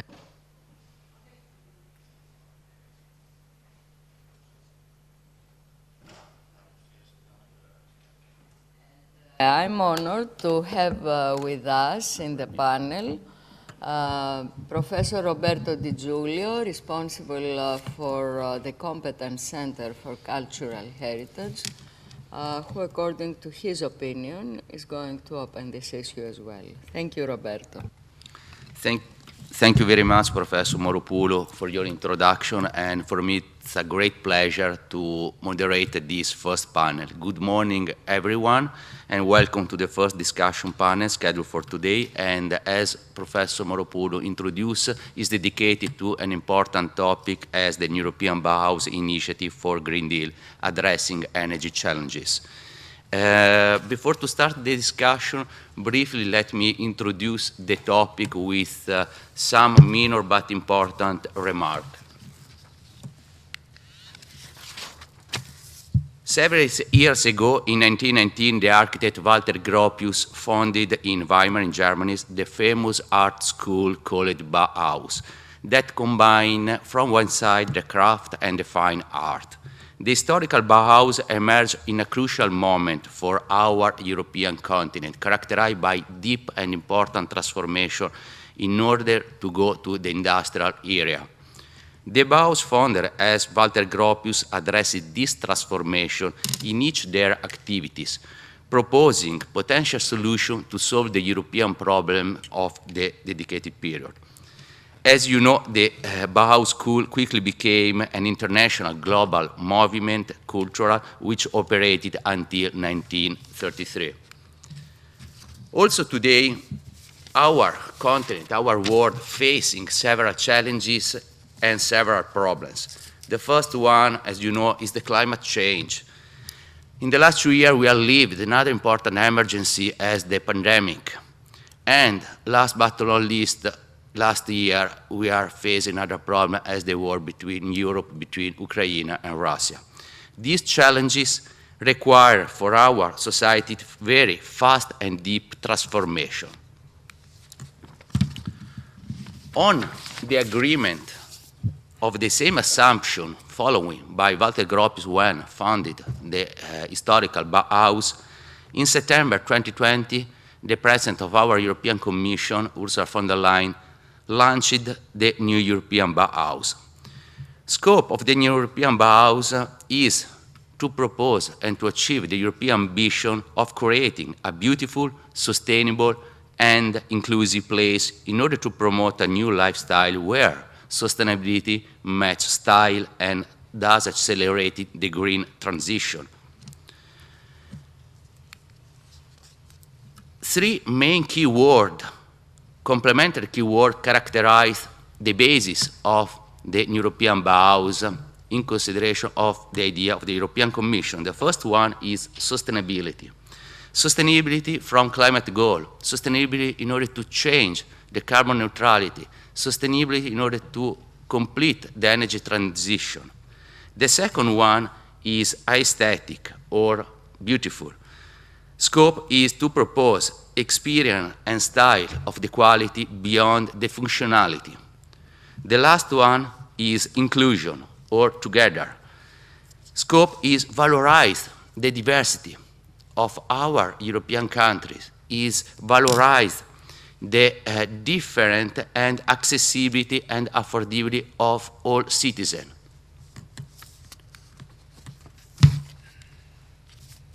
One of these main three pillars concern the involvement of different stakeholders in as citizens and civil society from different backgrounds in order to promote concrete solutions starting from the local level in order to achieve concrete and global solutions. Starting 2021, several activity has been promoted. Last year, for example, 6 new European Bauhaus Lab has launched and will be completed this year. Other activities will be promoted in the next month and completed in the next year, as for example, the first European Bauhaus prizes. In consideration of this briefly introduction of the topic of this discussion panel night, I would like to invite our speaker to present their point of view on the European Bauhaus initiative, their experience and potential solution to realize this initiative at the European level, but also at local level. Only one remark, we have, not all speakers are already today with us. For this reason, we have scheduled 5 minutes for each presentation, but we can use the time that is necessary because we have time for all discussion, all presentation, and it's not necessary to accelerate this introduction. I invite before to give the floor to the speaker, I invite Professor Doukas to propose another part of the introduction of this panel. Thank you. Thank you very much. Really glad and honored to be in this important panel about the new European Bauhaus, which is in fact the soul of the new European direction, the Green Deal.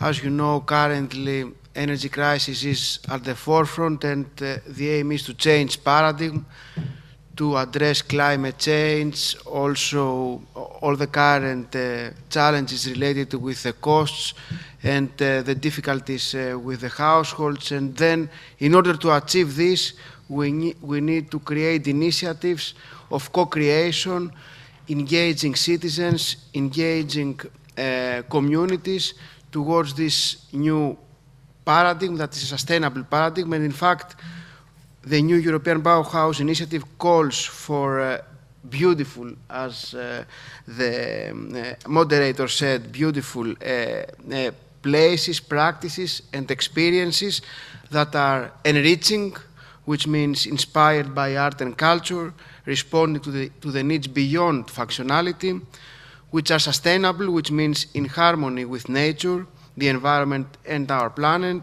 and which are inclusive, very important, encouraging a dialogue across cultures, disciplines, genders, and ages. Timmermans said when presenting the Green Deal that if we want to have a green transition, it has to be social just. If it's not social just, then it cannot be green. So this is the key concept, how we can work all together and create such living spaces that enable cooperation among different disciplines, cultures, genders, and ages. And this is, I think, what we will discuss today. Within NTUA, the National Technical University of Athens, we are trying to bring forward such initiatives, and we include such concepts and approaches within our projects and with students, master students, but not only. And I'm really glad to hear all the speakers and understand how they view the Bauhaus initiative and some concrete examples maybe of their reality checks that they present their country. Thank you very much. Thank you very much, Professor Doukas. Anyway, I think that we can start the presentation of our speaker. The first one is Professor Touliatos from Frederick University Department of Architecture. I would like to give the floor to the Professor Touliatos. Thank you.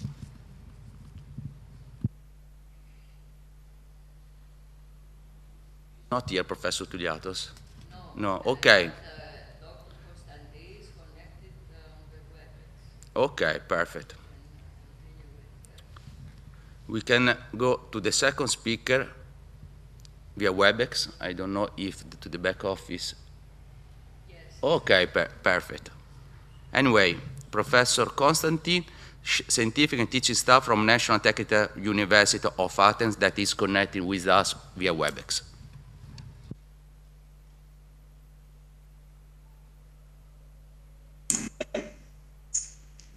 Good morning to everyone. I'm sorry that due to university commitments, I didn't manage to be with you in physical presence today. I will be for the afternoon sessions. I hope you can hear me well. We are talking about this new European Bauhaus initiative for Green Deal addressing energy challenges. Professor Piea gave us the framework. So I will say again that it was launched in September 2020. It concerns a cultural and environmental initiative which connects the European Green Deal to our daily lives and living spaces.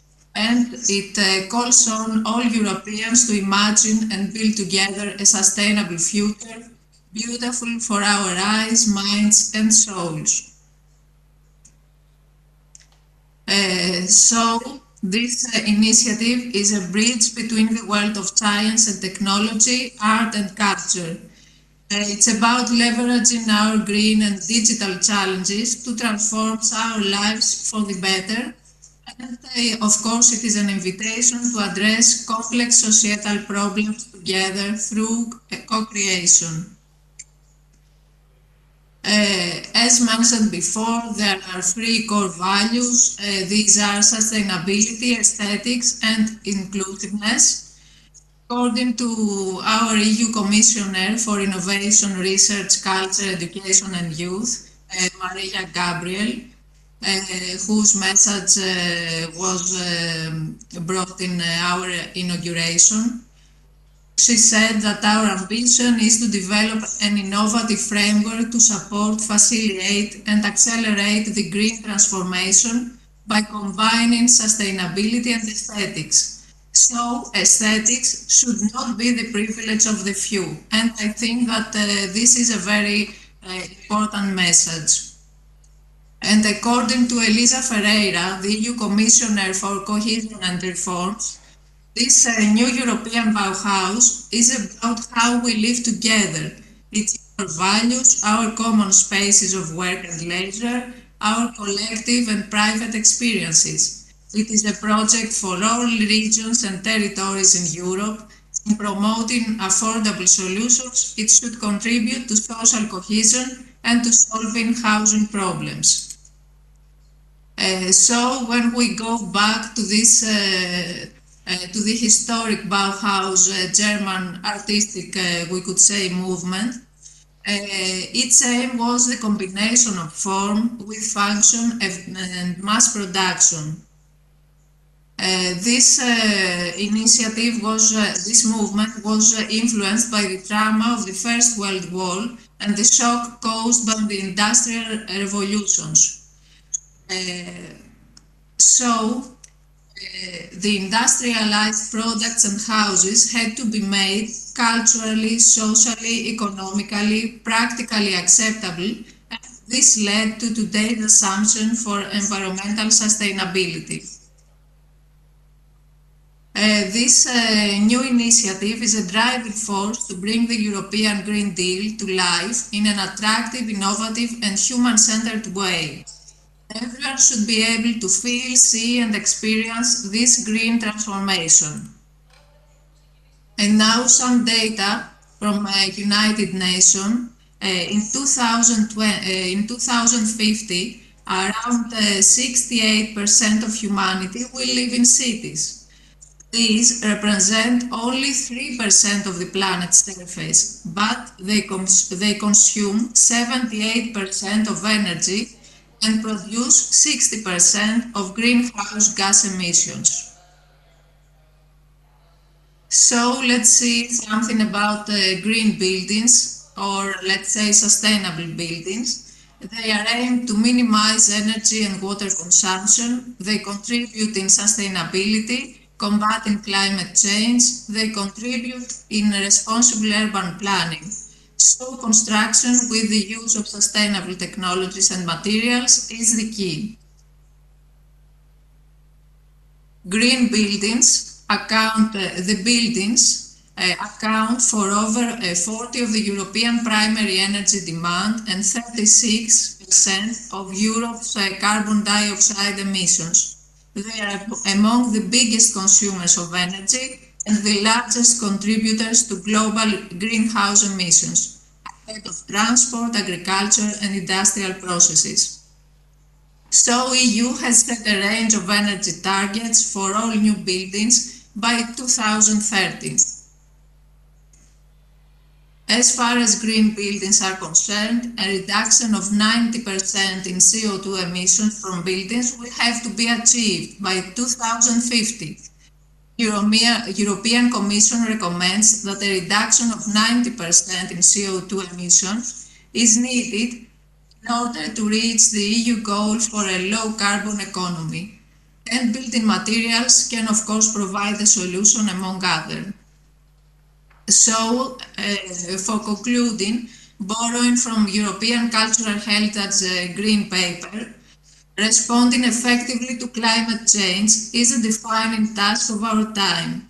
The effects of climate change are visible in every corner of the world, and the scope and speed of this phenomenon are even more evident and alarming.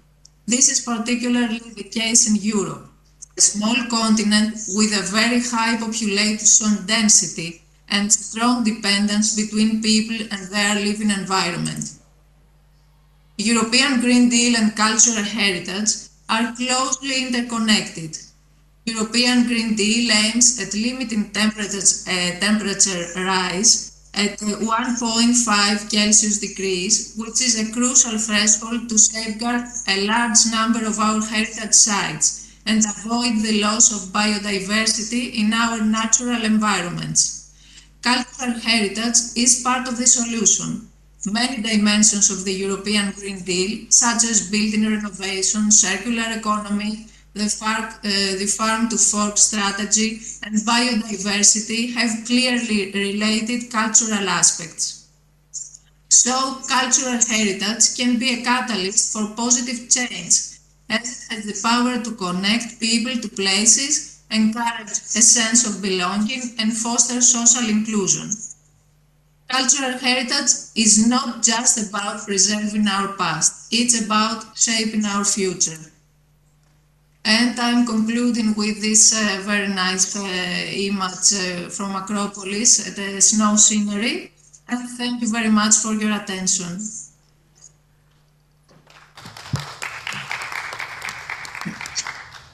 Thank you very much for your presentation, and I fully agree in particular with your conclusion, your last slide, where you have introduced that the important role of the cultural heritage for our energy transition, and it will be a really concrete, important challenge for all of us. Please stay online for the question time that we can propose at the end of each presentation. Thank you again. Anyway, we can continue with the next speaker, from architect Kapareliotis. I hope to understand very well the name, from Greece, and leader of Topos System. Please. Yes, of course.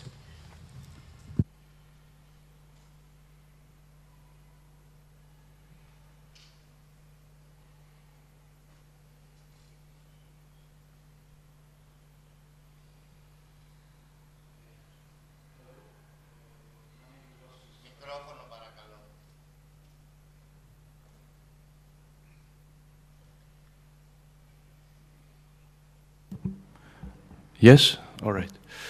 Hello, my name is Vasilis Kapareliotis. I'm an architect, and I represent the startup Topos Systems. First of all, I would like to thank the National University of Athens, National Technical University of Athens, and TE, and most of all, Miss Antonia Moropoulou, Professor Antonia Moropoulou, for inviting us here. I will speak about our work. We're actually a company that is consisted of different professionals. We are architects, mechanical engineers, computer scientists, and economists. Generally, our aim is to do projects that will promote sustainability in the built environment. And our activity is basically divided in two sectors. As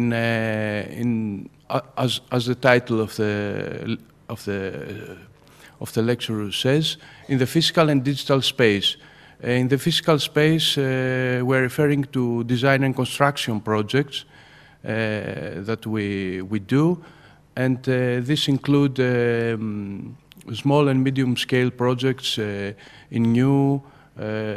new buildings, existing buildings and heritage buildings. We actually do the whole procedure since we are a small company, and we are really focused in the energy upgrade of the buildings. Through our experience in construction projects, we have realized that it was very difficult to reach sustainability. The main problem was that we are forced to deal with each project individually, and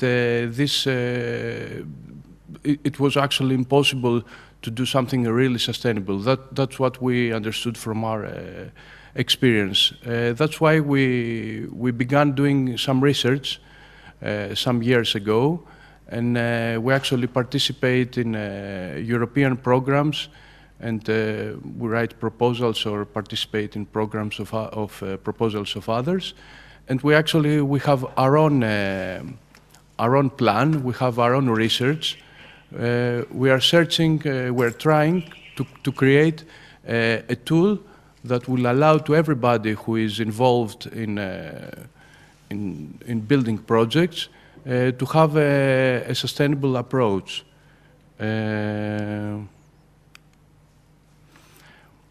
So what we really try to do is to include all the parameters that need to be included. For that purpose, we have a strong reference in the theory of echistics of Konstantinos Doxiadis, who has understood this multitask approach that needs to be taken in order to promote sustainability in building projects. Of course, this has happened 60 years ago, and today we actually translate or do our own understanding of the theory of Doxiadis in order to do sustainable projects and use the contemporary computer scientists. So in this slide, you can actually see the 5 elements that Konstantinos Doxiadis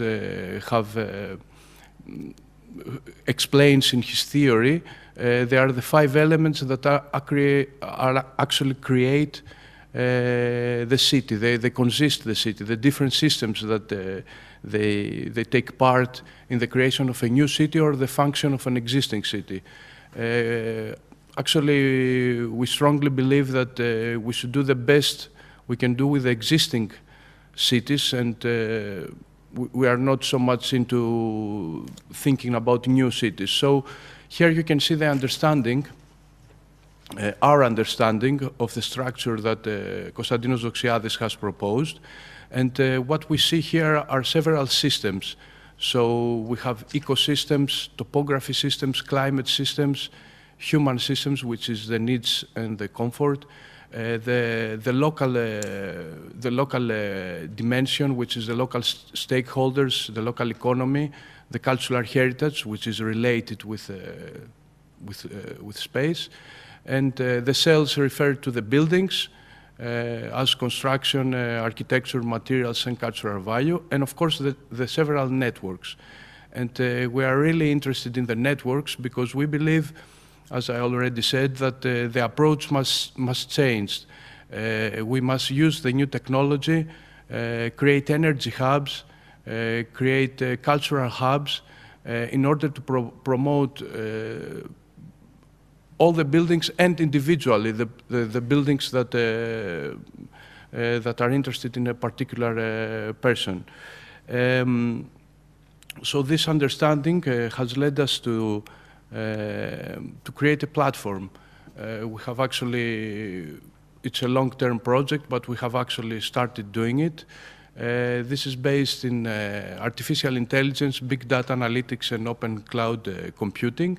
And what we actually try to do is combine building characteristics and local characteristics, because that's the way we believe, that's the only way we can have a wider image of the scenery and finally achieving a sustainable approach. So the building characteristics could be divided in 4 big categories: architecture, construction, materials, and cultural value, whereas the local characteristics refer to infrastructure, topography, climate, the integration of renewable sources of energy, local economy, and local expertise. So we try to combine this, all these characteristics together in order to create a platform, a digital platform. And our idea is that in order to have a really sustainable approach, everybody must have a saying or understand what we are dealing with. That's why we create 2 different layers of our platform. We create a simple layer for the simple user, which is actually the building owners and the developers, and everybody who could be involved in a construction project. And we create a second layer, which is for the experts, for us, for the architects, the engineers, and so on. Regarding the simple layer,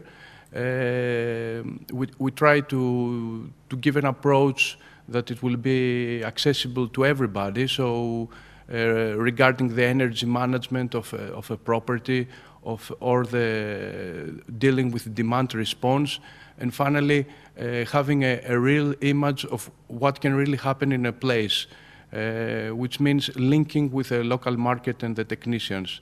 The second layer, which is in the spirit of BIM software, and in particular HBIM, because we are dealing a lot with cultural heritage, and we really believe that we need to protect them and update them, meaning put them in the contemporary way of life. We actually, what is really different is that BIM and HBIM, they actually do not work in an abstract digital environment as we are used to, but they actually work in a platform that incorporates the building and the local characteristics. In this way, we can have a better approach. We can have the wider image. So this gives us the potentiality to create, as I said before, hubs, energy hubs, cultural hubs, and so on. Regarding heritage buildings, which is the object of today's conference, since we are a small company and we are dealing with everything really, we have divided the approach in 3 main categories. So we have the technical issues, which are the constructional and structural matters. We have the legislation issues, which we think are very important, and they need to change and modernize in the new ways. They are necessary, of course, for retaining the cultural value, but the whole procedure needs to get facilitated.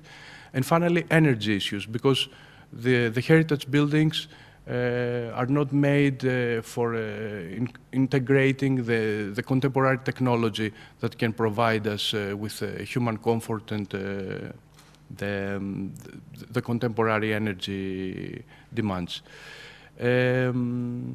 That's all I want to say. Thank you very much.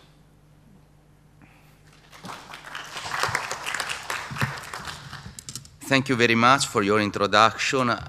You have introduced some other important keywords that already presented in the last days, as for example, the digital spaces, digital platform, HBIM, in order to propose concrete energy transition of our existing building stock, including the important role of the cultural heritage. Anyway, we come back at the end of the presentation on this topic. And I would like to give the floor to the next speaker, Professor Xenidi from National Technical University of Athens, School of Mining and Metallurgical Engineering. Please, the floor is yours.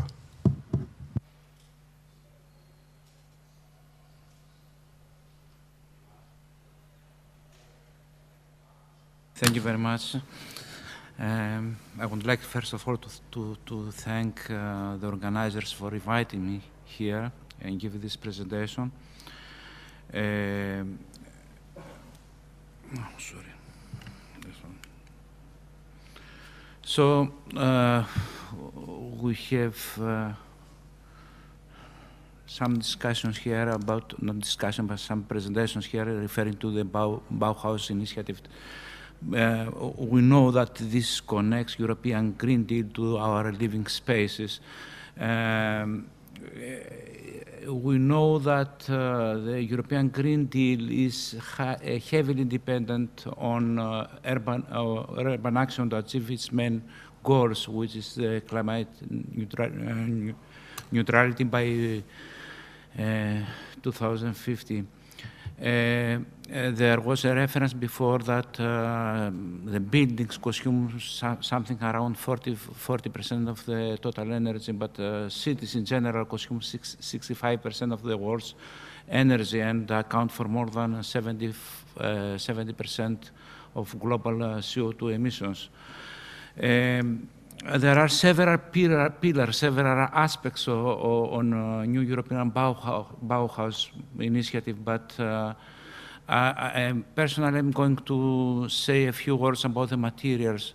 The materials is the essential part of the buildings, and we have to be very, very careful when we choose one material instead of the other. So this is about the several, this slide refers to the several aspects of energy consumption and minimization in buildings. Of course, first of all, we have to upgrade the building's envelope and to improve, we have to improve the building insulation, and then we have to see the energy minimization for the whole product life cycle. It's not only about the buildings, but we have also to see the products and how much energy is consumed in order to produce these materials that are going to be used for houses. And of course, the last aspect is the construction materials for building decarbonization. So if we see here the model, let's say, of the building envelope, we can see that in each house we have the roof, the walls, the coatings, the mortars and paints, the windows, and the insulation. So the concept of net zero energy building cannot be achieved without robust minimization of energy losses and energy consumption. We have to reinforce the building's envelope in order to achieve the targets of the European Union. So in order to achieve a home that is truly low energy, it is important to consider embodied energy when choosing materials and construction systems. Embodied energy is a calculation of all the energy that is used to produce a material or product, including mining, manufacture, and transport. So, as I said before, different types of materials and construction systems will have different levels of embodied energy. So, the concept of minimization of energy consumption refers to the full life cycle of the material, from production to transportation, installation, and finally maintenance, and finally recycling and disposal. So me personally, I'm coming from a school at the National Technical University of Athens, the School of Mining and Metallurgical Engineering. So our scientific area, let's say professional area, deals with mining, metallurgy, industrial minerals, and so on. And we have several types of wastes, which are huge in volumes, and we have to, in order to meet, let's say, the objectives of net zero waste, we have to recycle or reuse or utilize these materials in different other applications. So there are several studies that have been made in our laboratory, and I will focus in one study dealing with geopolymers. geopolymers are inorganic materials that is produced using some raw materials which have aluminosilicates, which are attacked by some solutions, alkaline solutions containing not only sodium hydroxide but also silicon oxide and so on. So, in order to have geopolymerization, we need to have increased silicon and aluminum content, increased amorphous content, and susceptibility to alkaline attack, because this solution attacks the material partially, not at all, but finally, due to the reactions, the bonding of CLH silico complexes, we have a final structure which is very solid, like the cement.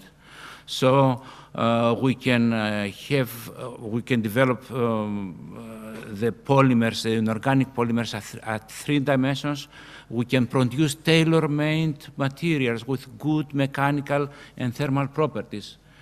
Materials that are used as a source of aluminosilicate minerals are natural materials, raw materials like perlite, bentonite, but also recycled materials like slags, bauxite residue, fly ash, and so on. This type of materials I referred before, they comply with necessary requirements in order to produce raw material with good potentials for several applications. I will explain later on this. So we have industrial wastes, we have mineral wastes. An example of that is that the slimes that are produced during the perlite exploitation. We have industrial byproducts and recycled materials. So by performing specific processes, we can produce lightweight granular materials, which if we use binders, and if we use both of them, we can have bulk insulation materials, boards, panels, and so on, and bricks. This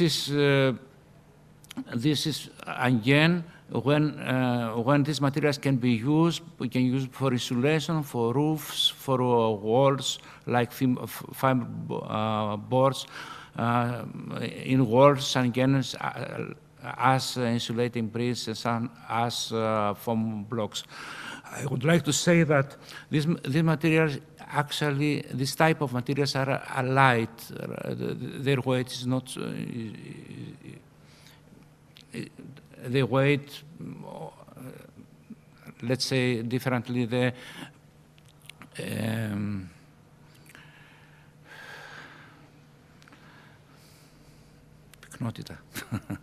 density. The density is very, very low. So either the bulk density or the specific density is very, very low. So we can use the material to insulate the buildings in order to reduce the energy losses. So let's go. No, this way now. Sorry. No. Ό,τι και να πατάω πάει πίσω. Sorry, just a minute.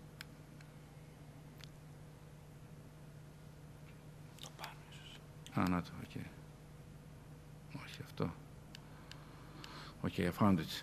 So the important thing is that we use also very, very low energy production processes.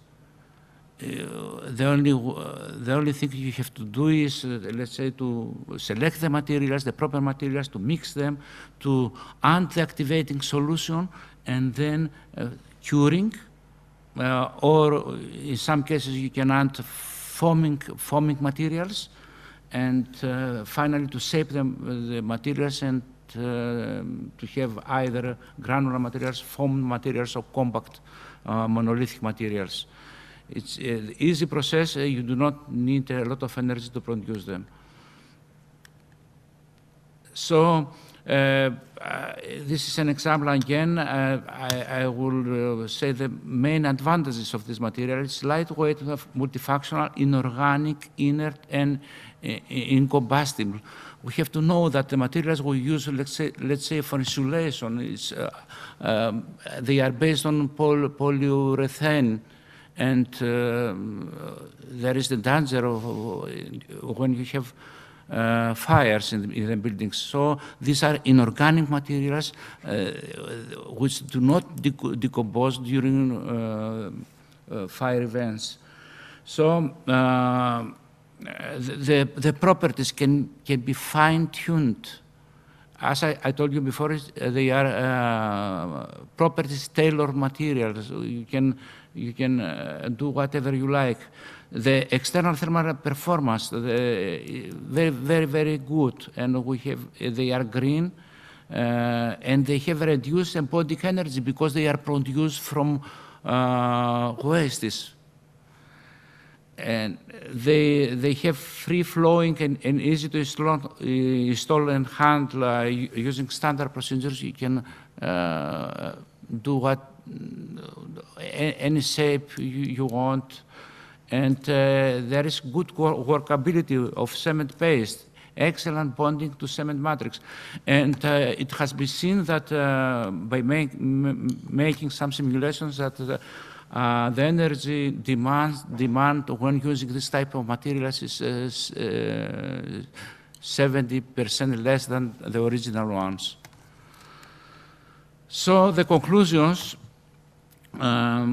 the route towards net zero energy buildings comes through improved building envelope. The materials of the future must be aimed to provide the necessary technical properties for efficient insulation and minimization of energy losses, but they must also allow the energy gain through their entire life cycle. The use of extractive waste is very good. They have to be carefully selected for each specific application, but again, we have the advantage of preventing natural materials consumption.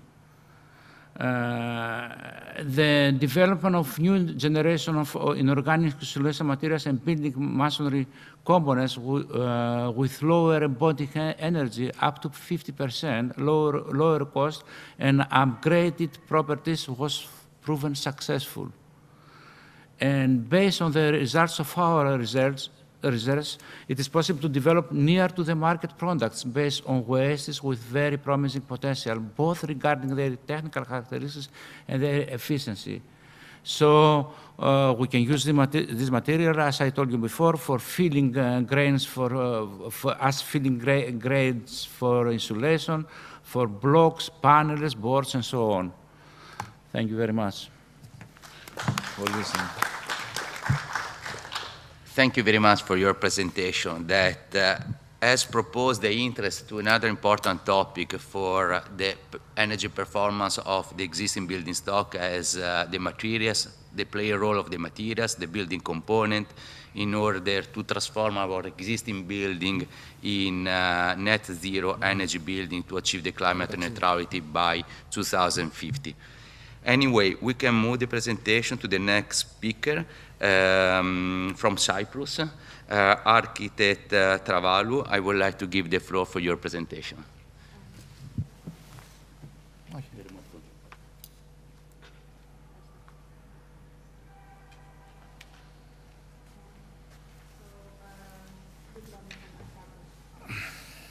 So good morning from my part as well. I would like to add on the conversation by saying that the new European Bauhaus initiative has actually set the ground for a shift in the way we perceive the concept of development in our cities and the built environment.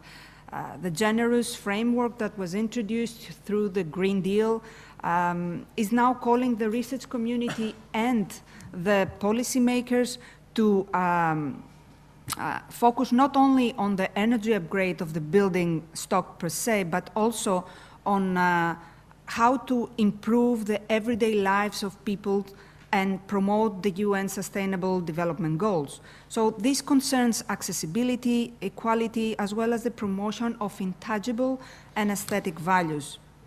The historic urban landscape is by definition a place undergoing a constant transformation driven by people's beliefs and values, considering climatic, financial, and political constraints. So if we interpret the historic built environment through the lens of resilience, important lessons about sustainability can be extracted for local communities and economies. Actually, there is wide research in the particular field addressing environmental, socio-cultural, and socio-economic principles of vernacular heritage. If we want to summarize some of these, the cultural habitats are perceived as a result of their integration into the natural environment. They help to preserve and transmit inherited values, catering for social cohesion. And finally, they empower local communities to optimize local resources and promote social entrepreneurship. Over the last 10 years, I had myself the opportunity to be part of interdisciplinary research groups working on the documentation and assessment of the environmental aspects of vernacular heritage. We have quantified the effect of thermal mass, the role of semi-open spaces in attenuating outdoor temperature and humidity levels, and my thesis was on the effect of urban density and street canyon geometry on lighting and indoor ventilation. My point is that, in general, there are numerous passive design strategies such as ventilation, evaporative cooling, and shading that are offered by the vernacular building forms and their urban context. However, there's a key aspect in the effectiveness of this passive behavior of the built environment. And this is the occupant behavior. It's the human factor, the way people live and relate to cultural heritage and identify themselves with it. Let me mention an example. Back in 2012, we conducted an extended questionnaire survey trying to track the occupant behavior of residents in more than 100 building traditional dwellings in the historic center of Nicosia.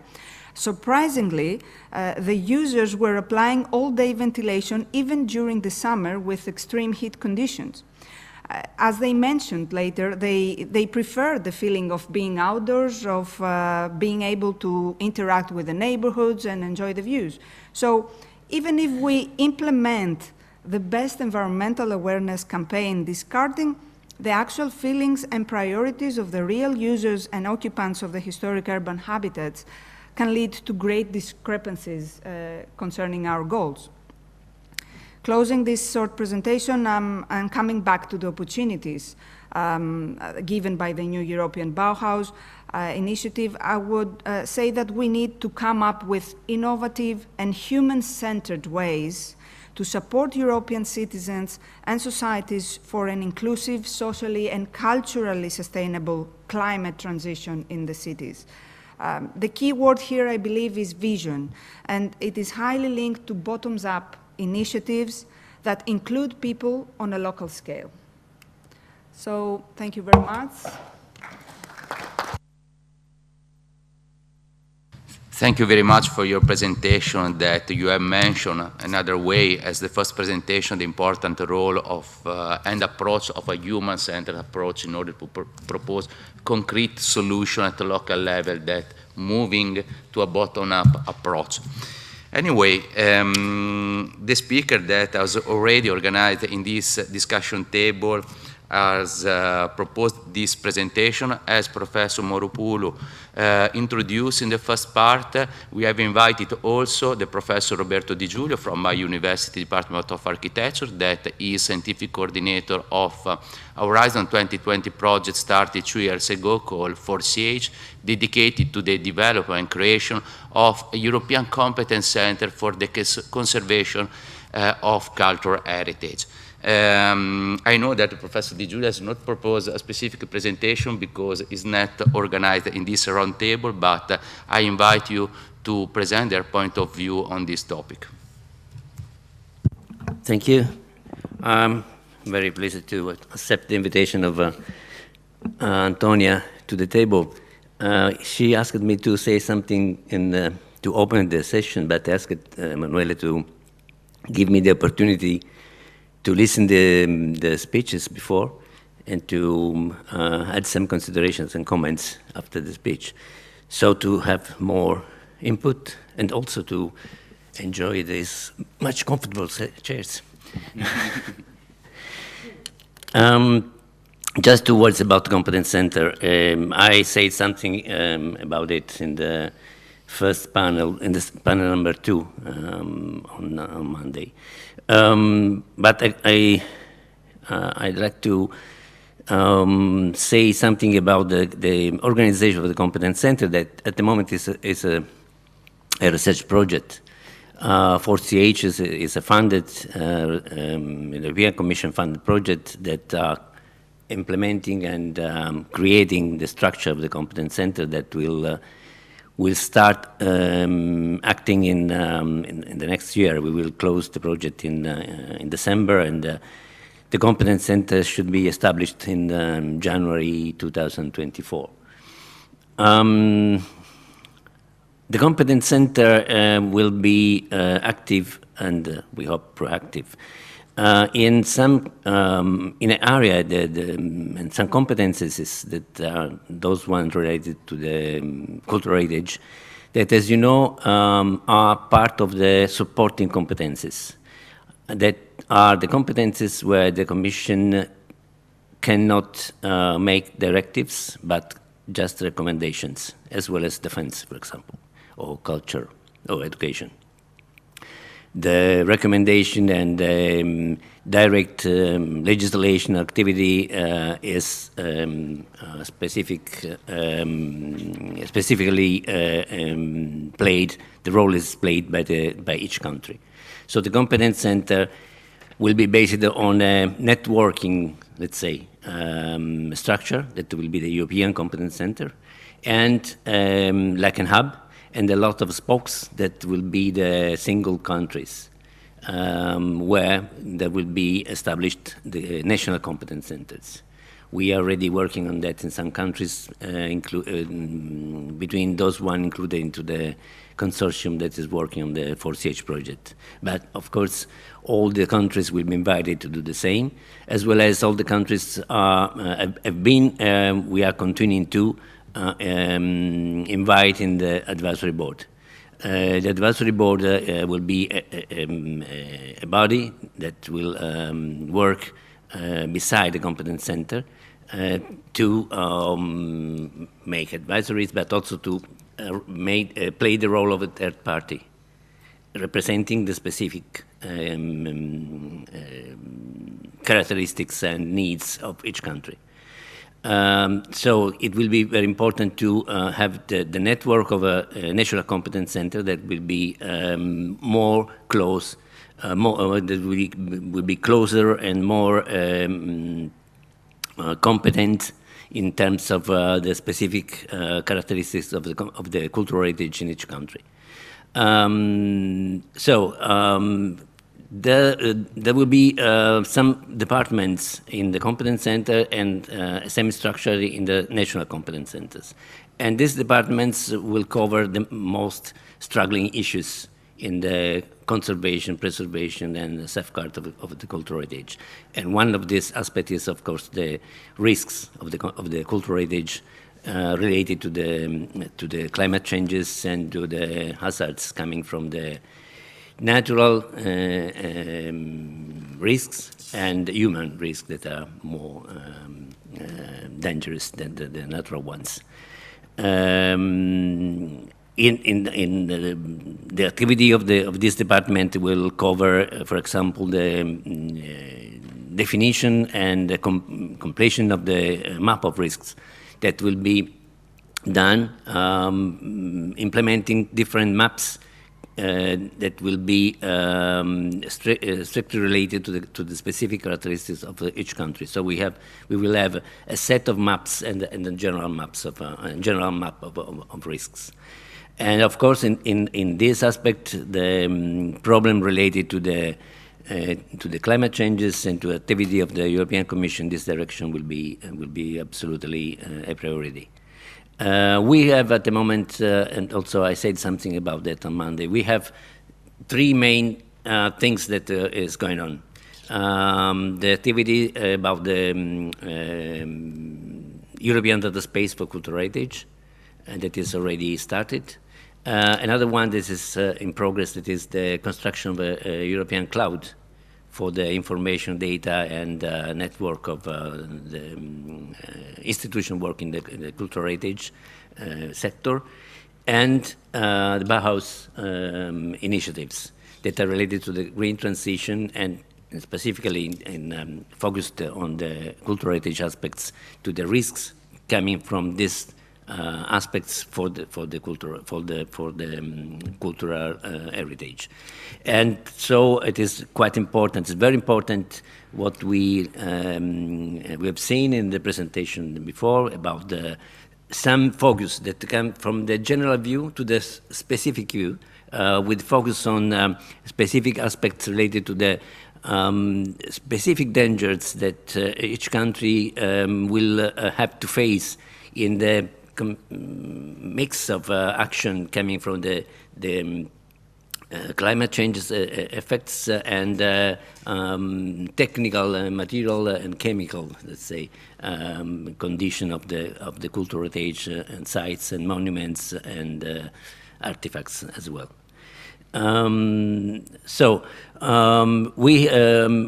want to address something about the next dates and steps of the activity in the construction of the competence center. We will have a meeting in June where we have invited all the members of the advisory board that at the moment cover 2/3 of the countries. For example, the countries in this table are already represented, both in consortium and in the advisory board. And in June, we will define the basic organization of the competence center, and we will have a special session of the advisory board that will start acting. The advisory board is still open. We want to include some missing countries. As I said, at the moment we are close to the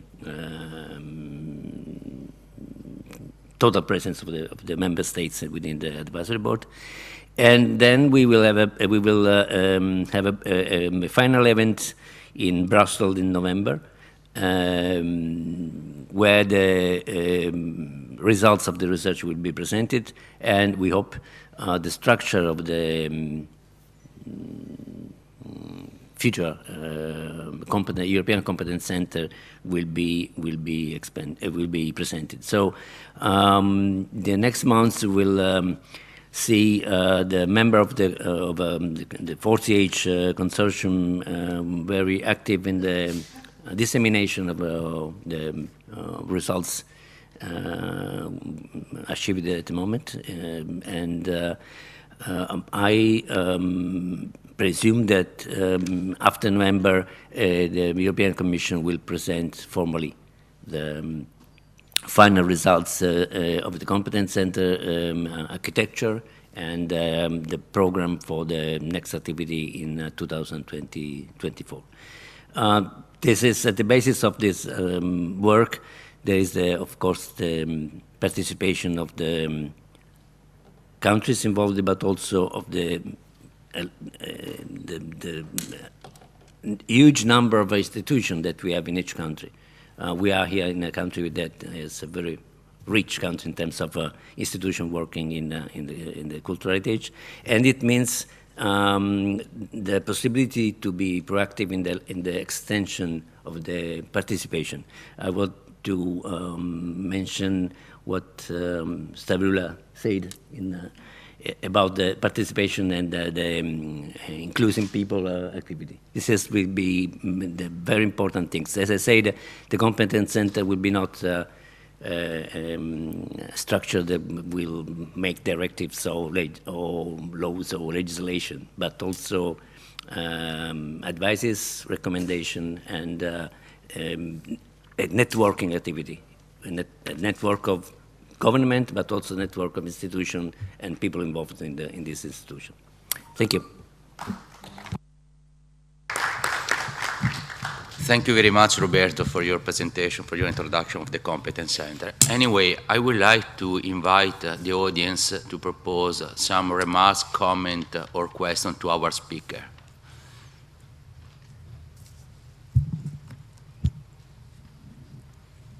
Anyway, there are no comment and no question. For this reason. I suppose that it was really clear, your presentation. Okay. I want to thank you, everybody of you, because you contributed to the opening of a discussion. This is a new issue. We cannot dispose our knowledge. We can just develop a framework of discussion and of action. And I found very constructive the way that all of you here contributed to this construction of an interdisciplinary framework. I found very important that we started from the energy point of view, because the energy crisis, as well as the climate change crisis, actually develop the problem which we have to address. I found very important the architectural approach, which is developing a very concrete channeling of the issues of consuming energy and shielding the structures from energy losses. And this is a bipolar issue, because it concerns modern buildings and historic buildings. And from this point of view, the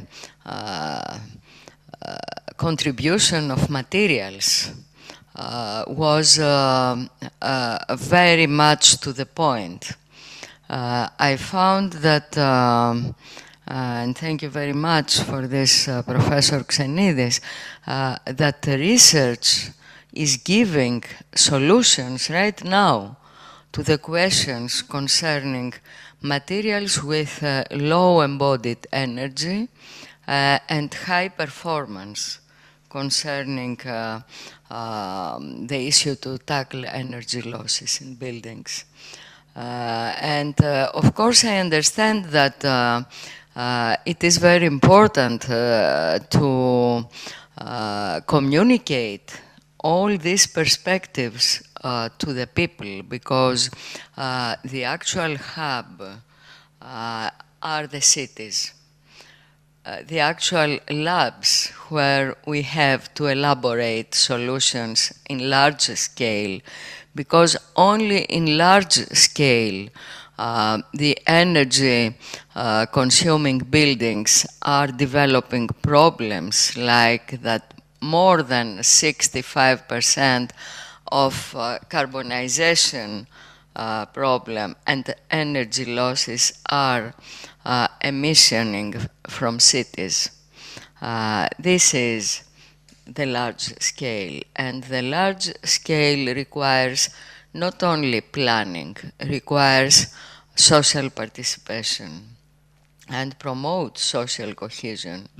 That means we all have to work together, but towards a direction that needs discussion with people, with local governments, with city governments, and it is actually requiring the change of city governance to this direction. This is a great task for all of us. And scientific community has to support this task with scientific support to political decisions. And this requires not only integrity, but dissemination as well. I find very important the opening of this dialogue. And I thank very much Manuel Paya for moderating and Roberto Di Giulio for channeling this discussion to the interests of the Competence Center for Cultural Heritage. Because cultural heritage should not be the bad solution to accept energy losses because of its value. It could become a pilot case for addressing energy challenges. And I'm not saying that because of the goodwill we have to treat in that way cultural heritage, but because there is a possibility. All the historic materials, the traditional ones, are having the lowest embodied energy in comparison to the modern ones.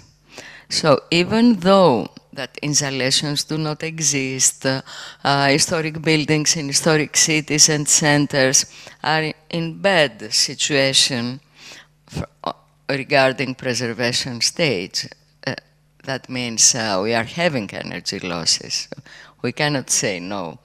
But indeed there is the material background that we could utilize in order to go up and develop a paradigm how low energy embodied materials might, with a good rehabilitation and management, preserve cultural heritage from energy losses as well, not only from decay and pathology, and could act as a core for the historic centers to address energy challenges at large. So I believe that all your contributions here could be extended to scientific papers.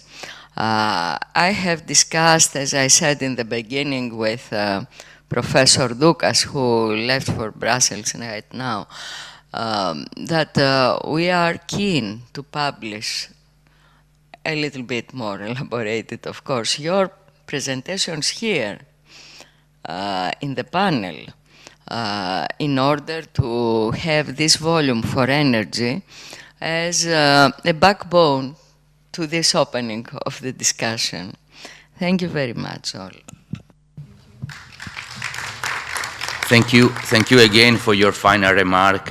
Another time you have underlined the important role of the social participation. I think that is crucial, the role of the inhabitant of our historical city, because it's necessary to propose some more attractive action to valorize our cultural heritage, also in terms to improve their energy efficiency, because the challenges of carbon neutrality is really crucial for our future and is really crucial for our future generation. During the presentation, I underlined several times the role of human-centered way. For example, another important action that our European Commission has started to promote concerns the energy community. The important role to create a participatory process and public-private partnership in order to propose concrete solution for recovery of our historical district, our historical villages is really, really important. And I suppose that for our future, also this topic will be added in for the development of our European Bauhaus.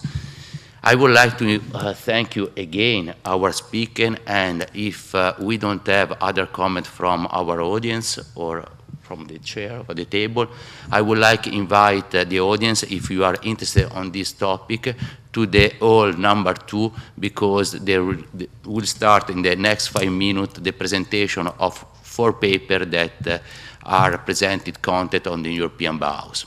Thank you again for your attention. The principle of NMR technique is that nucleus with a magnetic moment in present on an external magnetic field B0 and after a stimulation of a radio frequency radiation provide a signal.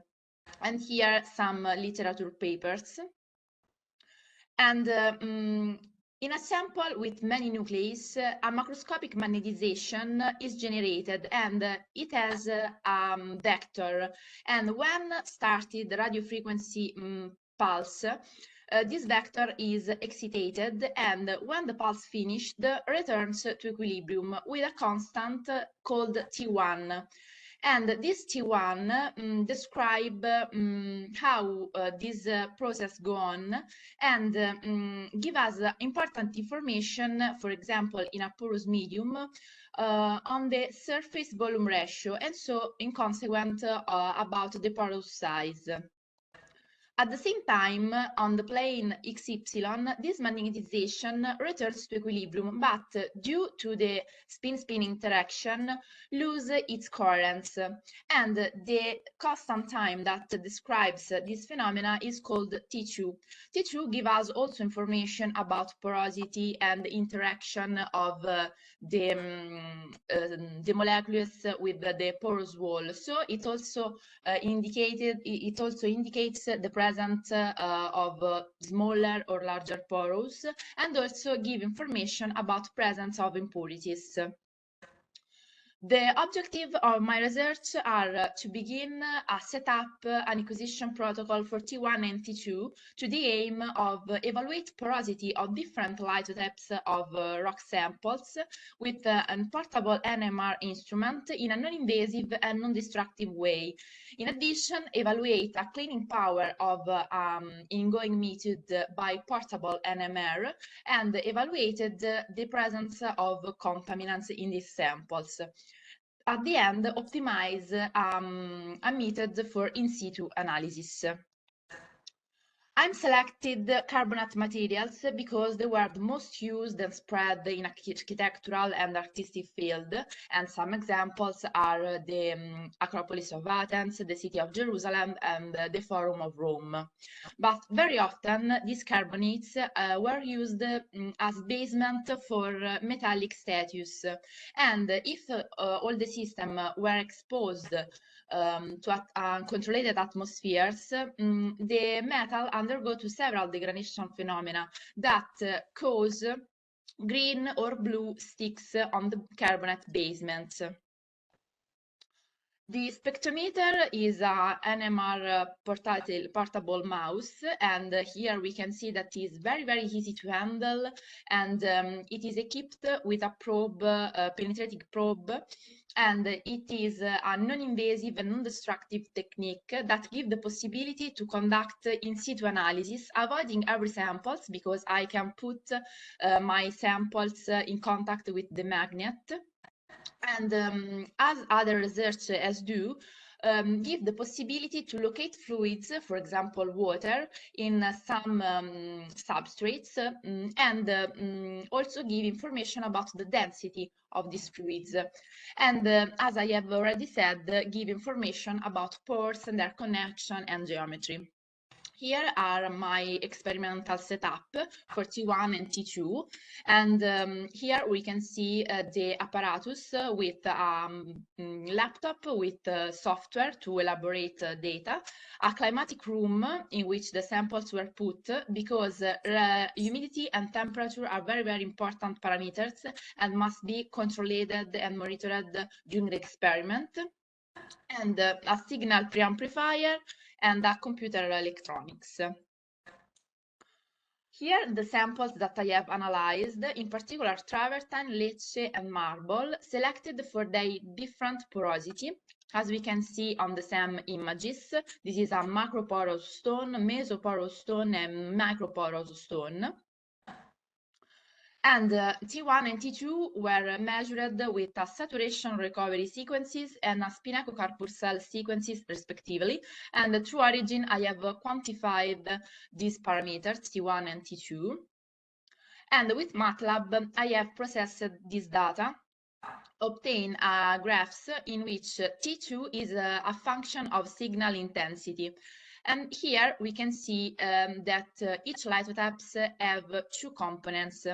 These two components are related to two different magnetization associated to two different waters that in the first case the lower component wet the porous walls that are small. In the second case, is related to the water that wet the larger pores. So in the first case, we can distinguish very well the differences between porosity. In the second case, we can distinguish the marble that have a T2 component major, an intermediate T2 component for Lecce, and a smaller T2 component for marble.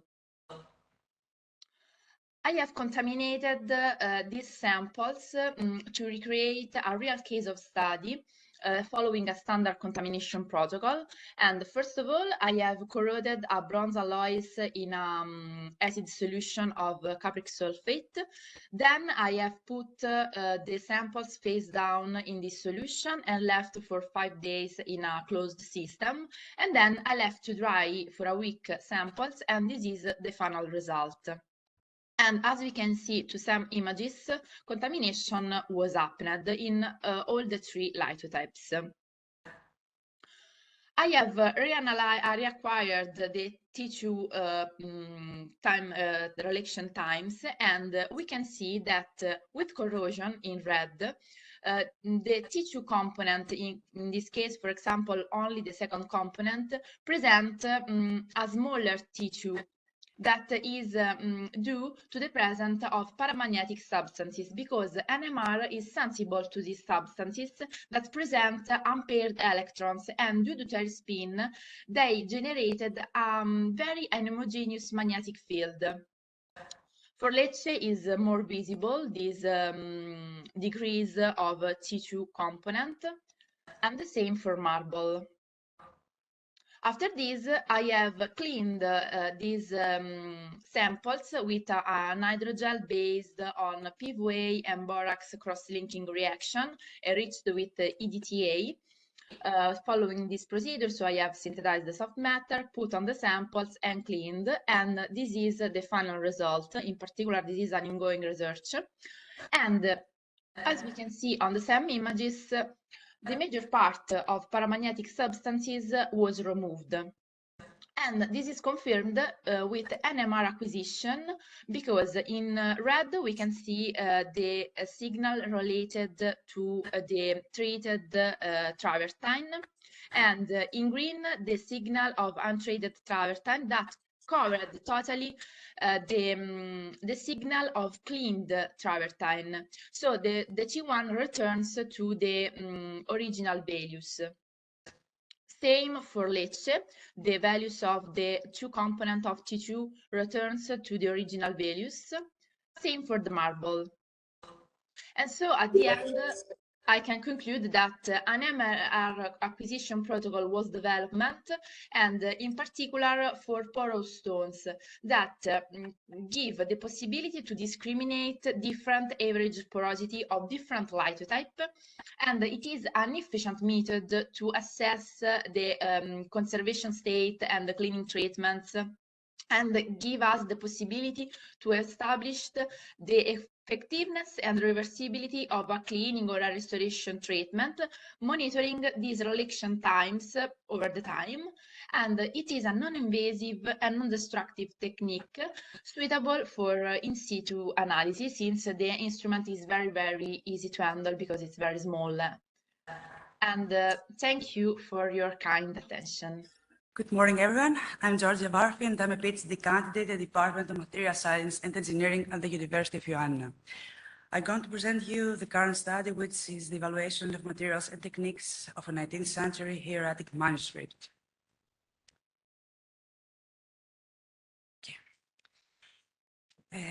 First of all, in this work, a 19th century hieratic manuscript had been studied. Generally, manuscripts used for liturgical purposes are subjected to numerous degradation processes. So, the evaluation of manuscripts' preservation state, as well as the documentation of manufacturing materials and techniques, are of great importance. In this work, infrathermography, optical microscopy, and semi-DX were applied as complementary characterization methodologies. Infrathermography was applied for the investigation of the book binding, optical microscopy and SEM were performed for studying the fiber morphology of manuscripts pages, and SEM coupled with EDX for elemental composition analysis of the inks. So let's move on to the description of the book. The book over there is an ecclesiastical book. Paraclitiki comes from Venice, according to its inscription, and more precisely from ecclesiastical typography of Phoenix, and it is dated back to 1858. This artwork presents darkening of the color of its pages and a characteristic yellowish hue. Also, due to human manipulation of the book for liturgical purposes, diminishing of paper strength and fibers, degradation are incident. A former restoration attempt was documented, which had been performed, of course, in a non-proper way, and there were observed greasy stains from wax and book binding, as well as in several pages of the book. Finally, insect infestation was observed due to poor storage conditions. Here we see the setup of infrathermography, optical microscope, and semi-DX, respectively. And let's move on to the results. In this study, lock-in thermography was applied for the investigation of the book binding. The leather of the spine is placed vertically to enhance, of course, the strength of the spine of mechanical stresses due to the usage of the book, and the borders of the leather beneath the cover page were not visible with naked eye. Thermographs revealed the presence of two horizontal leather pieces in the upper and lower edges of the spine, which are the borders of the leather inside of the book cover. Moreover, on these facts, the first thermograph shows us the vertical line of the leather, which is under the book cover and, of course, not visible with naked eye. The second thermograph shows us the horizontal border of the leather under the book spine. And of course, the third and the fourth thermograph shows us the border of the leather on the inside of the front book cover and on the inside of the back book cover, respectively. Moreover, the book binding of Paraclitiki appears to be original, manufactured by the ecclesiastical typography of Phoenix. And despite the relatively good book binding of the Paraclitiki, the first 16 pages that constitute the first tetradio, as we say, have been detached of the corpus of the book and are showed again in a non-proper way so that not to be lost through the ages. The last information that was obtained from the analysis of thermographs was insect infestation and delamination due to absorbed humidity and greasy stains. In the upper thermograph, we see, I don't know, it's very clearly seen, but we see that the first tetradio is showed again, and of course, strings are showed in the thermograph. In the second thermograph, we see that insect infestation, and with more wide region, we see the delaminations due to the humidity. And in the third thermograph, we see the greasy stains from wax and oils, pretty clear than with naked eye. Results of optical microscopy and semi-electron microscopy. Here, these techniques were applied for the surface study of the fibers in the paper pulp. Optical microscopy indicated that flax fibers were incident in the pulp, and also cotton fibers were detected in the pulp according to their morphology. On the right image, we see a flax fiber and in a greater magnification also. And in the lower left picture, we see a cotton fiber according again to its morphology. Here are some images revealed against the morphology of flax and cotton fibers. And according to the literature, paper was possibly manufactured from flax lined rags and cuttings, And from the late 18th century, cotton fibers were also used or mixed with flax fibers in the form of rugs and processed cuttings. Let's move on to SEM EDX. SEM EDX was performed for elemental analysis of the inks. Black and red ink were respectively investigated. Black ink had an organic base, while red ink was an inorganic one. Both sums had been subjected to sputtering procedure for improving their conductivity before elemental analysis, and following the elemental mapping analysis and spectrum, the nature of the black ink was confirmed to be organic, as no specific element such as trace element was detected. Moreover, EDX chemical spectra identified typical elements such as calcium, oxygen, aluminium, silicon, sulfur, chlorine, which are mainly associated with the processing that had been done on the paper. The alum, also known as paper-made alum, which was used as a coloring agent. This mineral with that chemical type was used as a catalyst for gluing industrial paper. Calcium carbonate originates from either hard water or some filler curing processing. Also, the presence of chlorine may be due to the treatment of water. Also, the chemical mapping analysis of the red ink and the EDX spectrum indicated that cinnabar mercury was incident in the red ink. And let's move on to the conclusions. A 19th century liturgical book had been examined for complementary analytical techniques. Useful information obtained about bookbinding, paper pulp, and painting inks. An in-depth investigation of the artifact was achieved by combining thermographs and the hints of bookbinding. Images obtained of the optical microscopy and SEM microscopy regarding the fibers of the pulp. SEM coupled with EDX for the analysis provided elemental and mapping composition of the printing inks, and all these results, of course, enable the conservator to get a better knowledge about the constituting parts of the old book, permitting a tailored conservation strategy. Thank you for your attention. So, and let's move on to the next presentation. It has to do with non-destructive assessment of hidden information in a post-Byzantine icon. First of all, for this work, portable artworks undergo many different conditions during passing time, resulting to affect their integrity. So non-destructive evaluations of great weight of scientifically testing the state of preservation of cultural heritage objects. The assessment of cultural heritage artifacts either alert the conservator when damage occurs and or reveal useful information which is not seen with naked eye. In this work, a post-Byzantine icon had been investigated, originated from Zagori region in Ioannina, Greece. Three complementary non-destructive techniques had been applied for the evaluation of the painting surface, as well as the wood for the wooden panel of the artwork.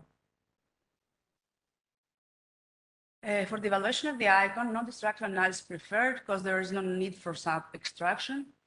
The methods applied in this article enable for a new approach for studying cultural heritage, leading to fast detection of deterioration processes, damage, localization, and identification of the original details of the artwork, for example, painting surface and pigments. Firstly, multispectral imaging is a state-of-art method for studying cultural heritage artworks, such as documents, manuscripts, and easel paintings. Macroscopic X-ray fluorescence spectrometry, macro-XRF, has become an increasingly widespread technique in the field of cultural heritage for the study of painting and characterization of pictorial materials. A well-documented also technique which is a real-time technique, contactless, and the full field is infrared thermography. The use of this technique is capable to, on time, assess the condition of cultural heritage specimens and monuments, fact that can prevent irreversible damage. Here we see also the three setup from multispectral imaging, macro-XRF, and infrared thermography, and on the left we see the under investigation icon. The results of macro-XRF. Macro-XRF was applied to identify the elements present in the recto of the icon. Detected elements include silicon, calcium, sulfur, potassium, manganese, iron, copper, mercury, lead, strontium, barium, and gold. The element distribution of images of gold, mercury, copper, and lead are presented. In the present experiment, we had these operating conditions, and the measurement spot size was set 500 plus 500 micro square meters with an excitation beam spot size at 580 micrometers.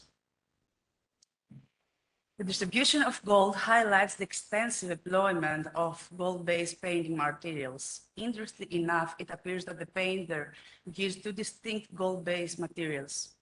Gold leaves for the gilding of rather extensive and continuous areas, such as halos, vestments of father and son, the border of icon, etc., and gold leaf powder rendering details such as highlights and vestments and angels' wings. Moreover, about XRF, the distribution of mercury highlights the use of vermilion for rendering vivid red areas, and the extensive employment of lead, white lead, is shown by the distribution of lead in the right picture. It is noted that the lead is not only detected in the gray colored areas, major part of the painting, but also on the red sky. So, lead appears associated with traces of mercury that depicts that the red sky above the whole Trinity was painted both with red lead, that's called minium, and vermilion, a very common mixture in the post-Byzantine paintings. Also, copper, as we see in the picture, was detected. It was detected in the green and blue areas. Based on the chronology of the icon, it is assumed that this element reflects the use of artificial copper-based pigments. Finally, the detection of barium presumably reflects the presence of barium sulfate, which is very commonly used as a filler pigment at the 19th century. Also, calcium, sulfur, and strontium relate to calcium sulfate compounds that were used in the grounds in the framework of Greek post-Byzantine paintings. And here we have the multispectral results. St. John's scroll was written in an organic pigment, not visible by XRF. So as we see in the upper example over here, I hope it can be clearly seen, the scroll is well, it can be read in a way very easily right now than it was with naked eye by seeing the icon. So multispectral image processing was performed and the written scroll became visible and the readability of letters had been improved. The first multispectral image captured at 660 nanometers where red color is incident and belongs to the visible wavelength of spectrum. On the edge of the frame, there are painted circles, while internally and in a lower layer, arrows are being depicted, which are colored with black and white lines that are not visible with naked eye due to the oxidized varnish. What I'm talking about is the second picture under. This image captured at 690 nanometers where deep red color is incident and also belongs to the visible wavelength of the spectrum.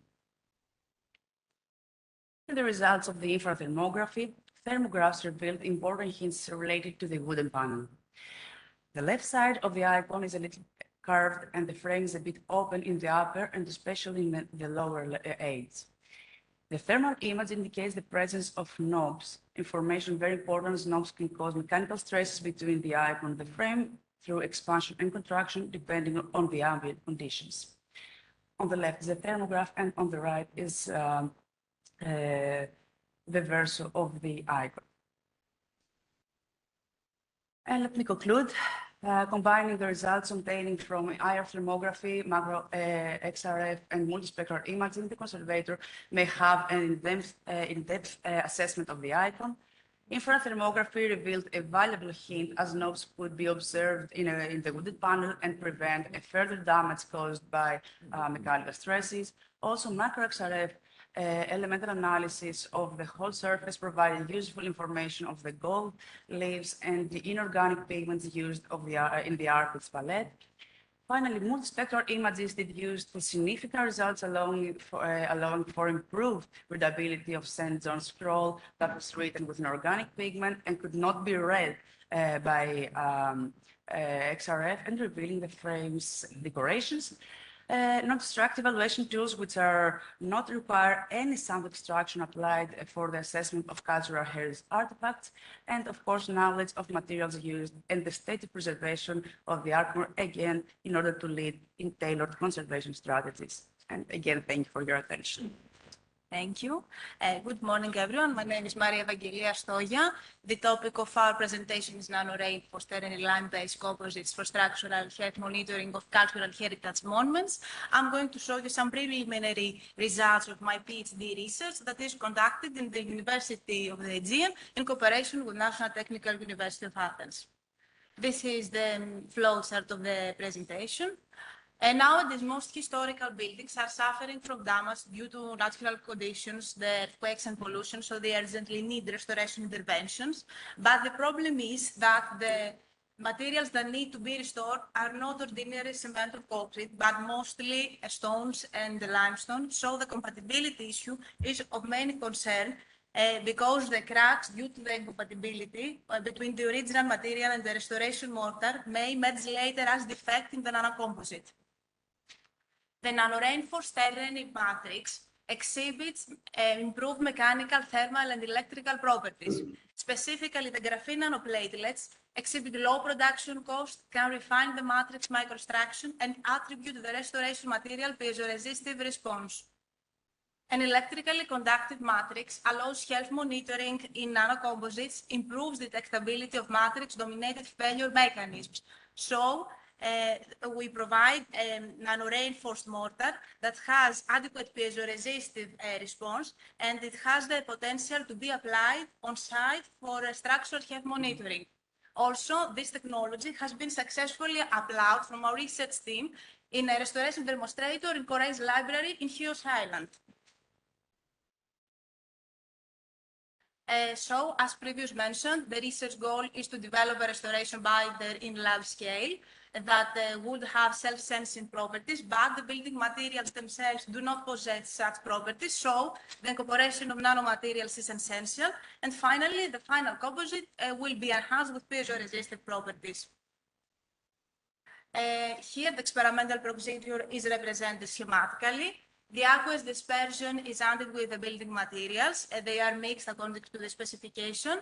The next step is the casting into the molds. The specimens are cured for 28 days, and finally the mechanical tests are carried out. The percentages of the building materials on our matrix were exactly 35% of commercial lime, 35% of metakaolin, and 31% of cement. The ultrasonication assists in the breakage of graphene platelets agglomerates and leading to a fine dispersion of GNP's aqueous solution at water mix. As the ultrasonication energy increases, the dispersion becomes more uniform with lower size of agglomerates. Nevertheless, at high energy, the ultrasonication may destroy the surface groups of the GNPs, decreases the lateral size, and finally they tend to agglomerate. From previous research, there is an optimal concentration of graphene. It's about 0.58%, and ultrasonicated, suggested to be ultrasonicated at 65 kilojoule. We studied 3 different ratios of superplasticizer per graphene that were 0, 1, and 2. For 2 different concentrations of graphene. The lower was for jointing application, and the other, the 1% for grouts application, and all the dispersions were ultrasonicated at 65 kilojoule. So let's move on to the results regarding the compression test. The reinforced samples and their compressive strength was 70 megapascal approximately, and the reinforced were 23 megapascal. So it's obvious that the incorporation of GNPs in the matrix improves the compressive strength in both ratios of superplasticizer. And this comes in good agreement with previous researches that proved similar increase by adding graphene oxide and reduced graphene oxide also in ternary base. And adding higher GNP's concentration, 1% for grouts in the matrix leads to a measurable increase of the compressive strength. And also, when we add a superplasticizer in the same content with graphene, it is not highly beneficial for the compressive strength. And also, we can see a dramatic reduction of the compressive strength if the the ratio of superplasticizer per graphene is equal to 2, due to the demixing from the high superplasticizer content. And the bending test now.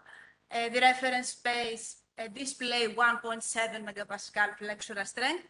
Adding GNPs in the matrix leads to a small reduction of flexural strength.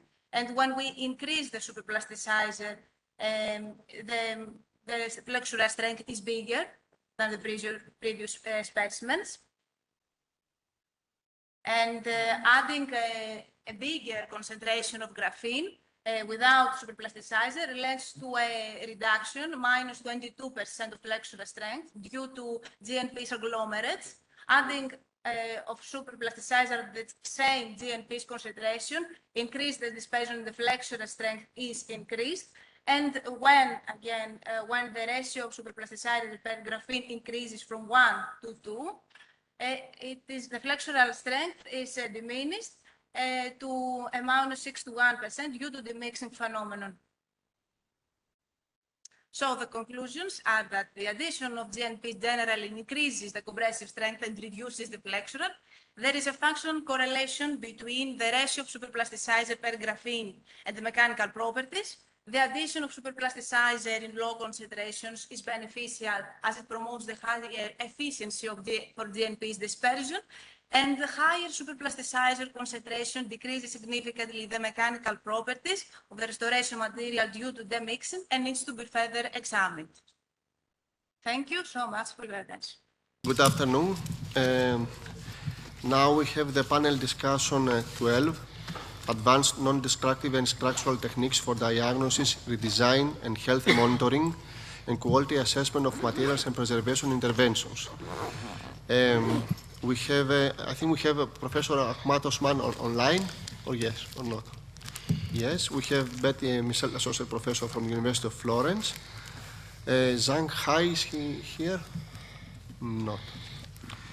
Tsanguri Eleni, Professor from Vrije University of Brussels. George Karagiannis from Ormilia Foundation, Scientific Director.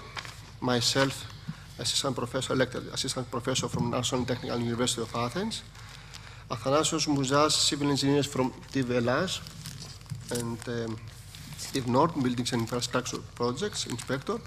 Professor Kosmas Sideris from Democritus University of Thrak, Department of Civil Engineering. Professor Matikas is on his way to this panel, and Professor Christoforu Vangelos from National Technical University of Athens, School of Electrical and Computer Engineering. He is also the rapporteur, if you know. You're going to wrap up the whole session. Okay. So we're going to discuss about advanced non-destructive, the issues, the current trends and the current issues pertaining to the advanced non-destructive techniques. Should I start to say some issues, or should I? We have a presentation from Professor Sideris. Let's start with Professor Sideris then.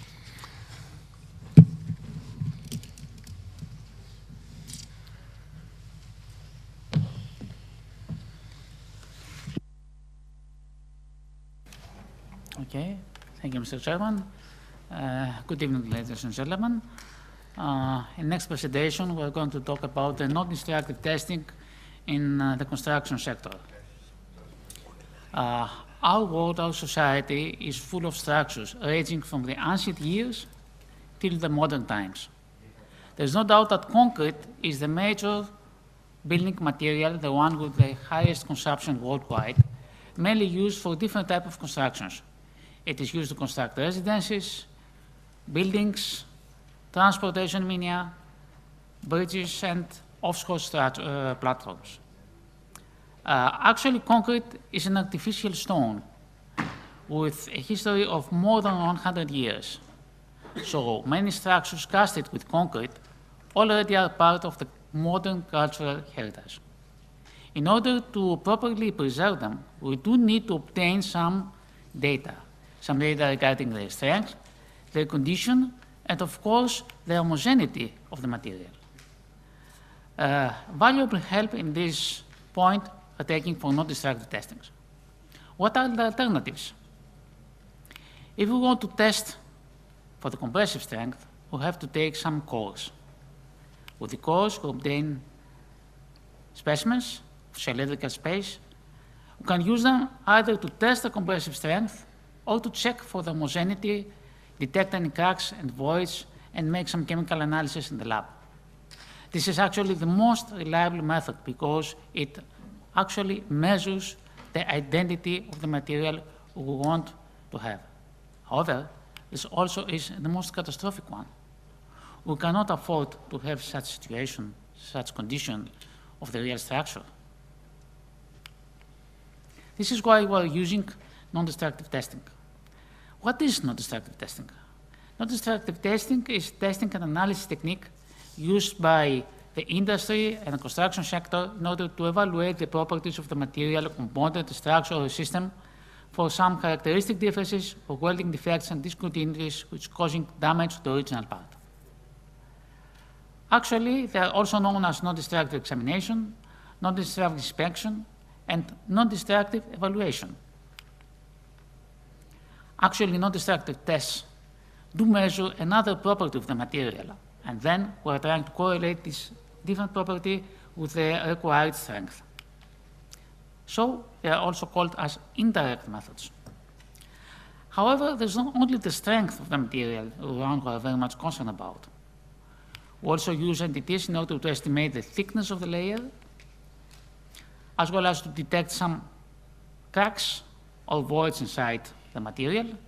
And of course, we do need them in order to detect some embedded metals, as the most widely used embedded metal in the concrete structures is, of course, the reinforcing bars. The most known and accepted non-destructive test for concrete is the concrete rebound hammer test, covered by European standard EN 12504/2. Actually, the Schmidt rebound hammer is named as Schmidt because Schmidt was the first manufacturer, is principally a surface hardness tester. It works on the principle that the rebound of the elastic mass depends on the hardness of the surface tested. So actually, we do measure the elasticity of the surface of concrete. And then we want to relate this property with the compressive strength. And yes, there is a one-to-one unique relationship between the rebound hammer and the compressive strength of concrete, but this is valid only for the same and unique type of material, in this case, the concrete. We do measure the elastic properties of the surface of the concrete. This method is able to measure only in a depth of 30 millimeters, the maximum.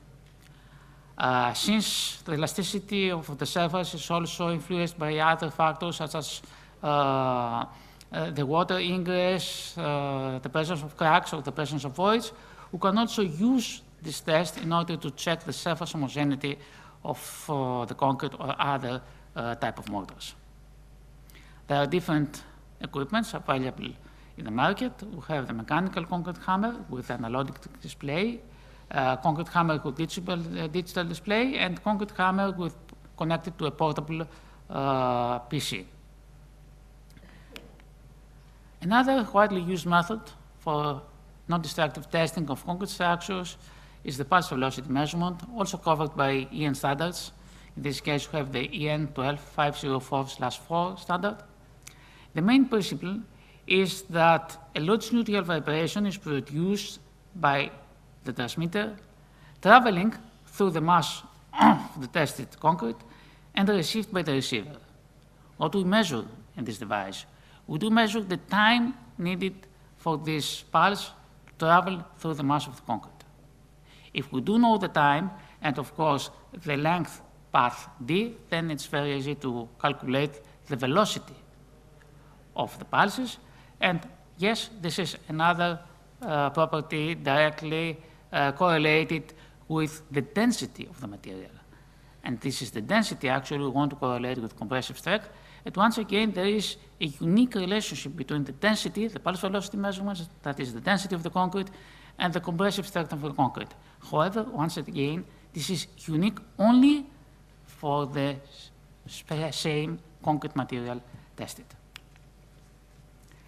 It is widely used for the inspection of concrete elements, and as you can also see in this diagram, we can once again use this method in order to check the homogeneity of the material, to check for the existence of voids, cracks, as well as for the presence of water ingress. These two were the most widely used non-destructive tests in concrete materials already covered by EN standards. Of course, there are also many other valuable non-destructive tests, as the radiographic testing used to detect voids in the concrete and position of stressing ducts. The sonic methods are shown in this photograph. The ground penetrating radar or impulse radar testing used also to detect the position of reinforcing bars or stressing ducts. The infrared thermography, a very valuable entity used to detect voids, lamination, and other anomalies in concretes. And of course, the acoustic emission techniques also used to provide some valid information in order to predict a possible catastrophic failure or some other elements inside the structure of the material. As I mentioned before, concrete is actually an artificial stone. So all the destructive methods used for inspection of concrete structures may actually be used also for the inspection of mortars, stones, bricks, and structures of the cultural heritage. In any case, the data you can collect from these measurements is very valuable, given that the persons who are going to test the structures and the materials are well-qualified professionals. Thank you for your attention.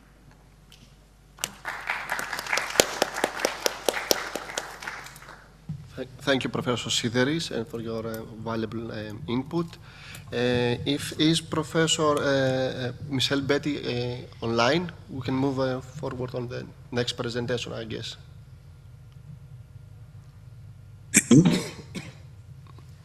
I'm online. Yeah, you may start your presentation or your talk if you want. Please. But unfortunately, I don't have with me my presentation because my presentation was yesterday and was taken by Francesca Marafini. Then I don't have really a presentation. I'm sorry, but It's okay, but you may give a small talk about your thoughts about the issues. Sorry? Oh, about the... yes, of course. Go ahead. I think that the issue that we have just seen are very important. From my point of view, another very important non-destructive investigation technique is the monitoring, and we are working. I don't know if you are able to hear me. We are, yeah, please. Okay. From my experience, and this is the last topic in which I am involved, the dynamic monitoring of by means of accelerometer or I don't know, for instance, other type of tests is very important to control the safety, online the safety of building or monumental building.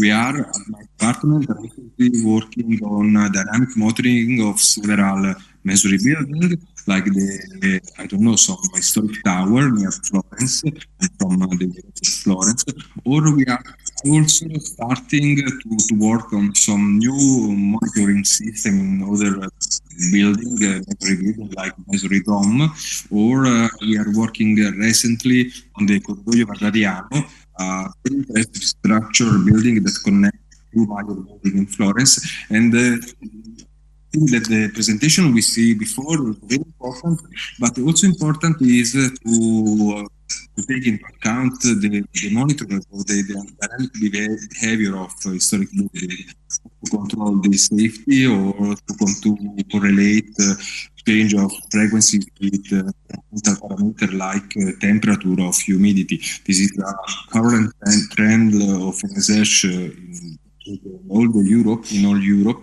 and it will be in the future, maybe thanks also to machine learning methods, neural network. It will be a very important tool to characterize and to predict the behavior of monumental building under I mean, normally environmental load or exceptional load like weight. This is just my short point of view.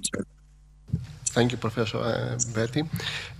Yes, indeed, these are valuable input, especially with the environmental impact on the buildings and the structures, and this is where a field of non-destructive testing can actually have a valuable, very useful contribution. Professor Eleni Tsagouri, are you ready to give your input? Yeah, hello from my side. I'm coming from the Free University of Brussels, and I'm stepping on the shoes of Professor Agelis, who you might know. We are working on non-destructive inspection, and we use non-destructive inspection as a tool to understand the fracture of different materials, concrete, masonries, and eventually we try to evaluate how repair is effective in a secondary phase. And this is the main focus of our research at the Department of Mechanics of Materials and Constructions. Actually, I'm working in a team where half of the team is designing new materials, using textiles, new type of fibers. I'm having a self-healing background. We do design smart cement compositions, and we try to combine that and compare that with conventional solutions. 3D printing is also in one of the directions where we try to develop new technologies, and all that has to be evaluated and has to be characterized using non-destructive techniques. Both static conditions, but also in fatigue and more dynamic situations. So this is my personal experience and the department's background. Well, in the same time, I thought of presenting to you today some challenges from the north of Europe, where we are facing we're having quite some issues on understanding how constructions or buildings are deteriorating, are damaged. First of all, we are exposed to the sea, and sea nowadays is becoming quite a challenging issue because due to climate change and due to new weathering situation, new weathering conditions, we have to adapt the way we build and the way we renovate, the way we repair in order to extend and provide extra durability in our buildings. And at the same time, I'm working on a society where the heritage and the monuments are mainly coming from the 20th century. That means they're mainly built out of concrete and masonry. And the biggest challenge for us as engineers when we apply for research projects or for funding is that we ask the conservation of a building, or we discuss the conservation of the building, and very often we don't define the value of the building because it's very, very young.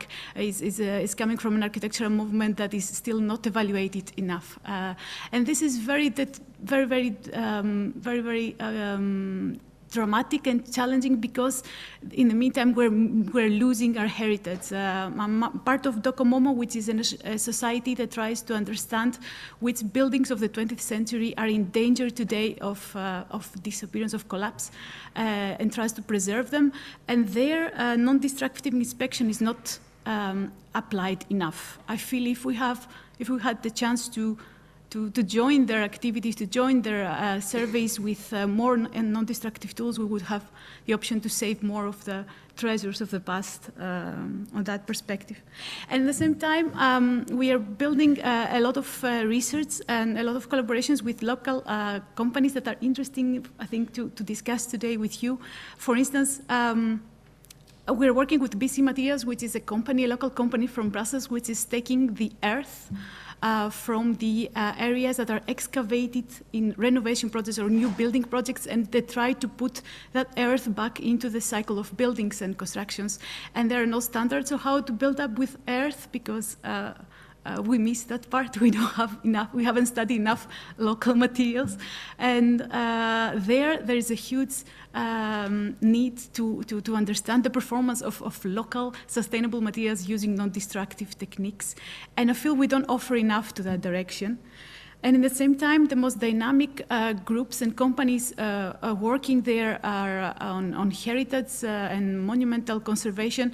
For instance, Origin, a company that is directed by a professor working in our department, are dealing with challenges on recent concrete and masonry buildings. And again, we haven't adapted our non-destructive tools to understand how repair and retrofitting restoration should be done properly. So I'm here challenging and questioning how the tools that I have in the lab facilities can come out of the lab and reach the real world and then challenge and understand the buildings of the real society. In that perspective, I'm here to place a few questions on, for instance, how upscaling of the NDT potentials can be done, how mapping can be reached. We often measure with point measurements in the lab. We measure 30 different points in that small piece of concrete that you present, Professor Sideris. And eventually, when we have to do an inspection of a building that is 10 stories high, we get lost. Another thing that I wanted to point out is that last year, together with Professor Agelis, we built up an idea on a European project, and there we questioned how we can build a common language in different non-destructive methods, how people from different fields can discuss. And because we noticed that we are working on retrofitting of concrete. We have reached some conclusions. We have reached we have gotten some findings. But when we reach the world of heritage conservation, then we don't manage to communicate that. We don't have managed to bridge the fields and bridge the knowledge, and that's another challenging topic I want to place in the table. And last thing to say, I'm not often joining conferences on conservation. I'm very glad to be here today, and I find very impressive that I found examples of ideas of projects that merge different non-destructive techniques together. I'm very impressed by Kalos, these three methods placed together concept, and I feel that this is a direction where we should go. We should try to merge and really link techniques and expertise in different directions. Thanks from my side. Thank you, Professor Changouri. And I may adapt that we need to step up our efforts in doing this, because we not only have to study traditional building materials with analytical and non-destructive techniques, but in the meantime, new materials have emerged, new conservation techniques have emerged, so we have to catch up studying this. If we don't step up our efforts, we may lose the train, which is for this effort. Professor Dr. Karagiannis from Ormile Foundation, please go. I have a presentation.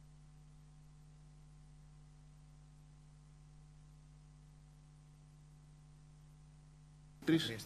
Yeah, I need also the controller.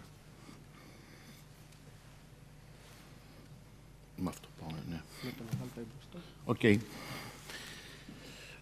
I will give you a short presentation of our laboratory, and then I will pose one issue, actually, or two, on the field, because I could pose more.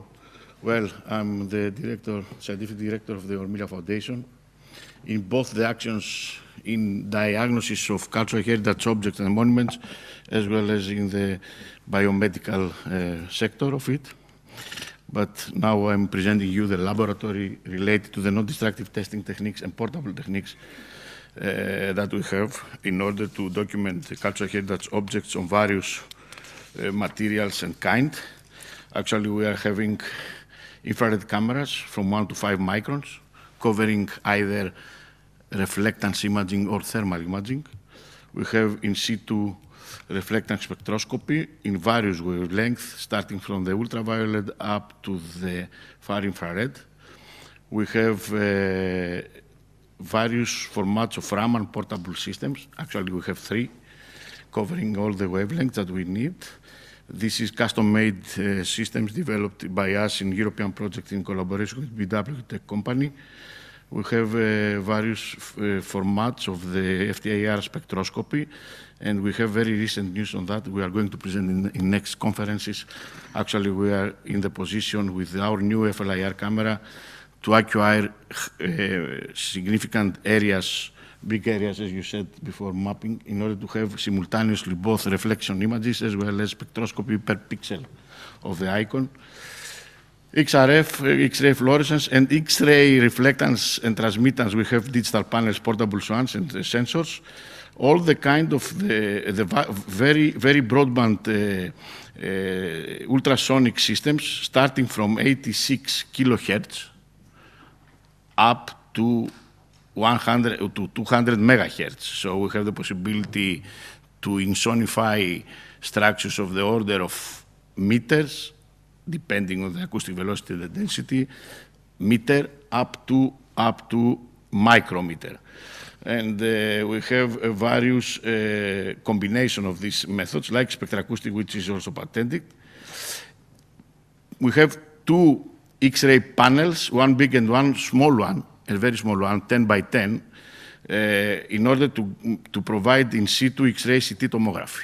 We have done such kind of works all over the Mediterranean basin for the time being, and we have also a very broadband electromagnetic microwave systems, radars, from 200 megahertz up to 4,000 megahertz. So we have the possibility of resolution of the order of, centimeters up to several millimeters resolution. Okay, I'm pausing, yes. I'm pausing this now. Well, so this is all the methods are in common mechanical systems in order to have high fidelity of and resolution of the information.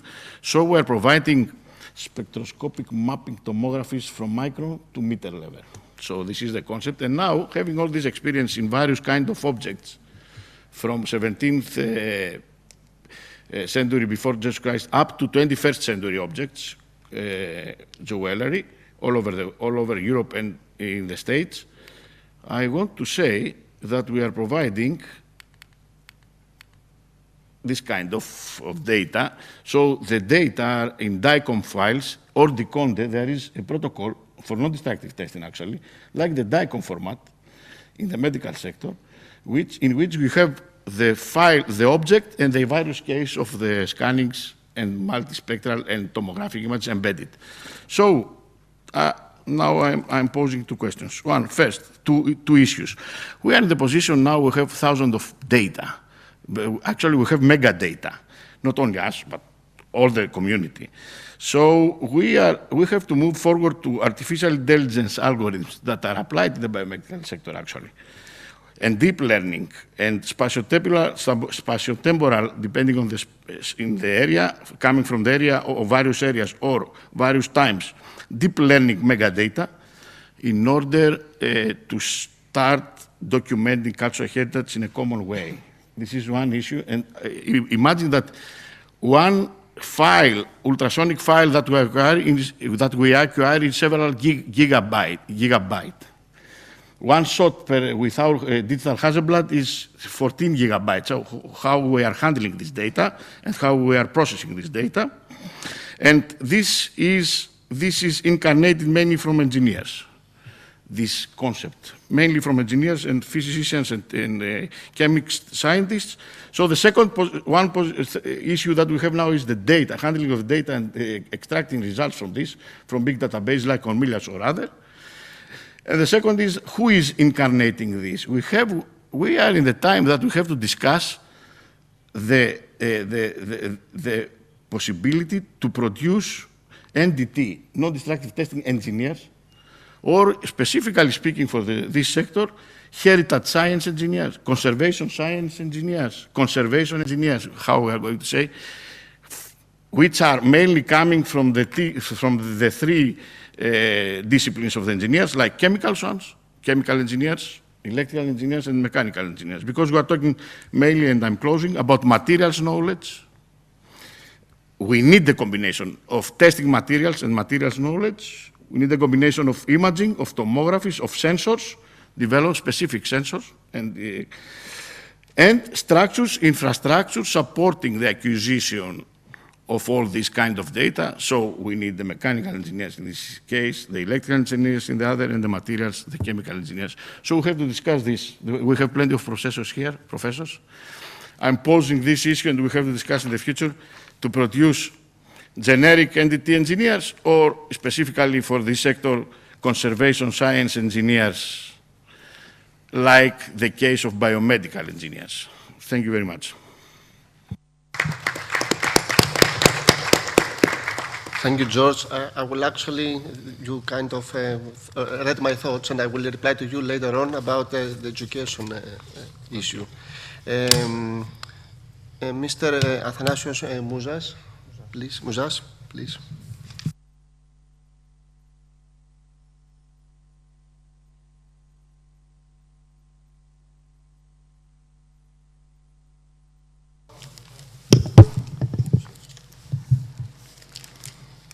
Hello.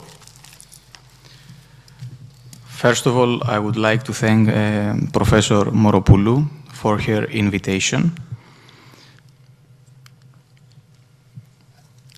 My name is Athanasios Mouzas. I am a civil engineer and I work as a Buildings and Infrastructure Projects Inspector at TIFELAS. Today my presentation consists of two parts. The first part is for the description of TIFELAS inspection services for buildings and infrastructure projects. Now, a short history. TIFELAS is a certification and inspection body, 100% subsidiary of the German TÜV Nord Group. It has been active in Greece since 1987, providing third-party inspection certification services for all types of enterprises in both the private and public sector in the fields of technology, quality, security, energy, and environment. TIFELAS has become a leader in the field of inspection certification, offering services with prestige, reliability, visibility, and added value. We have three main categories of inspections. The first one is the construction safety. We have also the energy savings and the functionality. The main inspection services for building and civil engineering projects are the review of documentation, studies and project specifications, project quality plan approval, supervision of quality plan, approval of materials and equipment, inspection of subcontractor premises, witnessing of factory acceptance tests, witnessing of lab tests, site inspection during construction works, indicative quality control of works, witnessing during commissioning, monitoring of non-compliance of the contractor, draft monthly reports, and we also proceed to suppliers' factory inspections, such as steel structure production factories and concrete production plants. Also, TIFELAS verifies the maintenance reliability, the conformity of maintenance services to agreed performance characteristics, plus the conformity of installations to legislation and standards. Inspection during maintenance are performed on a simple basis in two levels. First, installation safety, and secondly, installation functionality. Also, inspection services to other sectors are functional testing installations, for example, electromechanical installations, photovoltaic and wind park power stations, road construction, tunnels, bridges, fire safety, landscaping, lightning protection systems. Now, the second part of my presentation is the non- and semi-destructive testing for the diagnosis and assessment of structures. In this page, you can see the general structure for the inspections of the reinforced concrete. First of all, we have the visual inspection of reinforced concrete structures. Then we proceed to the initial estimation of the structure's condition. By monitoring non-destructive testing and lab analysis, we collect our data and create our database. And finally, we have the assessment and the maintenance procedures. Now I'm going to present you a table consisting of 6 columns describing the technique, the method, the type, the purpose, the standards, and a little image. First of all, we have the visual inspection. Also, we have the drilled course, the rebound number, hammer, pull-out force. We have also the ultra-pulse velocity method, electromagnetic cover meters, the radiography, ground-penetrating radar, infrared thermography, half-cell potential, resistivity measurement, linear polarization resistance, galvanostatic pulse method, pull-off test, wet film thickness, this is especially for coatings, dry film thickness also for coatings, carbonation depth, pH measurement, chloride content measurement, petrographic analysis. Also we have the method for water absorption, cross-cut test, moisture vapor emission rate, and finally the moisture content. Now, I would like to close my presentation by defining the term quality. What is quality? Quality means different things to different people. International Organization for Standardization, with ISO 9000 Fundamentals and Vocabulary, formally defines quality as the degree to which a set of inherent characteristics fulfill the requirements. And according to Aristotle, quality is not an act, it is a habit. Thank you very much.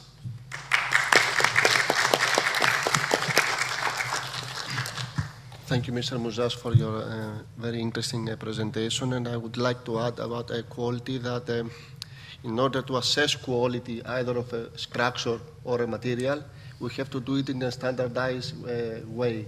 And we shouldn't only focus on the standardization of making the measurements, but we should also focus on the standardized analysis of the measurements. If Professor Sideris may want to do some thoughts after the first circle with about standards and what are the trends. Professor Matikas he's not here, so if Professor Sofor, you want to take the floor? Of course. Thank you.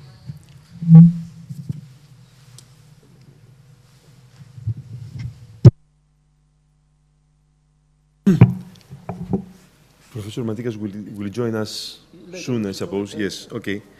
So, I suppose, okay. I would like to talk to you about a specific technology on steel health monitoring, as we call it. In other words, in terms of determining the area where a steel is going to fail, and also the time it is most probably to fail.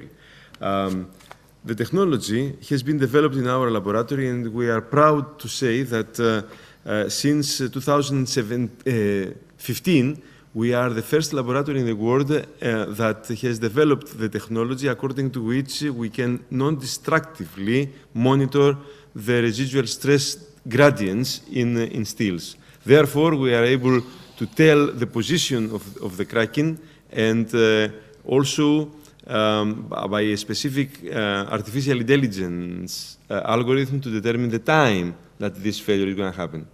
So, at the first place, let's see what are the technologies to monitor residual stresses and why this is quite new, what I'm going to present today. The way to measure residual stresses is laboratory methods based on the X-ray diffraction Bragg-Bretaño setup, which is very similar to the neutron diffraction method for localized residual stress measurements. However, both technologies cannot be really used in the field because you cannot really move a nuclear station next to the steel structure or a lab equipment like an XRD to make these measurements. For this reason, we wanted to implement magnetic technologies for this purpose. And we wanted to correlate residual stresses with magnetic properties. Why magnetic properties? Because you can test them contactlessly. You can monitor magnetic properties contactlessly. This means that we were obliged to generate residual stresses in steels. So bear in mind that we work only for steels. Well, only means 40% of the total global income per year, but only steel. So what we have done is that we take a piece of steel, any kind of steel that we want to test, we cut it in two, and then we weld it autogenously, meaning without introducing any new material on it. So welding by TIG, plasma, RF induction welding, or even electron beam welding process. Practically the three first ones, like plasma, RF induction, and TIG, are the industrially used technologies for, let's say, pipelines and the like. So having done this autogenous welding, we can generate residual stresses from minus yield point up to plus yield point of the steel. Therefore, we are able to determine areas where residual stresses are different each other. Therefore, by performing either X-ray diffraction or neutron diffraction, we are able to monitor the localized residual stresses in the X-axis or Y-axis, or using the neutron diffraction technology in the Y-axis, in the Z-axis also. Okay. I don't know if it is the proper audience to tell about details on the XRD Bragg-Brentano measurement, but we simply monitor the response of X-ray in a specific mode that we are able to determine the strain at each point of measurement, at each volume of measurement, let's say. Therefore, multiplying this strain with the Young modulus, we are able to tell the stress.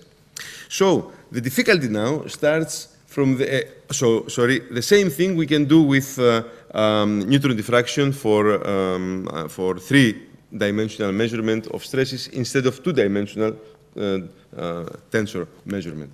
An example of such 3D stress tensor distribution monitored by neutron diffraction is shown in this slide, in which we are able to see the stress tensor along the welding of different types of steels.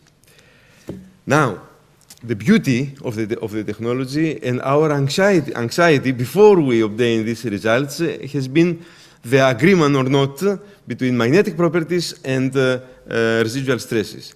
In fact, designing careful sensors, and by the way, I am proud to represent the sensors laboratory of NTUA, we have developed quite precise permeability meters and quite precise Barkhausen noise meters, two different properties of magnetic properties, actually. We found, as you see from these results, we found a quite good agreement between the residual stresses and the magnetic properties. In this slide, you can see that the spots determine the actually measured residual stresses, and the continuous line represents the response of magnetic permeability or Barkhausen noise of the system. You can see how nicely the magnetic properties follow the residual stresses. Apart from that,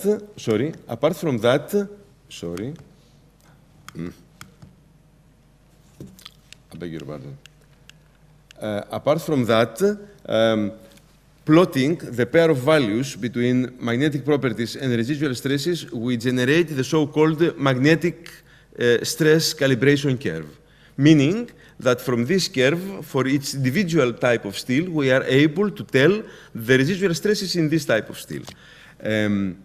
We have done this for about actually 17 different types of steel. And we have this knowledge to go in the field and monitor. I will tell you a little bit later about that. However, each mask, each magnetic stress calibration curve is different each other. However, we have found out that normalizing the x-axis with the corresponding yield point of the given steel, and the y-axis, the magnetic property, with the maximum amplitude of the given magnetic property, all these curves, all these masks collapse into one single mask. So we found a universality law applied in the monitoring of residual stresses. Is it important? Apart from a publication, I mean, is it important? Yes, it is. Why? Because if you have an unknown type of steel, let's say in tap, for example, or in refineries, let's say, pipelines, etc., you have an unknown type of steel. The only thing you have to do is to perform stress-strain measurement to determine the yield point in parallel, together, I mean, with the determination of either magnetic permeability, maximum magnetic permeability, or Barkhausen noise, maximum of Barkhausen noise. Therefore, you develop the mask, the magnetic stress calibration curve of an unknown type of steel. This is important. Okay, I will skip some details I will keep some details, actually, saying that the technology has not only been developed in the laboratory, this is TRL 3 to 4, this technology has been proven in the field. These results I'm showing there are results from the Corinth Pipe Works, successful agreement with ductile to brittle transition temperature measurements with our technology, saving money and time in measurement, determination of quality of the incoming steel coils, determination of quality of welding process, etc. Similarly to that, we have worked together with Mercedes and Aachen Technical University in order to determine the qualities of the trip steel, you know, an important steel for car industry. And also, under the auspices of the American Bureau of Shipping, we have proven the technology in ships, so reaching a TRL 7, finally, in our methods of measurement. Apart from that, we are able to rehabilitate stress gradient in order to avoid residual stresses. How we do that? By localized RF induction heating. Localized induction heating. I skip some details on that, and I will give you just an example. Here I'm showing you the induction heater. It's a very simple induction heater we are using, in field available, let's say. And using that, we have taken a piece of steel, let's say. We drop 2-inch steel ball from a distance of 1 meter. We generate localized stresses in 2 different positions, and by using the induction heater, the probe, I mean, the stresses, as you can see, are removed back to, more or less, to its previous stage. These rehabilitation results, though, are TRL 3 to 4, not 7 yet, and we are looking forward to implement these technologies in applications. One question is that can we possibly use the technology for cultural heritage purposes? The answer is yes, by means of testing steel structures, ancient, let's say, steel structures, like weapons, like swords, and these sort of things. At the moment, using this technology, we have started already in collaboration with ArcelorMittal to introduce a new draft standard in the ASTM in order to generate our first standard on that, in order to be able to implement it through ISO 17020 and 17025 in the field for the sake of industries. And in fact, the technology and the NTUA needs the help of all of us to promote the technology in all possible fields of applications in steel structures. Thank you. Thank you, Professor Christoforou. And actually, this is a demonstration that advances in science and advances in technology of the science, they are ahead of the problem. As you mentioned, we are trying to find whether this is useful for cultural heritage. You have already proceeded with the process and the design of the method, and now we are looking whether this very useful method is applicable for cultural heritage, which I also believe it is. And this is, probably I can put my input. This is one of the challenges. Actually, I will talk about data, which is, as George mentioned before. I was thinking about the challenge of data management. As you may see, although most of the speakers talked about laboratory level techniques, we shouldn't forget that non-destructive testing covers a whole wide area. Being here in the conference all these 3 days, I was impressed with the advances in technology, in LiDAR, in drones and optical documentation. We saw the CALUS project, and we realized that we nowadays generate a lot of data, and multispectral data. It's actually the title of the conference. And there is a challenge how we manage them. It's not the challenge of creating a depository of this data. It's actually a challenge of how you manage this information. First of all, you have to realize what information you're putting in. For example, in our group, we are dealing with geophysical analysis with ground penetrating radar. Is it a question of just putting the raw data, the radagrams, in a depository and somebody will look at it? I don't think this is the case. I don't think this is a challenge. The challenge is how to make it accessible and understandable for everybody else. And when I mean for everybody else, I don't mean necessarily any scientist that knows about geophysics. I'm talking mostly about scientists that don't know anything about geophysics. For example, I want archaeologists to look at the data and realize that they are looking at something and say, ah, yes, I need that. The same with all the other techniques that we saw here with Professor Christoforou, Professor Sideris, all these very analytical and very scientific, let's say, techniques. But we would like to have them in a database or in a platform that it's understandable by many disciplines. That's the beauty of it, and that's the challenge of it, and the trend ahead, because as George said before, nowadays we take a picture and it's actually gigabyte. A few years ago we were taking a picture with our phone and it was like 8 megabytes and we were happy about it. The next level of it, so it's a matter of size, not only where we put it, how we handle all this multitude with this multitude of types of information. So I'm thinking big in the sense that we shouldn't just focus on the techniques per se, we should focus on the applications. We should look from, for example, for a small concrete cylinder up to the level of a historic city. In a historic city, obviously looking at a laboratory technique like rebound test, it's useful, but then how do you handle that by doing that in a medieval city of Rhodes, let's say? So you have to use other techniques. How do you merge all these things together, and where do you put this information together so that you merge it? Then the next level, I'm just describing 4 levels, don't panic, it's the data ethics.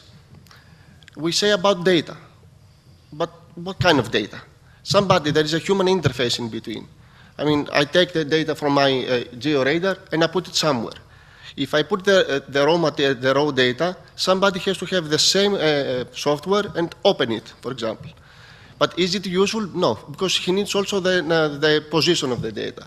Is it still useful? Not necessarily, because they need the human interface, the scientists, that they need to describe that.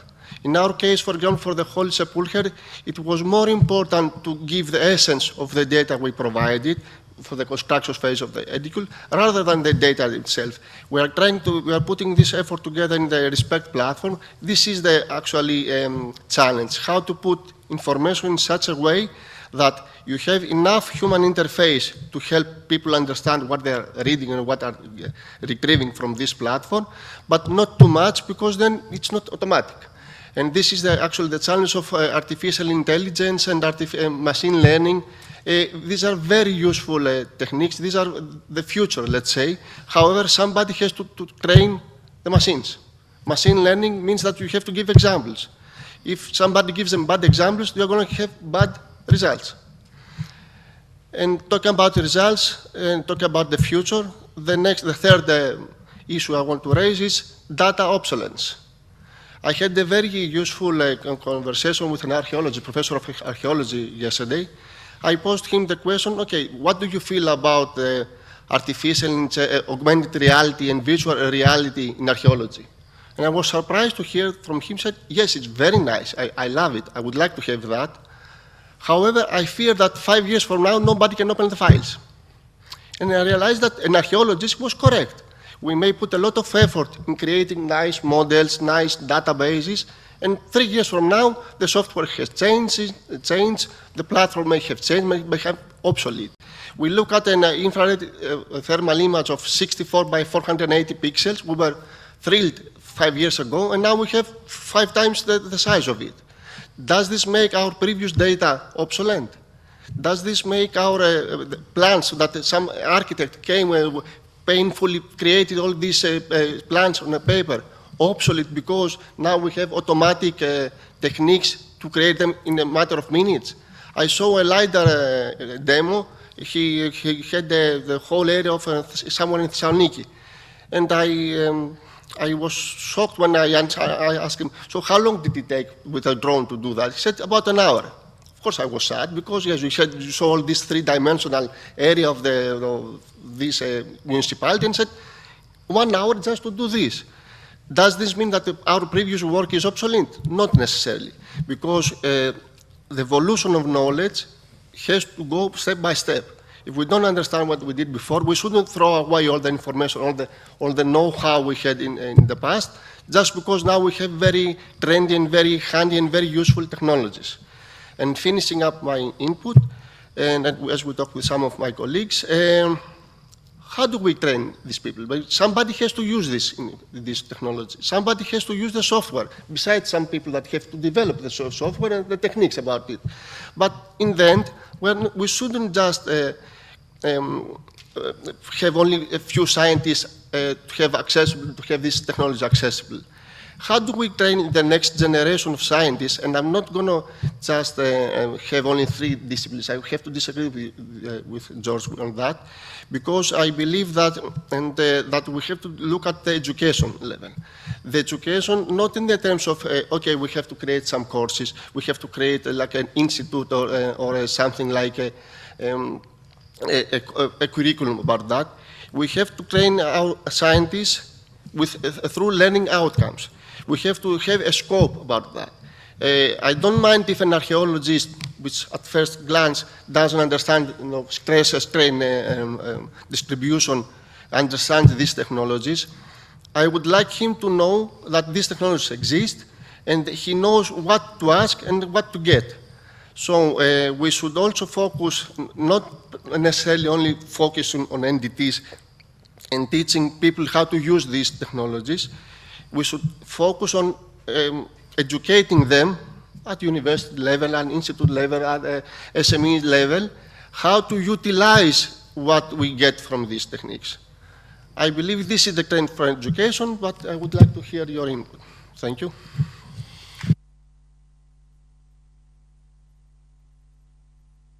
And perfect timing for Professor Matikas to bring his input, his valuable input. Thank you. Sorry for the delay. I just arrived with the plane.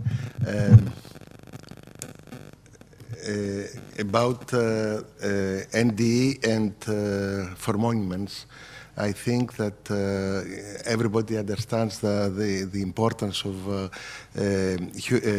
health monitoring methodologies based on non-destructive evaluation techniques for such applications. I think one very important issue is because we know that there is no one technique that can characterize a material or a monument alone, but you need a multitude of techniques together.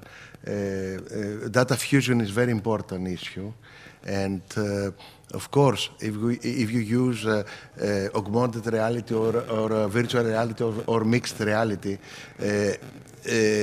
you need to be this needs to be based on fused data of different techniques that provide complementary information, and this is a comprehensive approach for available information for preservation technicians or archaeologists in order to perform their work.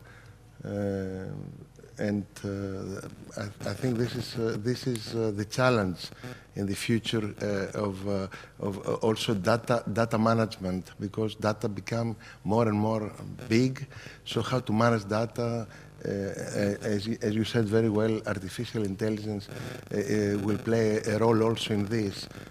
How to minimize data in order to be more to be more effective using our tools. Yeah, thank you. Thank you, Professor Matikas. Do you have any questions from the audience that we probably discuss and clarify? Yes, please. Hello, I am Dr. Yakoumaki from Forth. I would just like to talk about this first issue that you, Kyriakos, said about the data management. For example, in Kalos project, apart from developing instrumentation, we are also in collaboration with the Computer Science Institute at Forth. They are creating a digital repository for all the data, that is coming from all the analytical techniques.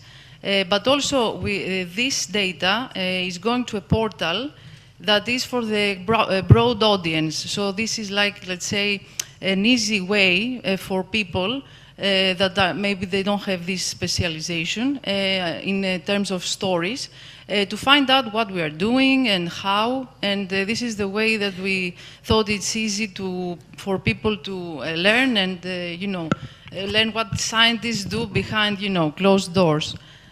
So this is one idea, for example.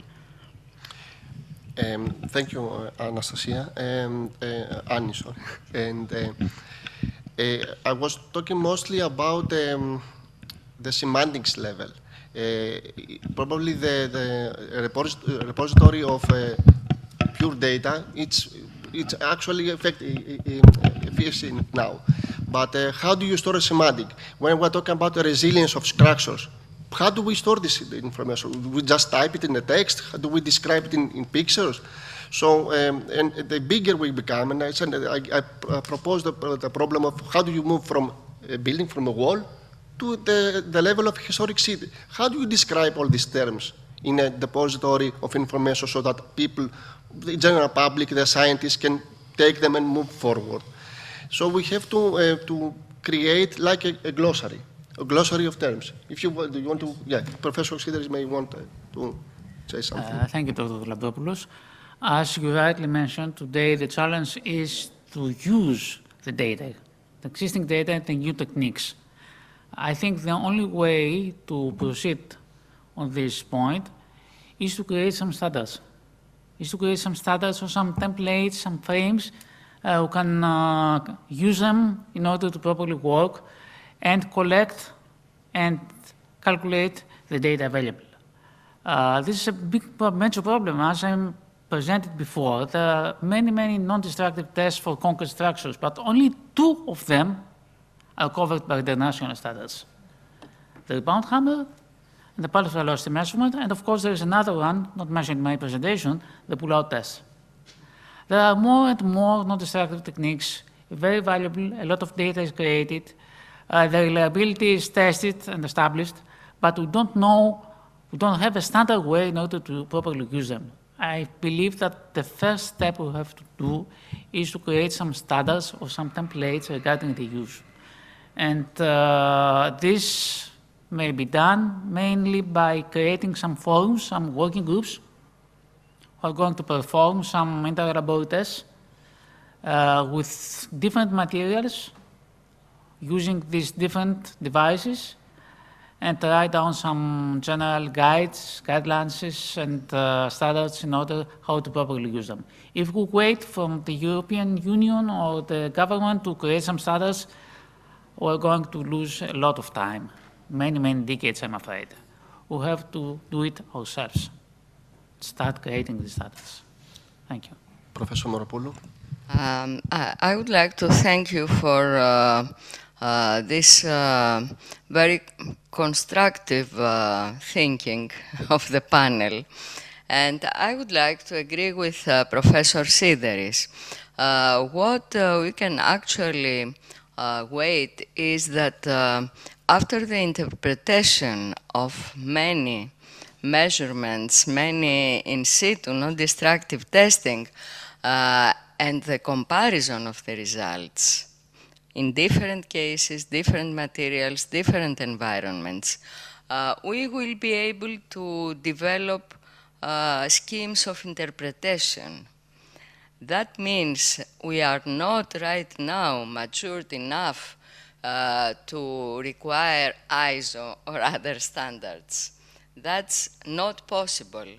But the question is, the question that Professor Matikas posed, which should be the elaboration of all this data in order to be able to use them towards interpretation, towards diagnosis, towards structural health monitoring, towards redesigning infrastructures, buildings, monuments.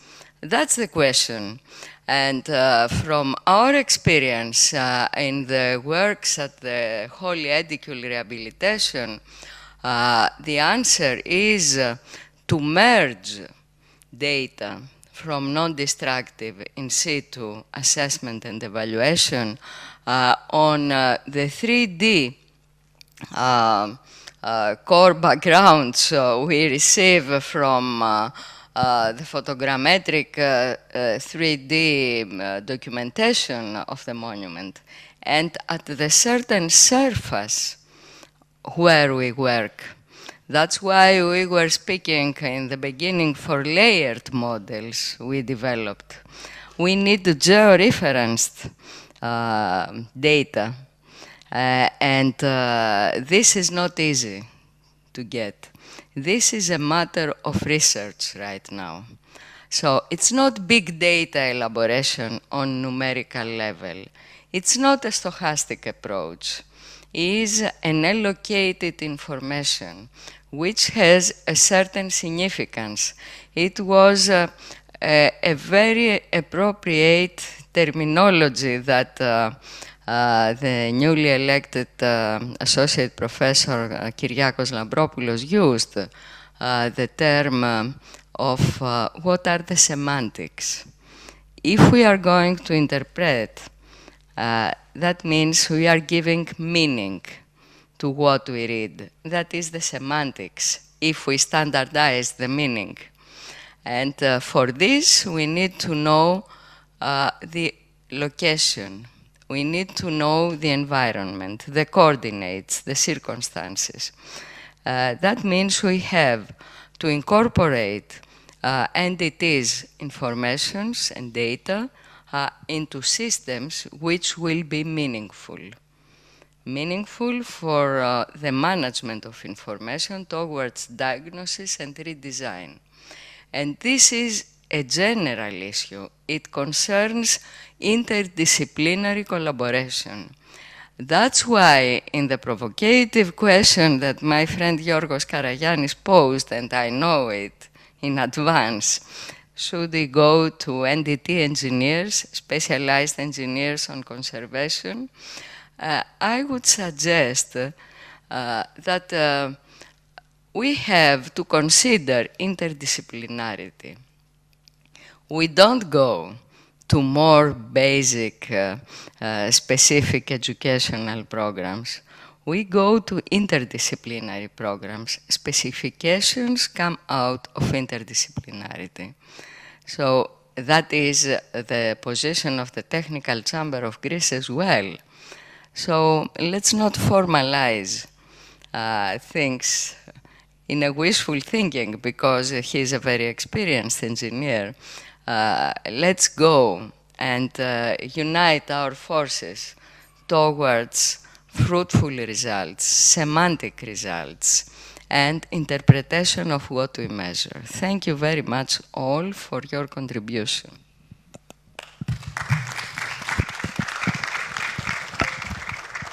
Thank you, Professor Moropoulou. I don't do it. If you need somebody fill after Professor Moropoulou wrapping up the whole discussion, if you need to make an intervention, anybody from the audience.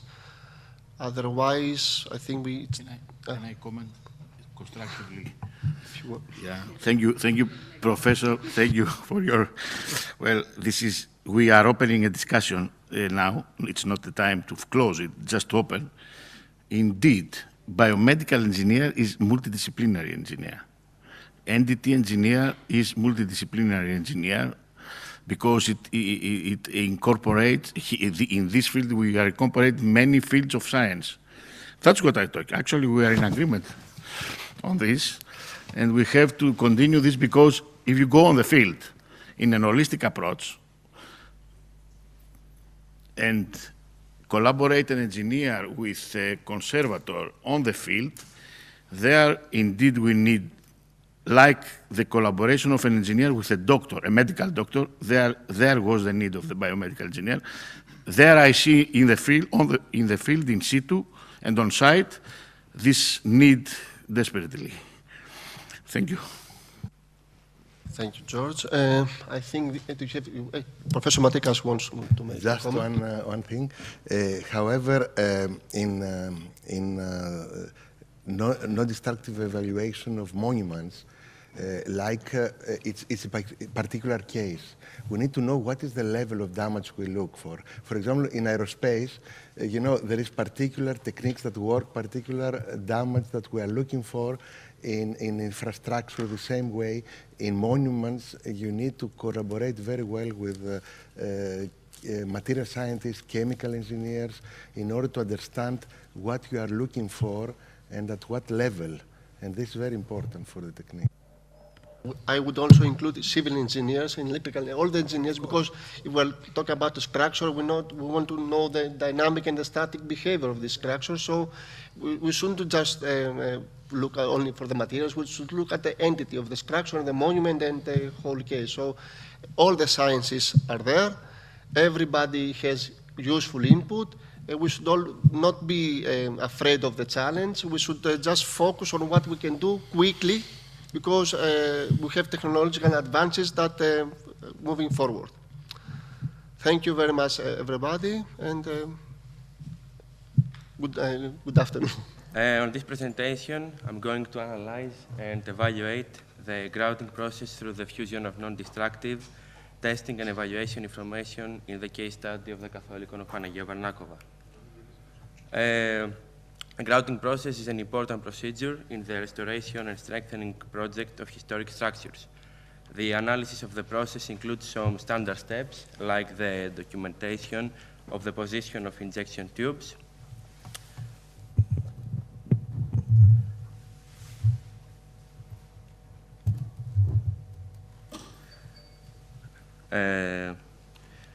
recording the input and output tubes and the quantities of the grout and the ejection, such as the time and the volume.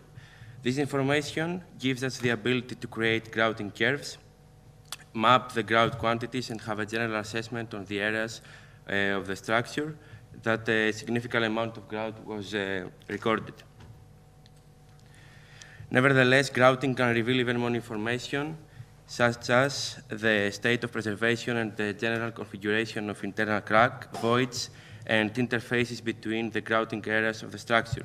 The procedure can be more understandable by adopting a different approach, So we basically use a two-dimensional level of information, and by incorporating 3D data, we evolve it to a 2.5-dimensional approach with spatial grouting indices that takes into consideration geospatial data and of the input and the output points. It is also utilizing structural data of the ground entry and corresponding ground exit points. As you can see from the schemes on the left, it's difficult to find precisely the true path of ground flow. What we know for certain is the input-output tubes, and so we can calculate the vector length between those points. From the data retrieved from the grouting process, we are able to calculate the total volume of the grout, the total length, and the number of exit points. And by dividing those vectors, the three indices that you see are created. Sorry. The first indice is a volume per length, which provides a special correlation between the grout injected from entry point and the special distribution of the exit points. While the next two indices, which are the volume per exit tube and the length per tube, they provide an assessment of the degree of crack, void, or interface branching, and estimation of the type of cluster configuration. The grouting process was used on site in the Holy Monastery of Panagia Varnakova, which is a historical monastery of the 11th century AD, built on the outskirts of the Vardusia Mountains in the prefecture of Okida. Its Catholicon is considered the most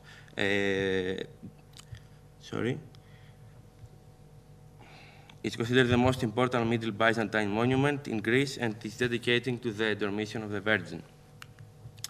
From the grouting process of the first 2 meters in height of the wall in the monastery, we gathered the most outstanding tubes, and the following curves were created. The main observations from the two diagrams were that on the south side of the exonarthex, which you can see in the, you can't see exactly, consumed approximately 15% of total grout volume on the left corner.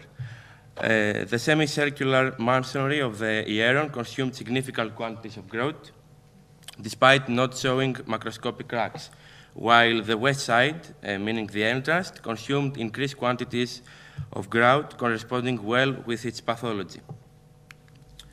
On this side, you can see the main table that we use for our calculations. You can see date, the input tube, the number of output tubes, volume, length, and the 3 indices that we analyzed before. So, now we move to further analysis of the panel of the walls of the monastery that had tubes of significant importance. From a typical grouting volume analysis, we observe that on the south wall of the exonarthex, the data shows that tube 94 consumed 40% more grout than tube number 1. Nevertheless, from an indices analysis, it is concluded that panel A, which is on the left, has relatively fewer paths of larger volume per vector length and volume per path, while panel C has significantly more paths of lower volume per vector length and volume per path. Before the grouting process, a preliminary study was conducted where non-destructive methods such as ground-penetrating radar and a thermal camera were used on site. The GPR analysis close to the side entrance on the south indicated detachment of stone layers peripherally. This study agrees with the grout indices of tube 94 that we mentioned before. Moving on, the grouting analysis between tubes 57 and 128, which are on the same panel on the nave of the monastery, show us that tube 128 has many exit points, that the majority of them are at the interior.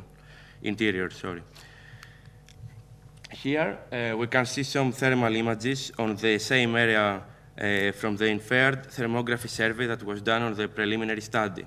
The survey indicated presence of stone block zones that may correspond to the presence of internal wooden tie beam elements or void spaces corresponding to them. Same as the GPR analysis, the grout indices of tube 128, the location of the exit tubes, as well as the findings of the dynamic analysis correlate well with the scenario of a detachment of the internal stone layer in area D, above the lower type B zone.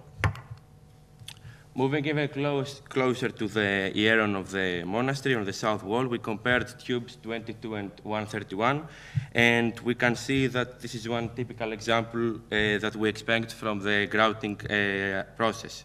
Tube 131 was injected 10 days later than tube 22, and it got half the volume compared with the first.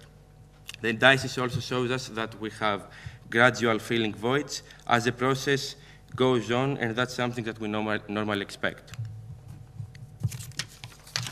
Here is another typical example with tubes 77 and 189. And now we go on to the north wall. We have a rather different situation. You can see that the second tube, tube 155, got almost no volumes, and all the indices decrease. As we go from the Hieron to the naive, indices are becoming more comparable. And here, for example, we see that tube 111 fills a high number of cracks with a small length. We now reach the point where there is the transverse wall, or as we call it, the historic wall, on the inside of the structure, and thus we have 3 layers of wall. As you can see, there is drawn with a red line an interior crack that we found from the GPR analysis. This crack is not extending to the exterior of the walls, and that corresponds with the results of grouting in tube 135. Last but not least, we go to the front side of the Catholicon. Here I would only like to mention that in the processing of the measurements and the comparison of the results, we have several problems, like some grout leakages. For example, in tube 293, which is on the left of the entrance, it is difficult to find the results because of the leakage on the foundation of the structure. In conclusion, using grouting indices allows better understanding and give us an image of the internal cracks and voids, something that an ordinary grout volume analysis cannot produce. It is necessary, however, for any conclusions from the grouting analysis to be verified by non-destructive testing and careful architectural and structural analysis. Thank you. Thank you, Katerina.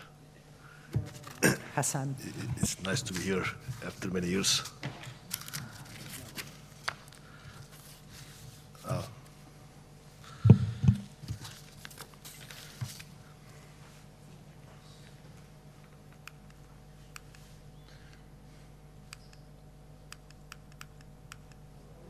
Trying to learn this.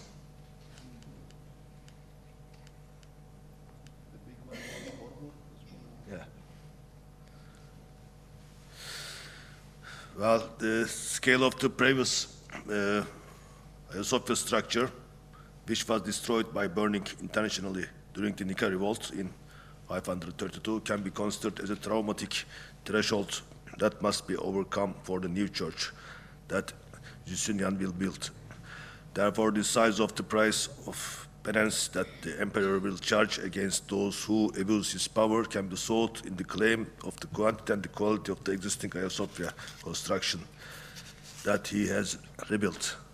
However, this passionate, big project, which will not be repeated in Byzantine architecture again, will bring along certain structural problems that cannot be compensated later, together with its unique beauty.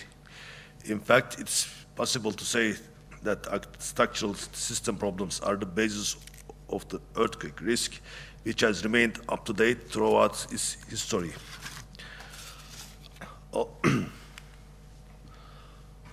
Although the 4 piers carrying the main dome are symmetrical to each other, the fact that each has asymmetric edges in 4 directions makes it difficult for them to show the same strength against horizontal loads. Another static problem that's clearly seen in the southeast and northwest section of the structure is that the columns at the ground and gallery floors have a different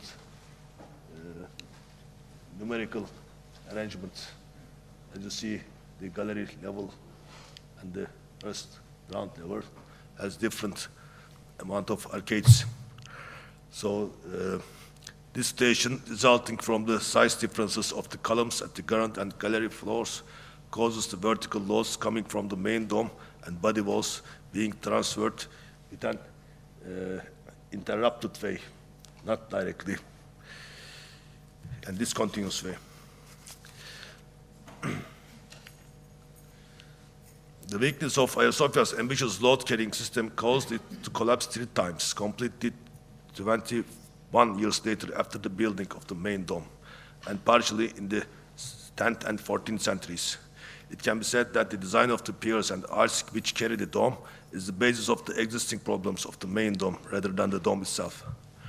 Undoubtedly, since it's not possible to reconstruct these building elements, the search for solutions to the problems focused on the interventions to retrofit the load-carrying system and the main dome carried by them.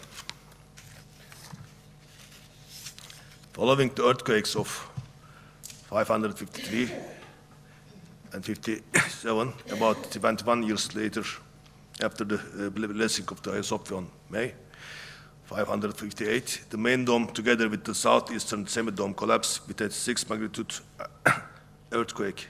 This destruction was associated with the fact that the carrying flattened design of the first dome, it means inefficient curvature, the deformation of the main pillars carrying the dome, and that the deformation of the dome caused by shear forces. However, the latest research, which was Professor Moropoulos was one of the members of the study, is that the modified design of the repaired dome is not higher than the former, but rather built in the same height with the increased curvature. So the last proposal is that section of the main dome.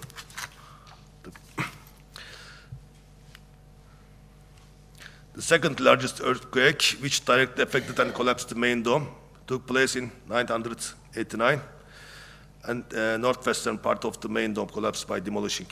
Since the fashion of the period made it possible to work with architects in distant lands, this repair work was built in Armenian Tirdat, the architect of the great cathedral in Ani, the capital of Armenia. Tirdat showed the intervention he would make before starting his repair through a model he prepared. This is also a very contemporary approach for today as well, to make a model of a building to be restored. In this repair, 15 ribs of the main dome, which consists of 40 ribs and northwestern semi-dome, were rebuilt with the main northwestern arch. And Hagia Sophia was reopened for worship in 994. And last earthquake, in the fall of 1343, a series of earthquakes occurred in the city, and these shocks caused the structure to weaken, and 1/3 of the main dome collapsed together with the southeastern dome, semi-dome, on May 19, 1346. The repair was carried out by Pedarch Astras and Giovanni Peralta and completed in 1354. Astras was Byzantine, Peralta was a Catalan guy. It's considered that the main dome is supported by flying buttresses in 4 directions within the scope of this repair, which is colored in orange, you see.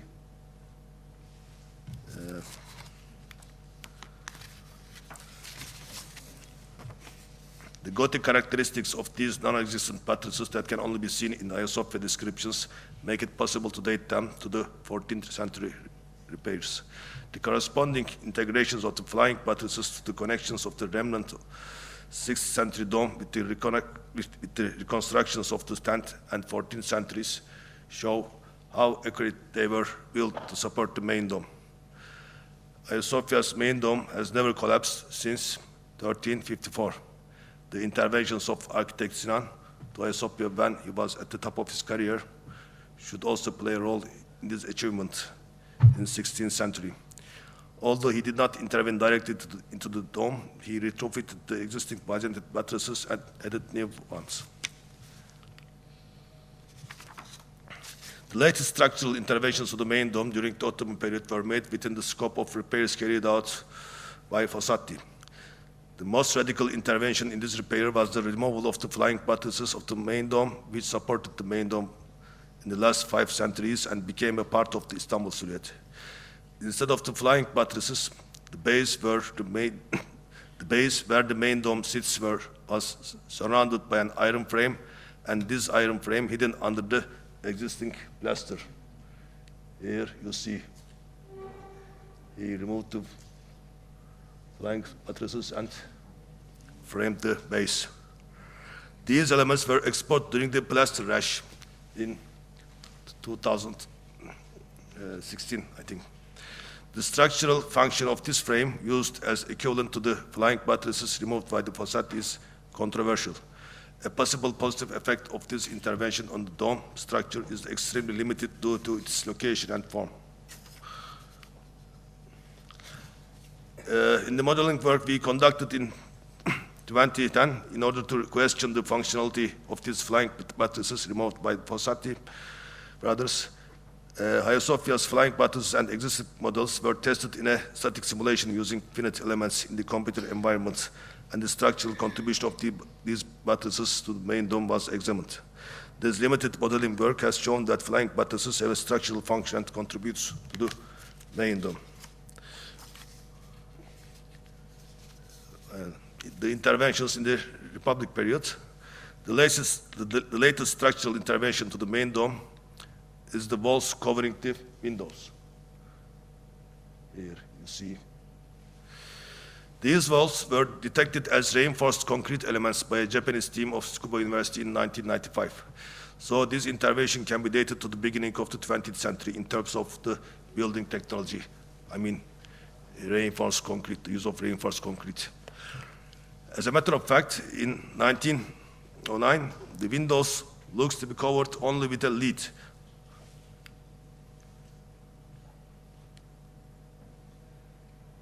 Here you see, they look without arch walls.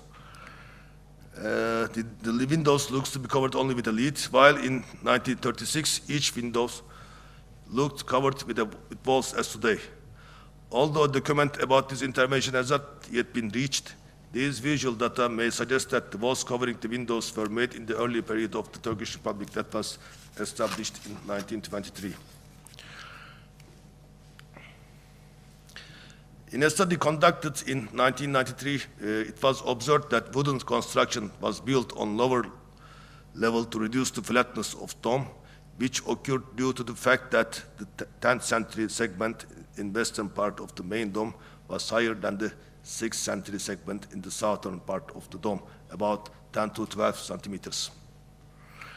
The effect of this intervention, which is understood to have been made to show the main dome symmetrically, which is actually asymmetrical due to the repairs in city silhouette, should be questioned in Hagia Sophia modelings, because the present modelings also were dealt without this timber structure.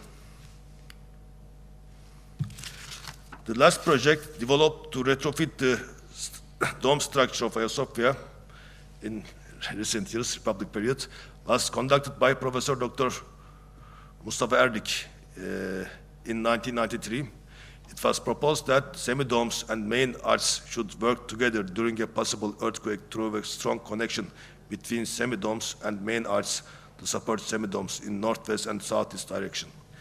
It was recommended that the most appropriate method for retrofitting the bond between the southeast and northwest main arches, on which they are based on semi-domes, would be anchors, like you see the plan and section drawings for this intervention. In the project where the anchors bodies were recommended to be completely inserted into semi-domes, it was stated that the anchor heads are also able to hide the image in a way that does not disturb the image on the facets of the southeast and northwest main arcs. It was found that the anchoring bars envisaged in the project provide the necessary safety as a result of the modeling. However, the project was not accepted due to the radical structural interventions to be required. Now, current situation. In the last measurements of the main dome, the diameter of the dome in the northwest and southeast direction, supported by semi-domes, was 31.19 meters, and the diameter in northeast and southwest direction was 32.55 meters. It's known that the dome has an elliptical plan, albeit slightly due to the opening in both directions that are not supported by semi-domes. This asymmetrical situation is noticeable not only in the plan, but also in the sections of the arch on which the main dome sits. Within the scope of our research, the cross-sectional areas of the main arch were measured based on the most recent Hagia Sophia dome cross-section surveys. Here you see the sections of the main dome. The cross-sectional area of the northeast arch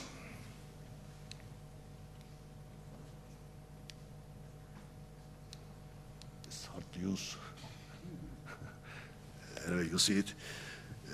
Northeast arch is 22.9 square meters gross, while the area of southwest arch is 22.4 square meter gross. While the cross-sectional areas of these two opposing arches are close to each other, the fact is not the same for the other arches to which the semi-domes are connected. As a matter of fact, the gross cross-sectional area of the northwest arch is, here you see,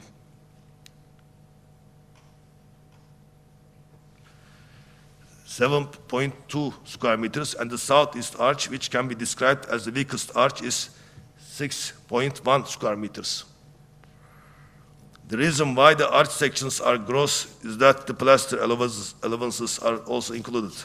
If it is considered that the plaster share in the sections will be close to each other, the ratio of the net areas will be similar to the gross areas. The fact that the cross-sectional area of the northwest arch is less than 1/3 of the northeast and southwest arch, and the southeast arch has a section of almost 1/4 of the northeast and southwest arch, shows how problematic the structure of the main dome has. Thus, it becomes clear that the cross-sectional areas of the northeastern and southwestern arcs are not double that of the others, contrary to what is known. The very thin section of the northwest and especially the southeast arch defines the asymmetrical structure of the dome, which was destroyed 3 times and rebuilt in different ways. The structural irreparable situation can be attributed to the carelessness of either the first construction of the existing dome or the reconstructions of the 10th and 14th centuries. Thanks to the low density and high tensile strength characteristics of the bending mortar and the reparation throughout decades, Hagia Sophia stands still. Researchers state that since the main dome has not collapsed since 14th century, there is no need for major interventions, provided that the structure is maintained continuously. It has ever been stated that the structure is stronger than its coverings. However, the need for careful reinforcing measures has been expressed. Correcting the horizontal and vertical asymmetry of the carrier system is not considered possible in terms of structural and decorative integrity. In addition, since the structure is asymmetrical, all structural interventions that may cause the balance of the loads to deteriorate may be risky for Hagia Sophia. So, conclusion and our proposal is that the 3-part structure of the main dome, which was built in 3 different periods, should be preserved as a whole. Therefore, it should be preserved in a way that is specific to Hagia Sophia dome. A prudent conservation approach may be possible with an approach that does not harm the structure and appearance of the dome. As a consequence of our study, the theoretical suggestion to protect the dome in a specific way to use a tension ring that surrounds the main dome from the outside. The use of ring beams is one of the basic approaches adopted in the retrofitting of historical masonry structures. It's considered that the main arches and semi-domes constitute the most important collapse mechanism in Hagia Sophia. Because during a possible major earthquake, while the main dome and semi-domes oscillate, it's predicted that they will hammer each other over the northwest and southeast arches, which are the most delicate arches. The hammering effect may collapse arches and semi-domes, and the main dome may be damaged partially. The usage of tension ring approach to protect the main dome would limit its oscillation, making hammering relatively one-sided, and would allow less damage to the semi-domes and slender main arches, which are supposed to support semi-domes. This approach, which aims to protect the main dome of Hagia Sophia at the optimum level, is expected to inspire new models as a prudent solution that does not require radical structural intervention. The materials and interventions to be used for the tension ring we propose in a comprehensive modeling study can be questioned. It's evaluated that this proposition can protect the main dome from possible earthquakes with minimal intervention without spoiling the appearance of Hagia Sophia. So the relevant civil engineers are invited. And finally, I want to thank you, all Greek nations, for your collaboration and friendship after the disaster we lived. Thank you. It was founded in 1077 AD and is one of the oldest and very important monastic complexes of Greece. The original cleator was the monk Arsenios from Karia of Phokis. It was renovated in 1148 in a more elaborate manner. It was blown up in 1826 by the Ottomans during the Greek Revolution and reconstructed in 1831 by Kapodistrias. Unfortunately, the Catholicon sustained damage from the Aegea earthquake in 1995, and it has remained closed since 2010 because of safety issues. So no religious rituals take place in the church today. Metal buttresses were installed to provide stability and strengthen the building, but this was, of course, a temporary measure which cannot be permanent. Just to describe the Catholicon a little bit, the temple is made externally of isodomic stonework. This means stone elements. These stone elements show cracks of significant width in the areas of openings and corners, as well as loss of bonding material. The interior is plastered, so we cannot see the masonry, it's not visible. However, the floor is very elaborately decorated. It corresponds to the 11th century reconstruction, and it is a combination of Opus Sectile and Opus Alexandrinum. Now, the diagnostic study that was undertaken by the NTUA includes what we will show you today: in situ non-destructive testing and laboratory analytical testing on samples. The multispectral interdisciplinary results of the diagnostic study are documented, and then they are utilized in order to design restoration mortars to be used in the restoration project, select the compatible and performing restoration stone for the works, as well as design the appropriate restoration accents to preserve the elaborate floor. In the beginning, we will show you the exterior. Here we can see infrared thermography measurements, which indicated areas of mortar detachment. These are problematic areas, as well as areas where incompatible mortars were used locally. Luckily. It also revealed the presence of an element surrounding the structure in the internal layer, possibly wooden, which had not been documented up to today. In the interior of the Catholicon, infrared thermography revealed perhaps an isodomic masonry behind the plaster. We were able to see the design. We can see mortars with lower temperatures, and the stones have slightly higher temperatures. The lower part of the interior masonry presented lower temperatures in relation to the upper parts of the masonry, and this is an indication that perhaps the Catholicon masonry is affected by rising damp phenomena. Ground-penetrating radar, which was done on the masonry, revealed that it is a three-leaf masonry. It has an exterior stone layer of about 25 centimeters, and an intermediate filling layer, which is typical of three-leaf masonries, and an interior stone layer. Also, a ground-penetrating radar gave us some information regarding the extension and interconnection of cracks within the internal layers of the three-leaf masonry, and also possible detachment of the masonry layers in certain areas. So this gave us an indication that perhaps grouting was necessary during the rehabilitation works, which was not something a priori decided. In order to study the historical mortars and plasters were selected from the exterior joints of the masonry as well as from the interior of the Catholicon. Mortars were also selected from beneath the floor, which, as we said, corresponds to the 11th century reconstruction, and also a Byzantine cistern, which you can see right here. Sorry, is that it? The cistern. The mortar characterization was conducted according to a specific methodology that is followed for the characterization of historic mortars with different techniques. All mortars presented calcite as main mineralogical phase and quartz as secondary. The historic mortars were all categorized as the same type. They are all lime-based mortars of hydraulic nature and appear separated in two basic groups. It was very interesting at this point that a specific sample that was selected from the Pronaos, which there is an indication historically that perhaps it survived the explosion, and it was not reconstructed in 1831, but is a previous phase.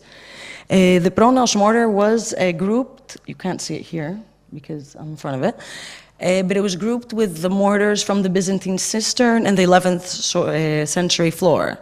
So this is an indication that the Pronaos indeed belongs to an earlier phase of the Catholicon. Also, the presence of chloride, as determined through spot test, indicates that the monument is affected by rising damp phenomenon and precipitation, because we also found chloride in mortars at higher levels of the Catholicon. Regarding the main building stone of the monument, it corresponds to a low porosity gray base biomicritic limestone. The exterior masonry is constructed almost solely from this type of stone, this lithotype, but also the internal masonry in the interior of the church also seems to be, in the areas where we can see it, constructed mostly of this stone. This stone presents differences in color. It can differ from beige to gray, different tones, not very different. It's a low porosity stone of high density and strength. In the upper areas of the interior, for example, vaults and arches, in certain places we can see locally a different type of stone, actually two different types of stone, a porous fossiliferous limestone and a porous microsporitic fossiliferous limestone. Both stones present calcite as sole mineralogical phase. They present a low density, which explains why they were used only in certain areas of the church and upper levels, and they present a high porosity. And both types presented high percentages of soluble salts, which of course has to do with their microstructure. To summarize the results from the materials characterization and the building, the structure is subjected to rising damp phenomenon and precipitation, and this must be taken into account when designing new materials. Incompatible materials have been used, but fortunately only locally. The masonry is three-leafed and presents cracks, voids, and detachments, which means that grouting is necessary. And the historical mortars are lime-based and of hydraulic nature, while the main building stone is a low-porosity, gray-based biomicritic limestone. Now, these results allow us to design and select restoration materials and measures. Regarding the restoration mortars, it was decided that during the rehabilitation project, incompatible and loose mortars must be removed, of course, in order to clean the masonry. And new compatible and performing restoration mortars must be applied to strengthen and homogenize the masonry, while grouting is also necessary in the case of the Catholicon. Through the diagnosis results, we were able to design restoration mortar criteria and demands. We need a restoration mortar which is of a hydraulic nature, and we need the appropriate microstructure for it to be compatible with historic mortars.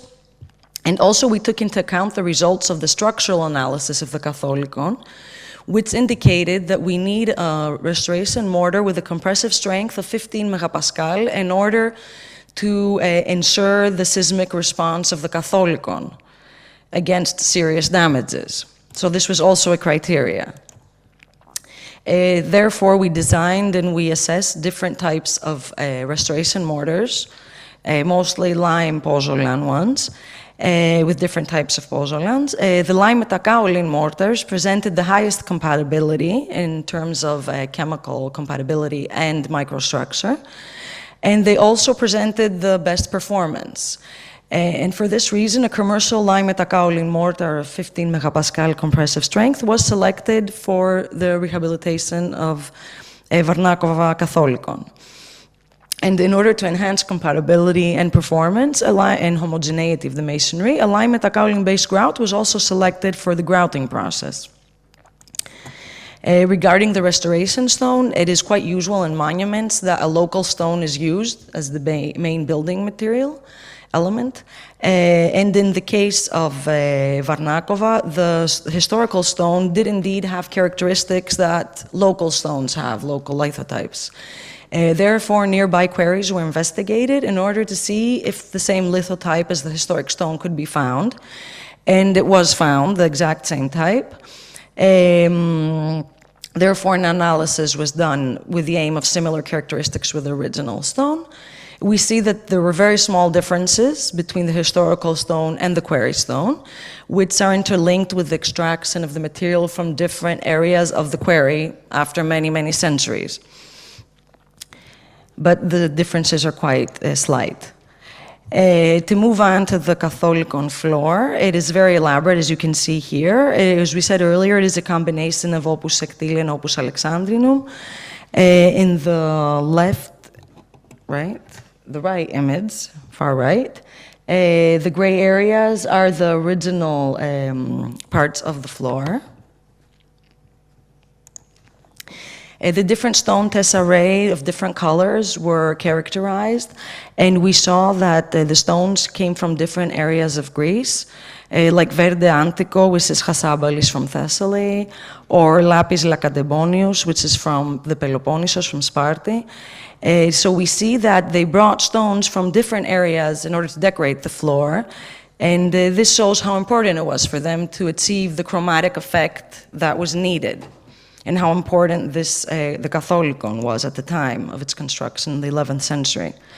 We used infrared thermography, and the areas of detached stone tesserae were highlighted, as well as stone tesserae that had increased surface roughness. Digital microscopy images also confirmed the thermography results, and thus we were able to see the different areas. In order to summarize the conservation state of the Catholicon floor, it is of course in need of conservation, as the following are noticed: cracks, recent interventions, not always successful, deposition of mortars. This is deposition of mortars from other works that were done in the Catholicon on the stone tesserae. Surface crusts are noticed on the surface, salts, iron oxides, biological, and dust. And of course, all this demands actions, the application of restoration mortars, cleaning interventions in order to see the original surface, reattachment of fragmented stone elements to bring homogeneity back, the filling of cracks, while additional measures have to be taken also for the protection of the central decorative synthesis, because after the rehabilitation project, the Catholicon will be open to the public again, and religious rituals will take place.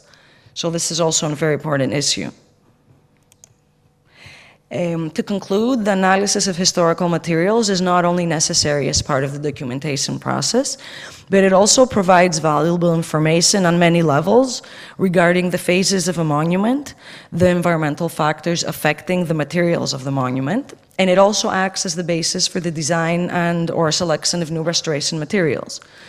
In situ non-destructive testing provides valuable complementary information, which is also necessary for the design of rehabilitation interventions and for the design of compatible and performing materials. For the design of the new restoration materials, an interdisciplinary approach is necessary because, as we saw earlier, the structural analysis gave us the level of performance needed by the mortar, let's say, the restoration mortar. And also, finally, we'd like to say that 3D documentation assisted in a holistic conservation approach because it helped us see the whole image of the state of preservation. Thank you.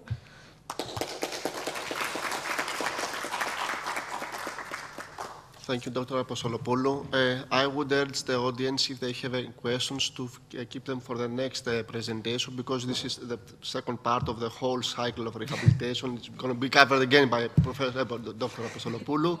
So I will going. be presented again now. Keep walking, actually. Try to keep it in 10, 15 minutes max. Oh, no, don't worry. It's 10 minutes. Okay, 10 minutes perfect, and 20 perfect, seconds. Okay. The floor is against yours.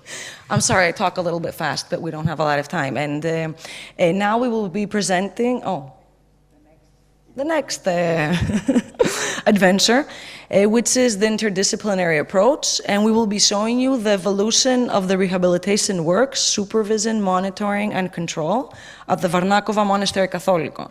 So before we saw the historical materials and we saw the proposals, but now we will be seeing the actual project, which is ongoing. I will not show you the historical aspects again.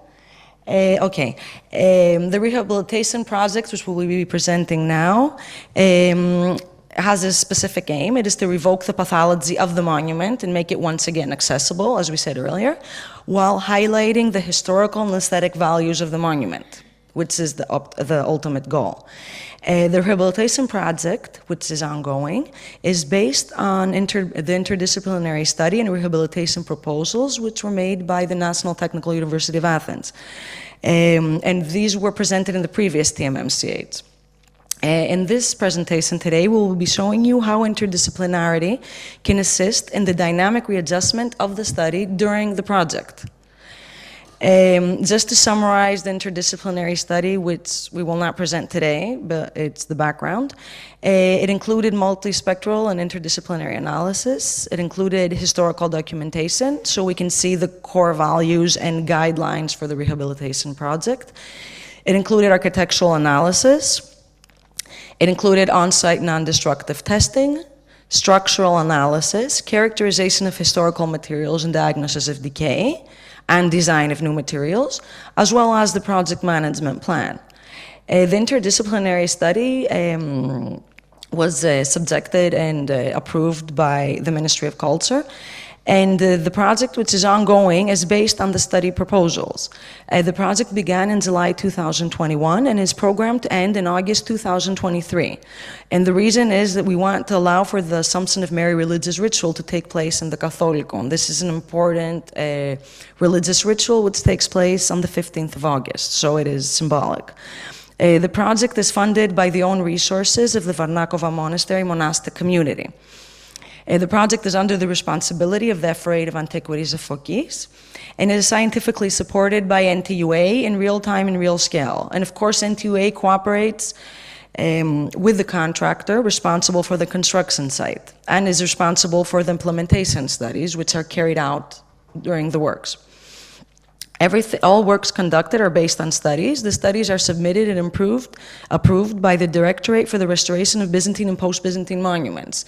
So we have a whole procedure here which must be undertaken in order for something to actually take place. The Reverend Metropolitan of Fokis Theoktistos is informed regarding the progress. Now the project follows specific predefined stages. These stages, of course, are interlinked and sometimes happen in parallel. The first stage is the installation of supports and scaffoldings, of course, the removal and restoration of interior plasters, the restoration of the roof, masonry restoration and reinforcement, resetting, reinforcement and supportive arches, restoration of domes and vaults, reinforcement of columns. At this point of the project, we are at this point, the reinforcement of columns. And following, we will have the reinstallation of electrical, light, sound, heating, and cooling systems, the installation of wooden frames on the roof, and the reinstallation of ceramic tiles, as well as strengthening of the foundation of the columns. The NTUA interdisciplinary team continuously supports the project throughout the works. And we would like to stress here some issues that we already saw at the Holy Edicula, how important it is to have scientific support during a project. Because sometimes, not sometimes, but usually, during a project, a rehabilitation project of a monument, we have new findings. And these new findings may demand readjustment of the project plan, which has to happen during an ongoing project. We will show you some examples here. One example at the Varnakova Monastery was the restoration of the roof. During the study, a specific plan was proposed and accepted regarding the restoration of the roof. As you can see here, the roof of the temple consists of a vaulting system that is composed of domes, semi-domes, and groin vaults, which rest on columns and pillars. However, when the roof was opened and the ceramic tiles were taken away, during the project, a complex building system was found, which was fully documented. The slope of the roof is formed by stone gables, the gaps between which are bridged with wooden logs. The gaps are filled with stones and mortar, and stone slabs, wooden logs, slats, and tiles were placed on top. So this is a very complex system. You can see a detail of the roof construction system in the previous slide. Okay, the roof building system was fully documented. Here we can see 3D. And the restoration plan was readjusted in accordance to the new findings in terms of architectural and structural issues, or had to be readjusted. Regarding the materials that were found beneath the roof were characterized and found to be the same type as the ones in the masonries of the Catholicon. So no adjustment regarding the rehabilitation materials was necessary. Structural analysis through numerical modeling was undertaken once again, taking into account now the new findings. And different solutions were investigated in order to select the optimum measures. The roof restoration plan was modified and new detailed designs were drawn regarding the reinforcement measures, as you can see on the right. The readjusted plan was presented to the stakeholders and approved, and thus the restoration of the roof continued and proceeded, however, with the new measures, with the readjusted plan. Another example of how new findings can change the study and the project plan happened during the removal of the plasters. In the interior of the church, we said was plastered. So already from the study, it was said that the plasters of the interior must be removed carefully in order to investigate the possible presence of wall paintings behind them. And the plan was to carefully remove the plasters, and if no wall paintings are found, get to the level of the masonry, restore the masonry, reinforce the masonry, and then apply new plasters and have the interior plastered again as before. Now, during the project, in most of the church, excluding the pronaos, although many different layers of plasters were found, and this makes sense after 2 centuries of it being in use, however, no wall paintings were found, and the final layer corresponded to the 1831 reconstruction phase. So in these areas, the study plan proceeded as planned in the beginning. However, in certain areas of the pronaos, fragments of murals were revealed, which were from previous phases. Thus, the plan was readjusted, and it was decided that the uncovered fragments will remain in place and be conserved and not be replastered in contrast to the rest of the masonry. During this stage, the removal of the plaster, when the plasters were removed from the east masonry of the pronaos, a Byzantine masonry system was revealed, the cloisonné system style that has the bricks and the isodomic stones, which is very typical of the Byzantine era. Now, this masonry was only found in this area. It corresponds to the west facade of the church before the construction of the pronaos. Therefore, it is a very important part of the church. It survived the explosion during the Greek Revolution.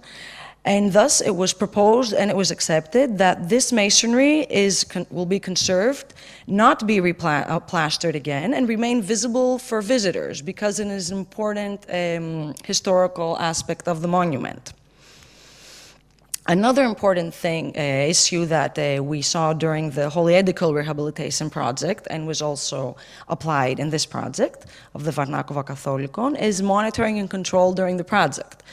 Because by scientific support and monitoring and control during the project, we are assisted in assessing the interventions as they happen, and therefore we can see whether the interventions were successful and something else is needed, and some areas may be highlighted which demand new measures or readjustments of the study. One example is during the grouting. During the grouting process, the volume of grout entering each tube was documented, as well as the interconnection of tubes, as you saw earlier in the presentation of Mr. Roumeliotis. By seeing the grout injection flow, we can see that it was successful in the lower areas where it has been concluded. In some tubes, there was an interconnection with the interior. That means that when grout was injected from an exterior tube, we saw grout flow from an interior tube, which means an interconnecting crack. And in others, it was not. And also the analysis of the grout flow in conjunction with ground-penetrating radar results can allow for the interpretation of the internal part of the three-leaf masonry, and this is also important information. However, the monitoring and control of the grouting did not demand a readjustment of the study. It is only examined to show how we can see if the intervention was successful or not. Another issue has to do with disintegrated wooden elements. Now, already from the study, that is before the project began, NDTs, as we said in the previous presentation, indicated that there is perhaps a wooden element embedded in the masonry surrounding the structure. But of course, we couldn't see this wooden element. It was only indicated through the thermography, infrared thermography. During the project, however, we had access to wooden elements of the structure, and we were able to visually inspect them and also apply NDTs. This revealed that some wooden elements were in a bad state of preservation and thus required replacement. And this was a readjustment of the plan too, because they were replaced with stainless steel elements embedded in mortar. Now I will be showing you the rehabilitation project, which of course is ongoing, so we will be seeing the different stages up to this point. We would like to say first that the reinforcement materials used for the restoration were defined in the study, so everything was predefined in this aspect. They were continuously assessed throughout the project and, if needed, of course, readjusted. And the aim when using materials for monuments protection is to achieve compatibility, performance, and durability. All three aspects are important. So we can see here the stage, the installation of supports and scaffoldings. Here we can see the exterior scaffolding system, which is of high safety and resilience. In the interior scaffoldings and supports were readjusted and reinforced because, as we said before, there are many stability issues in this monument. So there were scaffoldings and supports, but they needed readjustment and reinforcement. At the same, then the removal of plasters began. As we said earlier, the interior will be replastered, and the plasters were extracted very carefully on account of the presence of possible wall paintings. And the restoration of the roof system, which happened in parallel to the removal of the plasters and the reinforcement of the masonry. As we said earlier, the roof was opened, revealing the complex system. Stones and deteriorated materials were carefully removed. Imagine 300 tons of materials were removed. The roof was cleaned and documented. The pediments were reconstructed. Belts of reinforced concrete in the pediments were constructed as well for reinforcement, and selected historic stones, however, only ones that were in good condition and after cleaning were used in the reconstruction in order to keep the same material. Works on the roof system are still ongoing because this is a very huge project, the roof system, and because we also have to reinforce the masonry while restoring the roof system. And the three next stages are the placement of wooden beams, the placement of plywood seats, and the placement of screw-on ceramic tiles. In parallel to the restoration of the roof, we also have the masonry restoration and reinforcement. The first stage is the cleaning of the joints, cleaning the masonry of loose and compatible materials. The second stage is repointing, so the masonry was repointed, both regarding the exterior and the interior masonry, as well as the dome, roof systems, and the compatible and performing restoration mortar, which we described in the previous presentation, was used in these works. And finally, grouting was conducted from lower areas to higher areas to reinforce the structure. At this point, grouting has been conducted up to 2 meters height, but it will continue in the next few weeks. The arches were reset because they were in a very bad state of preservation, as you can see, and they were also reinforced. 150 holes were drilled to enable the placement of metal round rods to help the arches be supported, and 75 metal round rods were placed in the arches to suspend the supporting metal structures. Stainless steel tension and compression elements were placed at the end points of the arches, and the arches were readjusted. And you can see here on the left image a wooden element, which was from the previous reconstruction, which is in a bad state of preservation and was replaced with stainless steel element. Furthermore, the reinforcement of domes and vaults is ongoing. Dome and vault systems are restored, repositioned, repointed, and reinforced, both internally and externally. Regarding the restoration of the domes, we can see here the placement of stainless steel render mesh on the roof, which is an ongoing process right now. And finally, at this point, another ongoing work in parallel is the reinforcement of the columns inside the interior of the church, which is important for its overall stability. And the reinforcement is being done with stainless steel elements. Of course, the project is ongoing, and we hope it will end soon, and we will have more to show. The interdisciplinary methodology should be applied not only during the study of a monument or historic building, but it should also be dynamically applied during the actual restoration project. This framework, which we followed at the Varnakova Catholicon Rehabilitation, was first applied during the Holy Edicula restoration project, which was scientifically supervised by Professor Antonia Moropoulou as well. And today we can confirm the applicability of this framework for other monuments, as well as its importance in reaching the optimum level regarding restoration goals.